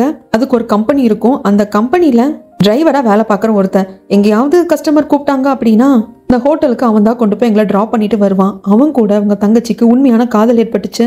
எனக்கு அந்த காதலில் பெருசாக நம்பிக்கை இல்லை. உங்கள் தங்கச்சிக்கிட்ட சொன்னேன், நம்ப முடியாதுடி, நம்ம என்ன வேலை பார்க்குறோன்னு அவனுக்கு தெரியுது, தெரிஞ்சும் எப்படி அவன் உண்மையாக காதலிப்பான். இல்லை அவன் உண்மையாக காதலிக்கிறான், அது எனக்கு நல்லா தெரியும் உங்கள் தங்கச்சி சொன்னால் நானும் அவள் விருப்பம்னு விட்டுட்டேன். அது மட்டும் இல்லாமல் அந்த டிரைவரால தான் அவங்க தங்கச்சி கர்ப்பமானோம் அப்படின்னதும் மசத்தோவோட கண் அப்படியே விரியும் பாருங்க. ஆனால் அந்த குழந்தை வேண்டாம், அந்த குழந்தை கலைச்சிட்டு இந்த டிரைவர் சொல்லிக்கிட்டே இருந்தான். ஆனால் உங்கள் தங்கச்சி கேட்கவே இல்லை. ஃப்ரீ டைமாக இருக்கிறப்போ நாங்கள் 2 பேரும் மீட் பண்ணிப்போம், நானும் உங்கள் தங்கச்சியும். அவள் வீட்டில் கொஞ்சம் ஃப்ரீயாக இருந்தாலும் என்னை கூப்பிடுவா, நாங்கள் 2 பேரும் சமைச்சு சாப்பிட்டு கொஞ்சம் பேசிகிட்டு இருப்போம். எனக்கும் படிக்கிறதுக்கு காசு வேணுங்க, எங்கள் அம்மா அப்பானால ஒன்றும் பண்ண முடியல.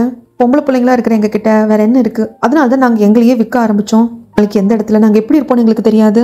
நாங்கள் பண்ணுற வேலை நாங்கள் பிடிச்சி பண்ணுறது கிடையாது. ஆனால் இந்த கஷ்டமான சூழ்நிலையில் எப்போவாவது நாங்கள் மீட் பண்ணிக்கிற சந்தர்ப்பம் கிடைச்சதுன்னா எதிர்காலம் இப்படியெல்லாம் இருக்கணும்னு கற்பனையிலே வாழ்ந்துப்போம். அதே மாதிரி தான் அன்றைக்கி ஒரு நாள் நான் ஃப்ரீயாக இருக்கேன் வரட்டுமான்னு கேட்டதுக்கு உங்கள் தங்கச்சியும் ஓகே வீட்டுக்கு வான்னு சொன்னான். நானும் சமைச்சு சாப்பிட்றதுக்கு வெஜிடபிள்ஸு வேணுங்கிற திங்ஸ் எல்லாம் வாங்கிட்டு போனேன். அப்போ பயங்கரமான சத்தம். அந்த டிரைவர் தான் இல்லை இந்த குழந்தை வேண்டாம் கலைச்சிரு அப்படி இப்படின்னு சொல்லிட்டு இருந்தான். இவ்வளோ பயங்கரமாக வெளியே ஓடி வந்தோம். நான் அப்படியே ஸ்டன் ஆகி நின்றுட்டேன். ஆனால் உங்கள் தங்கச்சி எங்களை பார்த்து எதுவும் பிரச்சனை இல்லடி, இது சாதாரண விஷயம் தான், நீ இங்கேயே வெயிட் பண்ண, நான் உங்ககிட்ட பேசிட்டு வந்துடுறேன் அப்படின்னு சொல்லிட்டு போகிறப்போ இந்த பொண்ணுக்கு என்ன பண்ணுறதுன்னு தெரியாமல் அங்கேயே நின்றுட்டு இருந்திருப்பா.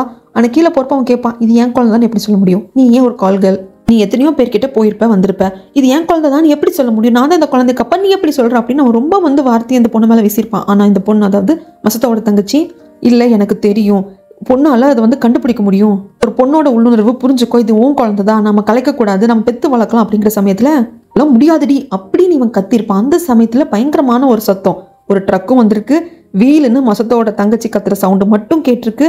இந்த பொண்ணு ஐயோ என்னடா, அதுக்கப்புறம் இந்த பொண்ணோட சவுண்டியே காணுமே அப்படின்னு இந்த மசத்தோட தங்கச்சி பார்க்க வந்த பொண்ணு எட்டி பார்த்தா ரத்த வெள்ளத்தில் மசத்தோட தங்கச்சி கிடந்திருக்கா. அதுக்கப்புறமாக தான் ஹாஸ்பிட்டலில் கொண்டு வந்து சேர்த்திருக்காங்க. ஆனால் ஆக்சிடென்ட்டில் கர்ப்பமும் கலைஞ்சிருக்கு. இந்த பொண்ணு சுயநினைவையும் இழந்து கோமா ஸ்டேஜுக்கு போயிருக்கா. இது ஃபர்ஸ்ட் போலீஸ் கேஸாக தாங்க ஆயிருக்கு.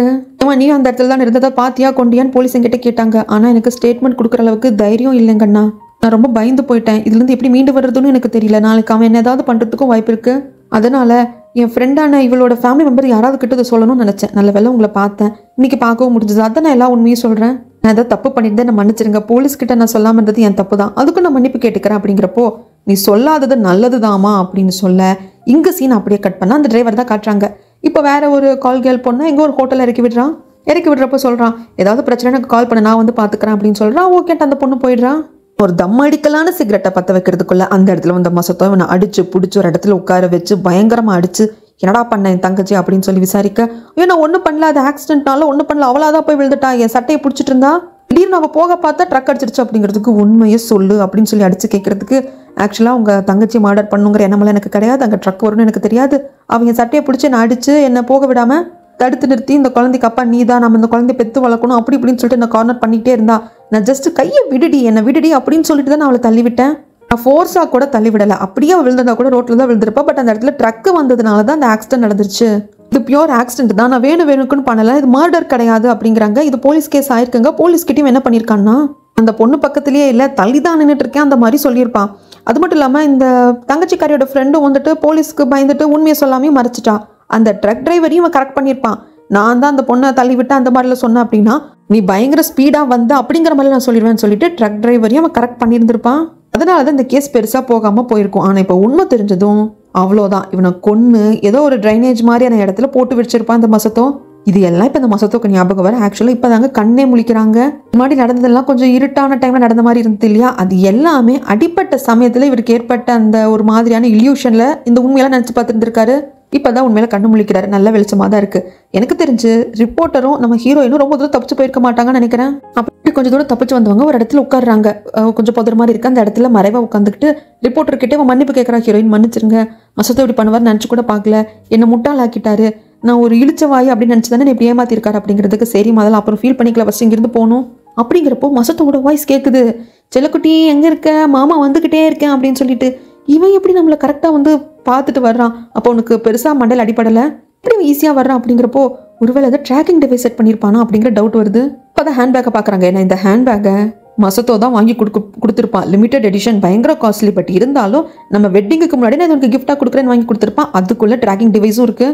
இப்போ என்ன பண்ணுறது, அவன் இதை வச்சுட்டு நம்மளை ஃபாலோ பண்ணிட்டு வந்துட்டு இருக்கான் அப்படிங்கிறப்போ டக்குனு ஹீரோயின் ஒரு முடிவு எடுக்கிறா. அவன் அந்த குட்டி பறவை வளர்த்துக்கிட்டே இருப்பா இல்லை, இப்போ ஓடி வர்றப்போ கூட இந்த கேஜியும் தூக்கிட்டு தான் ஓடி வந்திருப்பா. இந்த பேர்ட் கிட்ட சாரின்னு கேட்குறான், என்னை மன்னிச்சிரு, எனக்கு வேற வழி தெரியல அப்படின்னு ஒரு நூலால் அந்த பறவையோட காலை கட்டி அந்த நூலோட இன்னொரு பக்கத்துல இந்த ட்ராக்கிங் டிவைஸையும் கட்டி அந்த பறவையை பறக்க விடுறா. என்னை மன்னிச்சிரு, எப்போவும் உன்னை கூட வச்சுக்கணும்னு நினைச்சேன், ஆனால் இப்போ உன்னால தான் இங்கிருந்து தப்பிக்கவே முடியும், நீ பறந்து போ அப்படின்னு சொல்லிட்டு. ஏன்னா அது பாட்டுக்கு வேற ஏதோ திசையில பறந்து போகும். அப்போ அந்த ட்ராக்கிங் டிவைஸை ஃபாலோ பண்ணிட்டு அந்த பக்கம் போயிடுவேன், நம்ம தப்பிச்சிடலாம் அப்படின்னு சொல்லிட்டு இவங்க பிளான் பண்ணியிருக்காங்க. ஆனா அந்த பறவையால நல்லா அடர்ந்த காடு, அது கூண்டுக்குள்ளேயே வளர்ந்த பறவை, சரியா பறக்க முடியாம ஒரு மலை கிளையா காஞ்சு போன அந்த மாதிரி இருக்கும் இல்லைங்களா கிளை, அதுல மாட்டிக்கிச்சு.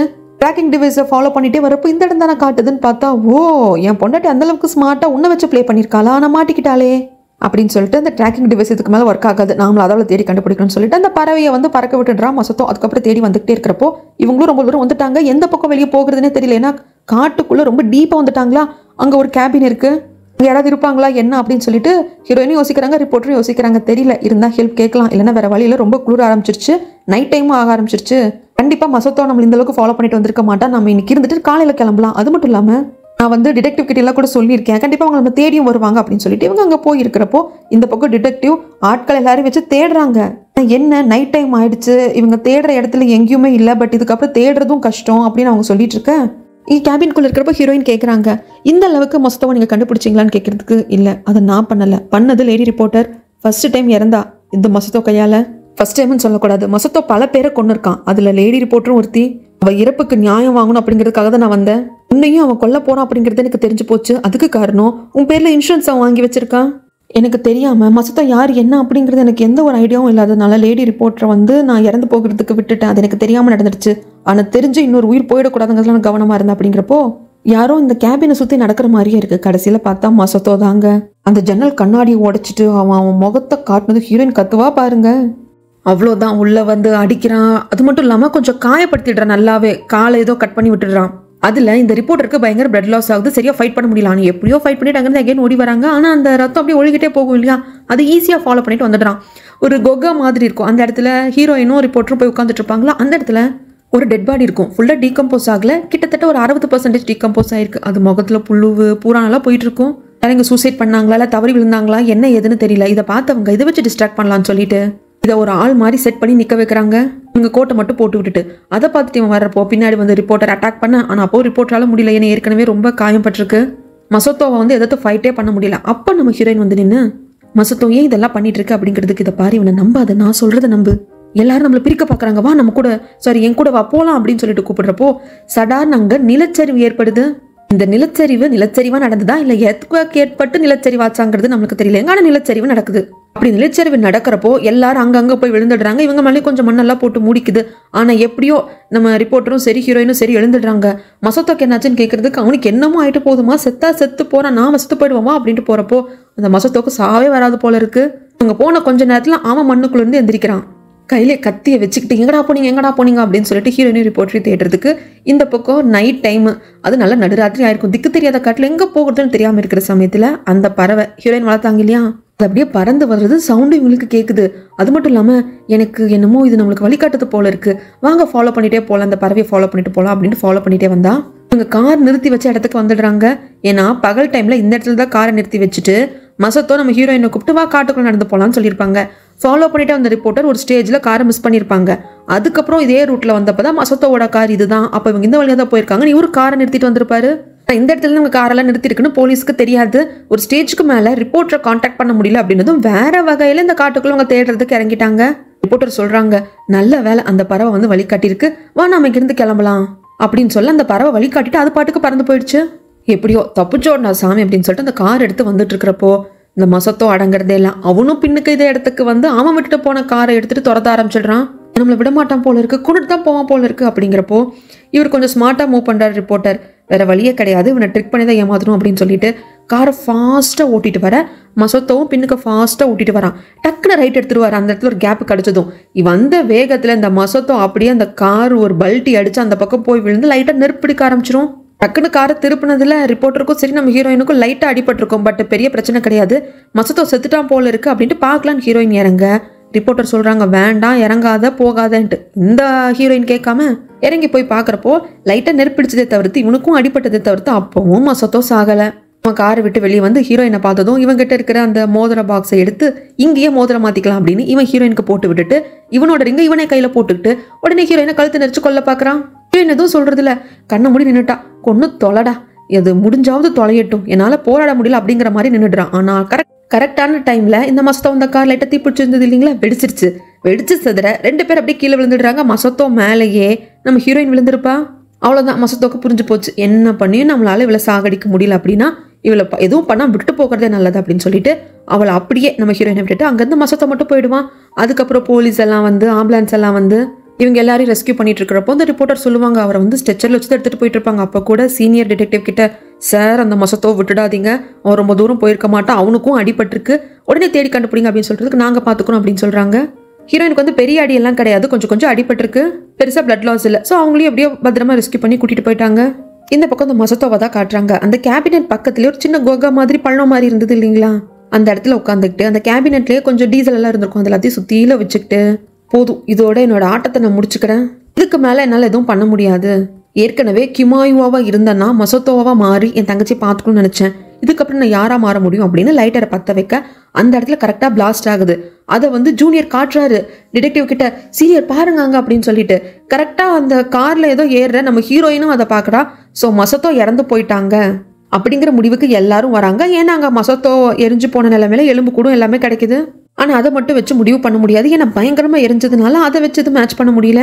ஆனால் டைமண்ட் ரிங் கிடைக்குது, அதை எடுத்துக்கொண்டு வந்து நம்ம ஹீரோயினையும் ரிப்போர்ட்டரையும் உட்கார வச்சு, டைமண்ட் வந்துட்டு எவ்வளோ அதிகமான நெருப்பாக இருந்தாலும் உருமாறி போகாதுங்களாமா, எதுவும் டெஸ்ட்ராய் ஆகாதம்மா, அதனால இதை வச்சு தான் எங்களால் கண்டுபிடிக்க முடிஞ்சது, இது மசத்தோட ரிங்கா அப்படின்னு சொல்லி காட்டுறதுக்கு ஹீரோயினும் ஆமான்னு சொல்கிறாங்க. ஏன்னா கடைசியாக அவன் தான் நாங்கள் வந்து ரிங்கு மாற்றிக்கலாம் அப்படின்னு வச்சுருந்ததை என் கையிலையும் போட்டு விட்டு அவன் அவனுக்கும் போட்டுக்கிட்டான், 2 பேரோட ரிங்லையும் மாறி மாறி எங்கள் பேர் எழுதியிருக்கும் அப்படின்னு சொல்ல மசத்தோ இறந்து போயிட்டா அப்படிங்கிற முடிவுக்கு வராங்க. இது எல்லாத்தையும் ஒரு ஆர்டிக்கலாக எழுதி ரிப்போர்ட்டர் கம்ப்ளீட் பண்ணுறாங்க. இது எல்லாம் இந்த மசத்தோ வெறும் காசுக்காக பண்ணானா, இல்லை என்னால் அப்படி சொல்ல முடியல அப்படின்னு சொல்லிட்டு இந்த ஆர்டிக்கலோட பேர் the man who killed love அப்படின்னு சொல்லி வச்சு அந்த ஆர்டிக்கலையும் முடிக்கிறாங்க. மசத்தோ அப்படிங்கிறவன் இறந்து போயிட்டான் அப்படின்னு எல்லாரும் ஒரு முடிவுக்கு வராங்க. அவங்க வாழ்க்கையை வாழவும் ஆரம்பிக்கிறாங்க. இந்த ஆர்டிக்கல் ரிலீஸ் ஆகுறப்போ கடைசியாக இந்த மசத்தோ ஒரு ஆன்டி கூட ரிலேஷன்ஷிப் இருந்திருப்பான் இல்லைங்களா, கடைசியில் அந்த ஆன்டி கூட கொல்லாம தானே வந்திருப்பான். அந்த ஆன்டி இந்த ஆர்டிக்கலை படிச்சுட்டு அந்த பேப்பரை கிழிச்சு வீசுறாங்க, லைட்டாக கண் கலங்குறாங்க. அதுக்கப்புறமாக லேடி ரிப்போர்ட்டர் இறந்து போயின அந்த கலர் இருக்கும் இல்லைங்களா, அந்த கலரை கிட்ட வந்து பார்த்து, உன்னை கொன்னவனுக்கு நான் தண்டனை வாங்கி கொடுக்கணும்னு நினச்சேன், பட் அவனே செத்து போயிட்டான் அப்படிங்கிறப்போ அந்த இடத்துக்கு லேடி ரிப்போர்ட்டோட அம்மாவும் வராங்க. நான் உன் ஆர்டிக்கலை படித்தேன்ப்பா, இதுக்கப்புறம் எந்த ஒரு பொண்ணுக்கு எந்த பிரச்சனையும் வராமல் நீ தடுத்திருக்க, அதுக்கு ரொம்ப நன்றி, நீ ஒரு பொண்ணையும் காப்பாற்றிருக்க, கிட்டத்தட்ட நீ என் பொண்ணையை காப்பாற்றுற மாதிரி நான் ஃபீல் பண்ணுறேன் அப்படின்னு சொல்கிறாங்க. அதுக்கப்புறம் எல்லாரும் பேக் டு ரொட்டீன் அப்படிங்கிற மாதிரி வந்துட்டாங்க. செஃப்பையும் ரிலீஸ் பண்ணிட்டாங்க, ஏன்னா அவர் எந்த ஒரு மர்டரும் பண்ணலாம், அதுவும் ப்ரூவ் ஆயிடுச்சு. எகைன் அந்த பேக்கரி ஓப்பன் பண்ணுறாங்க. அவர் வந்து நிரபராதி அப்படின்னு தெரிஞ்சுக்கிட்டதுக்கு அப்புறமாக அந்த பேக்கரி நல்லாவே பிக்கப் ஆகுது. இப்போ நம்ம ஹீரோயின் வந்து கொஞ்சம் கொஞ்சம் பேக்கிங் எல்லாம் கூட கற்றுக்குறாங்க. செஃப் வந்து சொல்லி கொடுக்குறாரு. பேக்கரியும் பிஸ்னஸ்லாம் நல்லா தான் போயிட்டுருக்கு. இந்த பக்கம் இந்த மசத்தோ வீட்டுக்கு பக்கத்தில் இந்த ரிப்போர்ட்டர் கூடி வந்திருப்பாங்க இல்லையா, அந்த வேலை முடிஞ்சது. இதுக்கப்புறம் இங்கே எதுக்கு இங்கே இருந்துட்டு கிளம்பலாம் அப்படின்னு சொல்லிட்டு ஒரு திங்ஸ் எல்லாம் ஏற்றி ட்ரக்கை அனுப்பிச்சிடப்போ அங்கே அந்த பொண்ணு நிற்கிறா. அவர் எங்கே அப்படின்னு சொல்லி கேட்கறதுக்கு, பாப்பா யாரை கேட்குற, ஒரு அழகான ஆண், அவரை நான் நேற்று கூட பார்த்தனே அப்படின்னு கேட்கறதுக்கு, நீ யாரமா சொல்ற, மசத்தோவா அப்படின்னு கேட்டு முடிக்கிறதுக்கும் அங்கே சீனியர் டிடெக்டிவ் வர்றதுக்கும் கரெக்டாக இருக்கு. அவர் வந்து பாப்பா பாட்டுக்கு ஓடி போயிடுது. ரிப்போர்ட்டர் உங்ககிட்ட ஒரு முக்கியமான விஷயம் பேசணும் அப்படின்னு சொல்லி ஒரு கூப்பிட்டு வர இந்த பக்கம் நம்ம ஹீரோயின் அவங்க ஃப்ரெண்டு சைக்காட்டிஸ்ட்டை பார்க்க வந்திருக்காங்க. இது நானே பேக் பண்ணதுடி, சாப்பிட்டு பாரு அப்படிங்கிறப்போ சாப்பிட்டு பார்த்ததும் ரொம்ப பிடிச்சிருக்கு அந்த சைக்காட்டிஸ்ட் ஃப்ரெண்டுக்கு.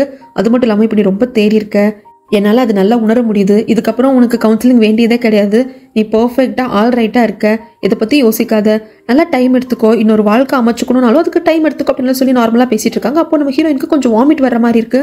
ஃபஸ்ட்டில் கொஞ்சம் காஃபி கொடுத்து சரி பண்ணிக்கிறாங்க. என்ன ஆச்சு, சரியா சாப்பிட்றது இல்லையா, இல்லைன்னா அதிகமாக நீ ஸ்வீட் சாப்பிட்ருப்பேன்னு நினைக்கிறேன், டேஸ்ட் பண்ணுறதுக்குன்னே சாப்பிட்டியோன்னு கேட்கறதுக்கு, அதெல்லாம் ஒன்றும் இல்லை, நான் கர்ப்பமாக இருக்கேன். என்னடி சொல்கிற, அந்த சீரியல் கில்லர் மசத்தோட குழந்தைய வயிற்றுல சுமந்துட்டு இருக்க, அதுக்கு எனக்கு இந்த குழந்தை வேணும், நான் எதுவும் பண்ண மாட்டேன், நீ ஏன் இப்படி கேட்குற அப்படின்னு சொல்லிட்டு ஹீரோயின் கேட்குறாங்க. அறிவு இருக்கா, நீ சிங்கிள் மதராக இருக்கிறத நான் தப்புன்னு சொல்லலாம், ஆனால் எப்படிப்பட்டவனோட குழந்தைய வயிற்றுல சுமந்துட்டு இருக்கா, உனக்கு பண்ணது கொஞ்சமா நஞ்சமா, இது சரிப்பட்டு வராது, நாளைக்கு உன் அப்பா யாருன்னு இந்த குழந்தை கிட்ட நீ என்ன சொல்லுவ அப்படின்னு கேட்கறதுக்கு, இந்த பாரு இந்த குழந்தை வேணுங்கிறதுக்காக நான் பல வாட்டி தவம் கடந்திருக்கேன், இது ஆண்டவனை எனக்கு கொடுத்தது, நான் கண்டிப்பாக வளர்ப்பேன், எக்காரணத்தை கொண்டும் நான் அந்த குழந்தைய கலைக்க வெல்ல மாட்டேன், இந்த குழந்தையோட அப்பா எப்படிப்பட்ட கேடு கெட்டவனா சீரியல் கில்லராக இருந்துட்டு போட்டோம், ஆனால் நான் இந்த குழந்தைய நல்ல முறையில் வளர்ப்பேன் அப்படின்ட்டு அவங்க ரொம்ப உறுதியாக இருக்காங்க. அப்பதான் இந்த பக்கம் நம்மளுக்கு காட்டுறாங்க, சீனியர் டிடெக்டிவ் ரிப்போர்ட்டர் கூப்பிட்டு பேசினாங்க இல்லையா, என்ன பேசியிருப்பாங்கன்னா, ஆக்சுவலா அந்த காட்டுக்குள்ள நீங்க மாட்டிக்கிட்டப்ப வேற ஏதாவது டெட் பாடி பாத்தீங்களான்னு கேட்கறதுக்கு, ஆமா கிட்டத்தட்ட ஒரு 60% டீகம்போஷன் ஒரு டெட் பாடியா நானும் ஹீரோயினும் பார்த்தோம். ஏன் கேட்குறீங்க, எனக்கு என்னமோ மசத்தோ சாகலைன்னு நினைக்கிறேன், இனிஷியல் ஸ்டேஜில் அங்கே எலும்பு கூடு கிடந்தது, எரிஞ்ச நிலைமையில கிடந்தது, அதோட கையில் ரிங்கிறத வச்சு அது மசத்தோவா இருக்குங்கிற முடிவுக்கு நாங்களும் வந்துட்டோம். அதை கொண்டு ஹீரோயின் கிட்ட காமிச்சதுக்கு, ஆமா ஏன்னா அந்த ரிங்கை சுற்றி இவங்க பேரெல்லாம் இருந்திருக்கும் இல்லையா, அதை வச்சு அவங்களும் சொல்லிட்டாங்க. ஆனால் அது இன்னும் டீப்பாக டெஸ்ட் பண்ணதுக்கு அப்புறம் தான் தெரிய வருது, அது மசத்தோவோட எலும்பு கூட கிடையாது, ஏற்கனவே ஒருத்தர் காணாமல் போயிருக்காரு. அவரோட தான் அந்த டிஎன்ஏ எல்லாம் ஒத்து போகுது. மசத்தோ எங்கேயோ உயிரோடு இருக்கான் அப்படிங்கிற சமயத்தில் தான் நம்மளுக்கு காட்டுறாங்க. அந்த கார் வெடிச்சதும் அந்த மசத்தோ கீழே விழுந்து ஹீரோயின் மேலே விழுந்திருப்பாங்க இல்லையா, அப்போ மசத்தோ காது கிட்ட லைவ் அப்படின்னு சொல்லியிருப்பாங்க, அதாவது உயிர் வாழ்ந்துரு அப்படிங்கிற மாதிரி. இந்த சீனுக்கு நம்மளுக்கு தெரிய வர்றது என்னன்னா, மசத்தோ என்ன கொடுமைகள் பண்ணாலும் ஹீரோயினால மசத்தோ வெறுக்க முடியலன்ட்டும் நீ எங்கேயாவது உயிரோடு இருந்துரு அப்படிங்கிற மாதிரி நினைக்கிறாங்க போல இருக்கு. அதனால தான் அப்படி சொல்லியிருக்காங்க போல இருக்குன்னு நம்மளுக்கு தோணுது. ஸோ இன்னும் மசத்தோ சாகலை. மசத்தோவை சீரியல் கில்லராக தான் இவங்க எல்லாரும் பார்க்குறாங்க. ஏன்னா அவன் அந்த அளவுக்கு நிறைய மர்டரை பண்ணியிருக்கான். அப்படிதான் ஆர்டிக்கிளும் எழுதியிருப்பாங்க. அப்படிப்பட்ட சீரியல் கில்லர் தான் இறந்து போனதாக ஊரகத்துக்கு காட்டிட்டாங்க. கேஸும் க்ளோஸ் ஆயிடுச்சு. ஏன்னா மக்கள் நியூஸ் எல்லாம் பார்க்குறவங்களுக்கு ஒரு சீரியல் கில்லர் இருந்தான், அவன் செத்து போயிட்டான் அப்படின்னு தான் நினைப்பாங்க. ஆனால் அவன் இன்னும் சாகலைங்கிறது போலீஸ் டிபார்ட்மெண்ட், டிடெக்டிவ், நம்மளோட ரிப்போர்ட்டர் இவங்களுக்கு தான் தெரியும். என்ன பண்ணுறதுன்னு தெரியல, இதுக்கப்புறம் அவன் என்ன பண்ண போறான்னு தெரியல. அப்போதான் மசத்தோட தங்கச்சி இருக்கிற ஹாஸ்பிட்டலில் காட்டுறாங்க. அந்த பொண்ணோட பெட்டு பக்கத்தில் யாரோ ஃப்ளவர்ஸை கொண்டு வச்சுட்டு போகிறாங்க. அது வேற யாரும் இல்லைங்க, மசத்தோ தான். அவன் தான் அந்த ஃப்ளவர்ஸை வாங்கி கொண்டு வந்து வைப்பான். என்ன மசத்தோட தங்கச்சிக்கு இந்த ஃப்ளவர்ஸ்னால் ரொம்ப பிடிக்கும்.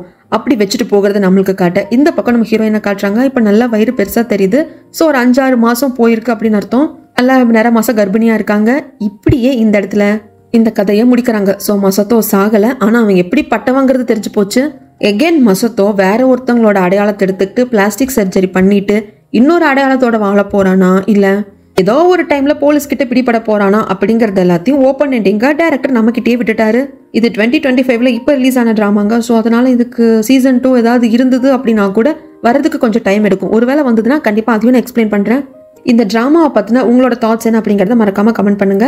இதுக்கப்புறமாக நம்ம ரிவ்யூ போர்ஷனும் இந்த ட்ராமாவை பற்றி நான் என்ன நினைக்கிறேன் அப்படிங்கிறத பற்றி தான் சொல்ல போகிறேன்.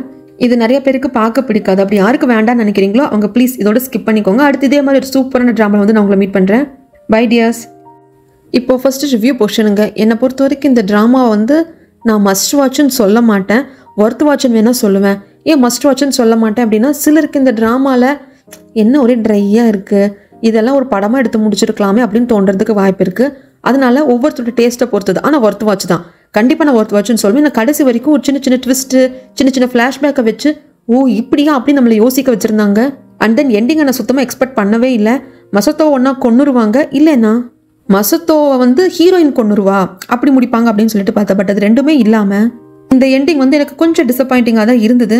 அண்ட் தென் நான் கெஸ் பண்ண மாதிரி இல்லை அப்படிங்கிறதுனால கூட அந்த டிசப்பாயிண்டிங் இருந்ததுன்னு சொல்லிட்டு நம்ம வச்சுக்கலாம். அடுத்தது, ஏன் கடைசி வரைக்கும் ஹீரோயினால மசத்தோவை வெறுக்க முடியல அப்படின்னா, அந்த அளவுக்கு அவன் மைண்ட் கண்ட்ரோல் பண்ணி வச்சிருக்கான். ஹீரோயினை மட்டும் கிடையாது, அவன் எந்த பெண்கள் கூட பழகுறானோ நெருங்கி அவங்க எல்லாருமே ஒரு வகையில் மைண்ட் கண்ட்ரோல் பண்ணி வச்சிருப்பான். இதுக்கு இடையில நிறைய விஷயங்கள் சொல்லுவாங்க.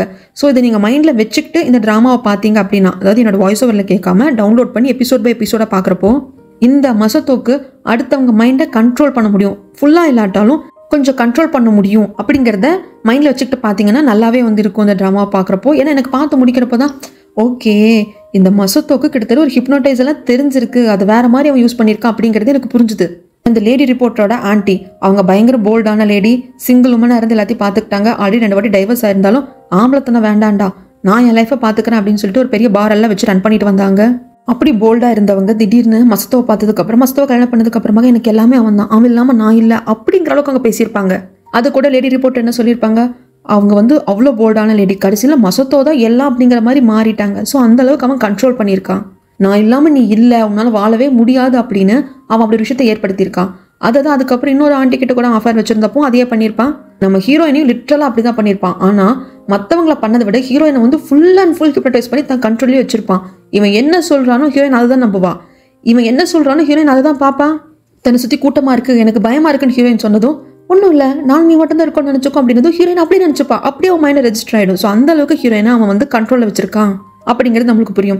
ஈவன் இடையில கூட ஹீரோயினோட ஃப்ரெண்ட் அந்த சைக்காட்ரிஸ்ட் டாக்டர் சொல்லுவாங்க இல்லையா, நீ வந்து மசத்தோ ஹஸ்பண்ட் கூட சேர்ந்து மெடிடேஷன் பண்ணுறது நிறுத்து, ஏன்னா என்னால் உன்னை ஹிப்னடைஸ் பண்ண முடியல, அது என்ன ரொம்ப டிஸ்டர்ப் பண்ணுது. உன் ஹஸ்பண்டுக்கு வந்து ப்ராப்பரான சர்டிஃபிகேட் கிடையாது, அவருக்கு மெடிடேஷன்லையும் ப்ராப்பரான சர்டிஃபிகேட் கிடையாது, ஹிப்னடைஸ்லையும் கிடையாது. ஸோ இது டேஞ்சராக போயிடும்னு சொல்லியிருப்பாங்க இல்லையா. ஸோ இதன் வகையில் அவன் வந்து ஒருத்தவங்க மைண்டை ஈஸியாக கண்ட்ரோல் பண்ணக்கூடியவன், அதெல்லாம் இத்தனையும் பண்ணியிருக்கான் அப்படிங்கிறது தெரிய வருது. ஆனால் என்ன, இவனால் ஒரு பொண்ணுங்களோட மைண்டை தான் கண்ட்ரோல் பண்ண முடிஞ்சதே தவிர்த்து ஆம்பளைங்க மைண்டை முடியல. ஒருவேளை அதுவும் முடிஞ்சிருந்தா ஈஸியாக ரிப்போர்ட்டர், டிடெக்டிவ் இவங்க எல்லாரையும் கண்ட்ரோல் பண்ணி ரொம்ப ஈஸியாக தப்பிச்சிருப்பான் போல. இத்தனையும் மசத்தோ எதுக்காக பண்ணான்னா, தன் தங்கச்சியை பார்த்துக்கிறதுக்கு வேற எந்த வேலை வெட்டிக்கும் போல. வேற ஏதாவது ஃப்ராட் வேலை பண்ணுறோம் அப்படின்னா, அவன் ஃபர்ஸ்ட் ஒரு வேலை பண்ணிட்டு இருந்தான் இல்லைங்களா, குரூப் ஆஃப் பீப்புளை வச்சுக்கிட்டு பிளாக்மெயில் கால் எல்லாம் பண்ணுறது, உங்களுக்கு இவ்வளோ பணம் கொடுத்தா இவ்வளோ பணம் கிடைக்கும் அப்படின்னு சொல்லிட்டு ஃப்ராட் கால் மேக் பண்ணுறது அப்படின்னு சொல்லிட்டு பண்ணிட்டு இருந்தான். எகெயின் பண்ணால் போலீஸில் மாட்டினா பிரச்சனை. ஏற்கனவே அப்படி பண்ணி போலீஸில் மாட்டி தான் இவன் ஆக்சுவலாக கிமாயோ மசத்தோ அப்படிங்கிறவனை கொன்று அடையாளத்தை எடுத்துக்கிட்டு பிளாஸ்டிக் சர்ஜரி தன் முகத்தையெல்லாம் மாற்றிக்கிட்டு உலாத்திட்டு இருக்கான். ஸோ அதனால் அந்த அளவுக்கு ஃப்ராட் வேலையை பண்ண முடியாது. அதனால வயசானவங்களா, அதாவது ரொம்ப ஏஜ்டு பர்சனாக இல்லாமல் ஒரு 50 வயதை தொட்ட ஆண்டிஸாக பார்த்து இவன் காதலிக்கிறது, அவங்களுக்கு தான் தான் எல்லாம் அப்படிங்கிற நம்பிக்கை கொடுக்கறது.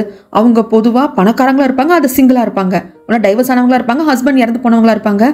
இந்த மாதிரி பர்சனாக பார்த்து காதல் வலையில் விளைவிக்கிறது, அவங்க கிட்ட பணம் வாங்கிக்கிறது, இல்லை அவங்க கிட்ட பெருசாக பணம் இல்லை அப்படின்னா அவங்க மேலே இன்சூரன்ஸ் எடுக்கிறது, அதுக்கப்புறம் அவங்கள கொண்டுடுறது, இன்சூரன்ஸ் பணத்தை எடுத்துக்கிறதுன்னு சொல்லிட்டு இருந்திருப்பான். இப்படி தான் லேடி ரிப்போர்ட்டோட ஆண்டியை பண்ணியிருப்பான். ஆனால் ரெண்டாவதாக ஒரு ஆண்டி கூட அவன் அஃபேர் வச்சுட்டு இருந்தப்போ அவங்க கிட்ட நிறைய பணம் இருந்தது, அவங்க கேட்குறப்பெல்லாம் பணம் கொடுத்தாங்க. அப்படிங்கிறதுனால கடைசியில் அவங்கள எதுவும் பண்ணாமல் அவன் விட்டுருவான்.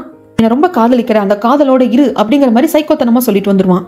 நம்ம ஹீரோயினும் ஹார்ட் ப்ரோக்கனான உமன், தனக்குன்னு யாரும் இல்லை, தன் எக்ஸ் ஹஸ்பண்டும் இப்படி தன்னை பண்ணிட்டானே அப்படிங்கிற தற்கொலை பண்ணிக்கிற ஒரு சூழ்நிலையில் இருந்தவளை எதர்ச்சியாக தான் பார்த்துருக்கான். அது பிளான்டு கிடையாது.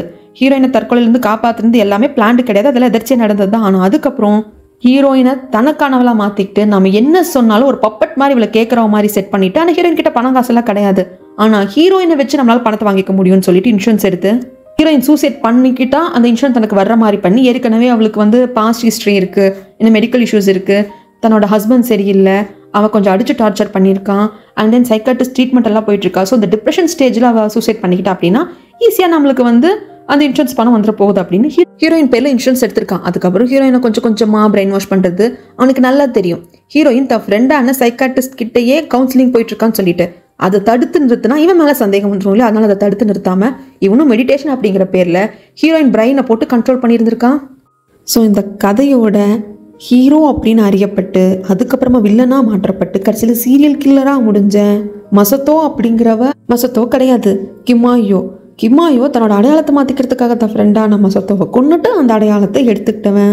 ஆதரவு இல்லாமல் தனியாக இருக்கிற பெண்கள், அது கொஞ்சம் வயசில் அதிகமாக இருக்கிற பெண்கள், இல்லை தன்னோட பாஸ்ட் லைஃப்பில் மிகப்பெரிய கஷ்டத்தை அனுபவிச்ச பெண்களை அவங்களுக்கு துணையாக இருக்கிறதுக்காகவும் ஆறுதலாக இருக்கிற ரீதியாகவும் அவங்கள ஒரு வகையில் கண்ட்ரோல் பண்ணுறான். இவன் இல்லாமல் வாழ முடியாது அப்படிங்கிற ஒரு நிலைக்கு கொண்டு போயிடுறான்.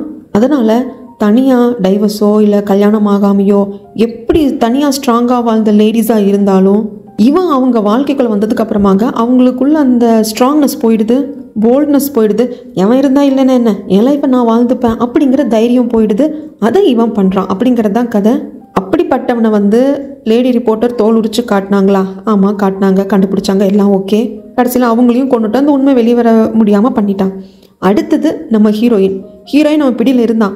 சரி ஹீரோயின் கண்டுபிடிக்கல கடைசி வரைக்கும், சரி எப்படி தப்பிச்சாவது போயிடுவாள் அப்படின்னு பார்த்தா ஹீரோயின் தப்பிச்சாலே தவிர்த்து மசத்தோ மேலே இருந்த காதலை அவளால் மாற்றிக்க முடியல. மசத்தோ கூட சேர்ந்து வாழணுங்கிற எண்ணம் இல்லை அப்படின்னாலும் அவன் எங்கேயாவது உயிரோடு இருக்கணும் அப்படிங்கிற எண்ணம் அவளுக்கு இருந்திருக்கு.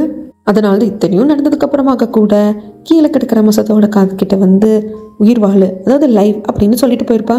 இந்த ட்ராமாவை பொறுத்த வரைக்கும் ஹீரோயினோட ஆக்டிங் ரொம்ப நல்லா இருந்ததுங்க. கொஞ்சம் பயம், குழப்பம், நம்ம ஏதோ ஒன்று தப்பு பண்ணுறோமோ, நம்ம லைஃப்பில் ஏதோ தப்பாக நடக்குதோ அப்படிங்கிற மாதிரியான ஒரு கன்ஃபியூஷன் அப்படின்னு சொல்லிட்டு அவங்க ஆக்டிங் ரொம்ப நல்லா இருந்தது. அதுக்கப்புறம் மசத்தோ அந்த கேரக்டர் சீரியஸாக சொல்லணும்னா ஆரம்பத்தில் பார்க்குறப்போ அச்சே நல்ல மனுஷனே அப்படிங்கிற மாதிரி தோணுச்சு. ஆனால் ஒரு ஸ்டேஜுக்கு மேலே பார்க்குறப்பே பயம் வந்தது. ஏதோ ஒரு சீனில் ஒரு சிரிச்சாருன்னா ஐயோ உன்னை பார்த்து பயமாக இருக்கே, அதாவது அதுக்கேற்ற மாதிரி மேக்கப்பும் அப்படி கொடுத்துருக்காங்க. என்னை பொறுத்த வரைக்கும் இந்த ட்ராமா பார்த்து முடிக்கிறப்போ அச்சோ டைம் வேஸ்ட்டே அப்படிலாம் நினைக்கலைங்க. எனக்கு இந்த ட்ராமா ரொம்ப பிடிச்சிருந்தது. கடைசியில் கூட மசத்தோட தங்கச்சி வகையில் நடந்த சில பிரச்சனைகள் அப்படிங்கிறது இப்படி கூட வச்சுருக்காங்க அப்படிங்கிற மாதிரி தோணுச்சு. ஏன்னா மசத்தோட தங்கச்சிக்கு இப்படி ஒரு பேக் ஸ்டோரி சொல்லுவாங்க அப்படிங்கிற எக்ஸ்பெக்ட் பண்ணலை. சரி இந்த பொண்ணு தான் ஆக்சிடென்ட் ஆகிருக்கும் அப்படிங்கிற மாதிரி முடிச்சிருவாங்க அப்படின்னு பார்த்தா, பட் பேக் ஸ்டோரியை அந்த பொண்ணுக்கு ரொம்ப ஸ்ட்ராங்காக வச்சுருந்தாங்க. ஸோ கண்டிப்பாக ஒர்த்து வச்சுதாங்க. ஆனால் எல்லாருக்கும் பிடிக்குமா அப்படின்னு கேட்டால் பரபரன்னு போகணும், ஏன்னா ஃப்ளாட்டாக இருக்குது, ஸ்க்ரீன் பிளேயில் ஒரு க்ரிப் இல்லாமல் இருக்கே, இன்னும் நல்லா இருந்திருக்கலாமே அப்படி நல்லா நினைக்காம எந்த எக்ஸ்பெக்டேஷன்ஸ் இல்லாமல் பிளாங்காக உட்காந்து பார்த்தீங்கன்னா கண்டிப்பாக பிடிக்கும். 8 எபிசோட் ஒரே சிட்டிங்கில் பார்க்கறது அப்படிங்கிறது கஷ்டம். 2 நாள் டைமை ஃப்ரீ டைம் ஏதாவது இருந்ததுன்னா பார்த்துக்கலாம். இல்லை ஒரு நாள் ஃபுல்லாக எனக்கு ஃப்ரீ டைம் தான் இருக்குது, நான் பயங்கர போர் அடிச்சிட்ருக்கு அப்படிங்கிறீங்கன்னா ஒரு நாளில் நீங்கள் பார்த்து முடிச்சிடலாம். பட் கண்டிப்பாக ஒர்த் வாட்ச் தான். ரொம்ப சிம்பிளான ஸ்டோரி லைன், அங்கங்கே சின்ன சின்ன ட்விஸ்ட்டு, ஒரு சில இடங்களில் கணிக்கிற மாதிரி இருந்தது. இருந்தாலும் இது எப்படி போய் முடியும் அப்படின்னு பார்க்குறதுக்கு ஒரு சின்ன க்யூரியாசிட்டியும் நம்மளுக்குள்ளே கொடுத்தது. இதுக்கப்புறம் இந்த ட்ராமாவை பார்த்து முடிக்கிறப்ப எனக்கு ஹிட்டான சில விஷயங்கள், அதில் ஃபஸ்ட்டு மசத்தோ அப்படிங்கிற கேரக்டர் ப்ராப்பராக மெடிடேஷனையும் பழகலை, அதுக்கான சர்டிஃபிகேட்டும் இல்லை. அதே மாதிரி படித்த சைக்காட்டிஸ்டான்னு கேட்டால் அப்படியும் கிடையாது. ஆனால் அவனால் எப்படி பொண்ணுங்களோட மனசை கண்ட்ரோல் பண்ண முடிஞ்சது, மைண்டை கண்ட்ரோல் பண்ண முடிஞ்சது, இவன் இல்லைன்னா எனக்கு வாழ்க்கையே இல்லை அப்படிங்கிற அளவுக்கு எப்படி கொண்டு போக முடிஞ்சது? அதுக்கு சிம்பிள் லாஜிக் தான். அன்பை காட்டி ஒருத்தங்களை அடிமையாக்குறது, அதுதான் மசத்தோ பண்ணான். என்ன அதையவே வேலையாக பண்ணான். உதாரணத்துக்கு நிறைய விஷயங்கள் சொல்லலாம்.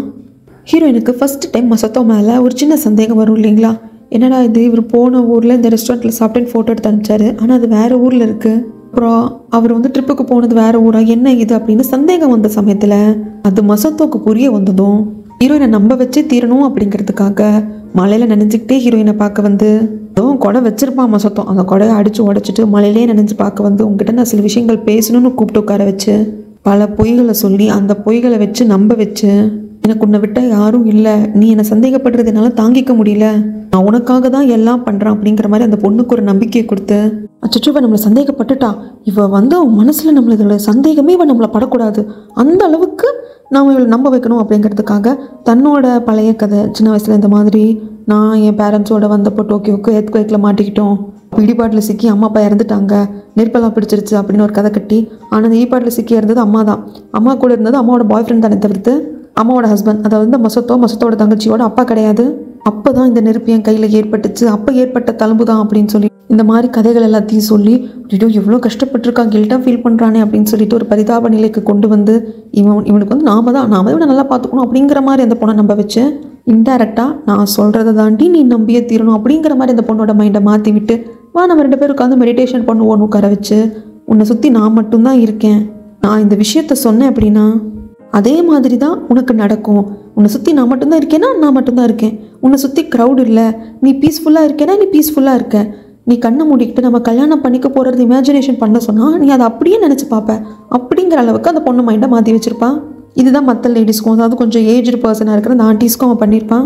இதுக்கு மசத்தோ பண்ணது வசிய மருந்து கலக்கிறதோ மயக்க மருந்து கொடுக்குறதோ ட்ரக்கு கொடுக்குறதோ கிடையாது, அன்பை கொடுக்குறது. எந்த அளவுக்கு அன்பை போலியாக கொடுக்க முடியுமோ கொடுத்து உங்கள் புத்தியை மழுங்கடிச்சு, இவன் சொன்னால் சரியாக இருக்கும், இவனுக்காக என்ன வேணால் பண்ணலாம், இவன் நம்மளை தாங்குறானே, நல்லா பார்த்துக்கிறானே, இவன் இல்லாமல் நம்மளால் வாழ முடியுமா அப்படிங்கிற ஸ்டேஜுக்கு வந்துடுறாங்க. ஒரு ஸ்டேஜில் இவன் நம்மளை ஏமாத்துறான் அப்படிங்கிறது தெரிஞ்சா கூட இவனை விட்டுட்டு அந்த பொண்ணுங்களால் போக முடியல. அதாவது ஒரு சிலர் நம்ம மேலே காட்டுற அந்த அன்பை கூட நம்மளுக்கு எதிரான ஆயுதமாக மாற்றுவாங்க, அதை வச்சே நம்மளை அழிக்கிறதுக்கும் தயங்க மாட்டாங்க அப்படிங்கிறது இந்த ட்ராமா பார்த்து முடிக்கிறப்ப எனக்கு தோணுச்சு. காற்ற அன்பை ஆயுதமாக்குறது கிடையாது, ஒரு ஆயுதம், அது கிட்டத்தட்ட நம்மளை அழிச்சிடும். அந்த மாதிரி ஒரு கூர்மையான ஆயுதத்தை நம்ம மேலே ஏவுறப்போ பார்க்குற நம்மளுக்கு அது ஆயுதமாகவே தெரியாது. அடடே அன்பாக இருக்கே, இவ்வளோ அன்பா அப்படிங்கிற மாதிரி நம்மளுக்கு தோணும். அப்படி ஒரு பிம்பத்துக்குள்ளே ஒரு மாயைக்குள்ளே நம்ம இருப்போம். உண்மையில் அந்த பர்சன் காட்டுறது அன்பு கிடையாது, அன்பு மாதிரி தெரியக்கூடிய நம்மளை அழிக்கிற ஆயுதம். இதை கண்டுபிடிக்கிறதுக்கு அவங்கவுங்க லைஃபோட எக்ஸ்பீரியன்ஸ் தாங்க, அதை சொல்கிறதுக்கு இல்லை. பட் இந்த ட்ராமாவை பார்த்து முடிக்கிறப்போ எனக்கு தோணுன விஷயம் இதுதான். உங்களுக்கு என்ன தோணுச்சு அப்படிங்கிறத மறக்காமல் கமெண்ட் பண்ணுங்கள். அடுத்து இதே மாதிரி ஒரு சூப்பரான ட்ராமாவில் நான் உங்களை மீட் பண்ணுறேன்.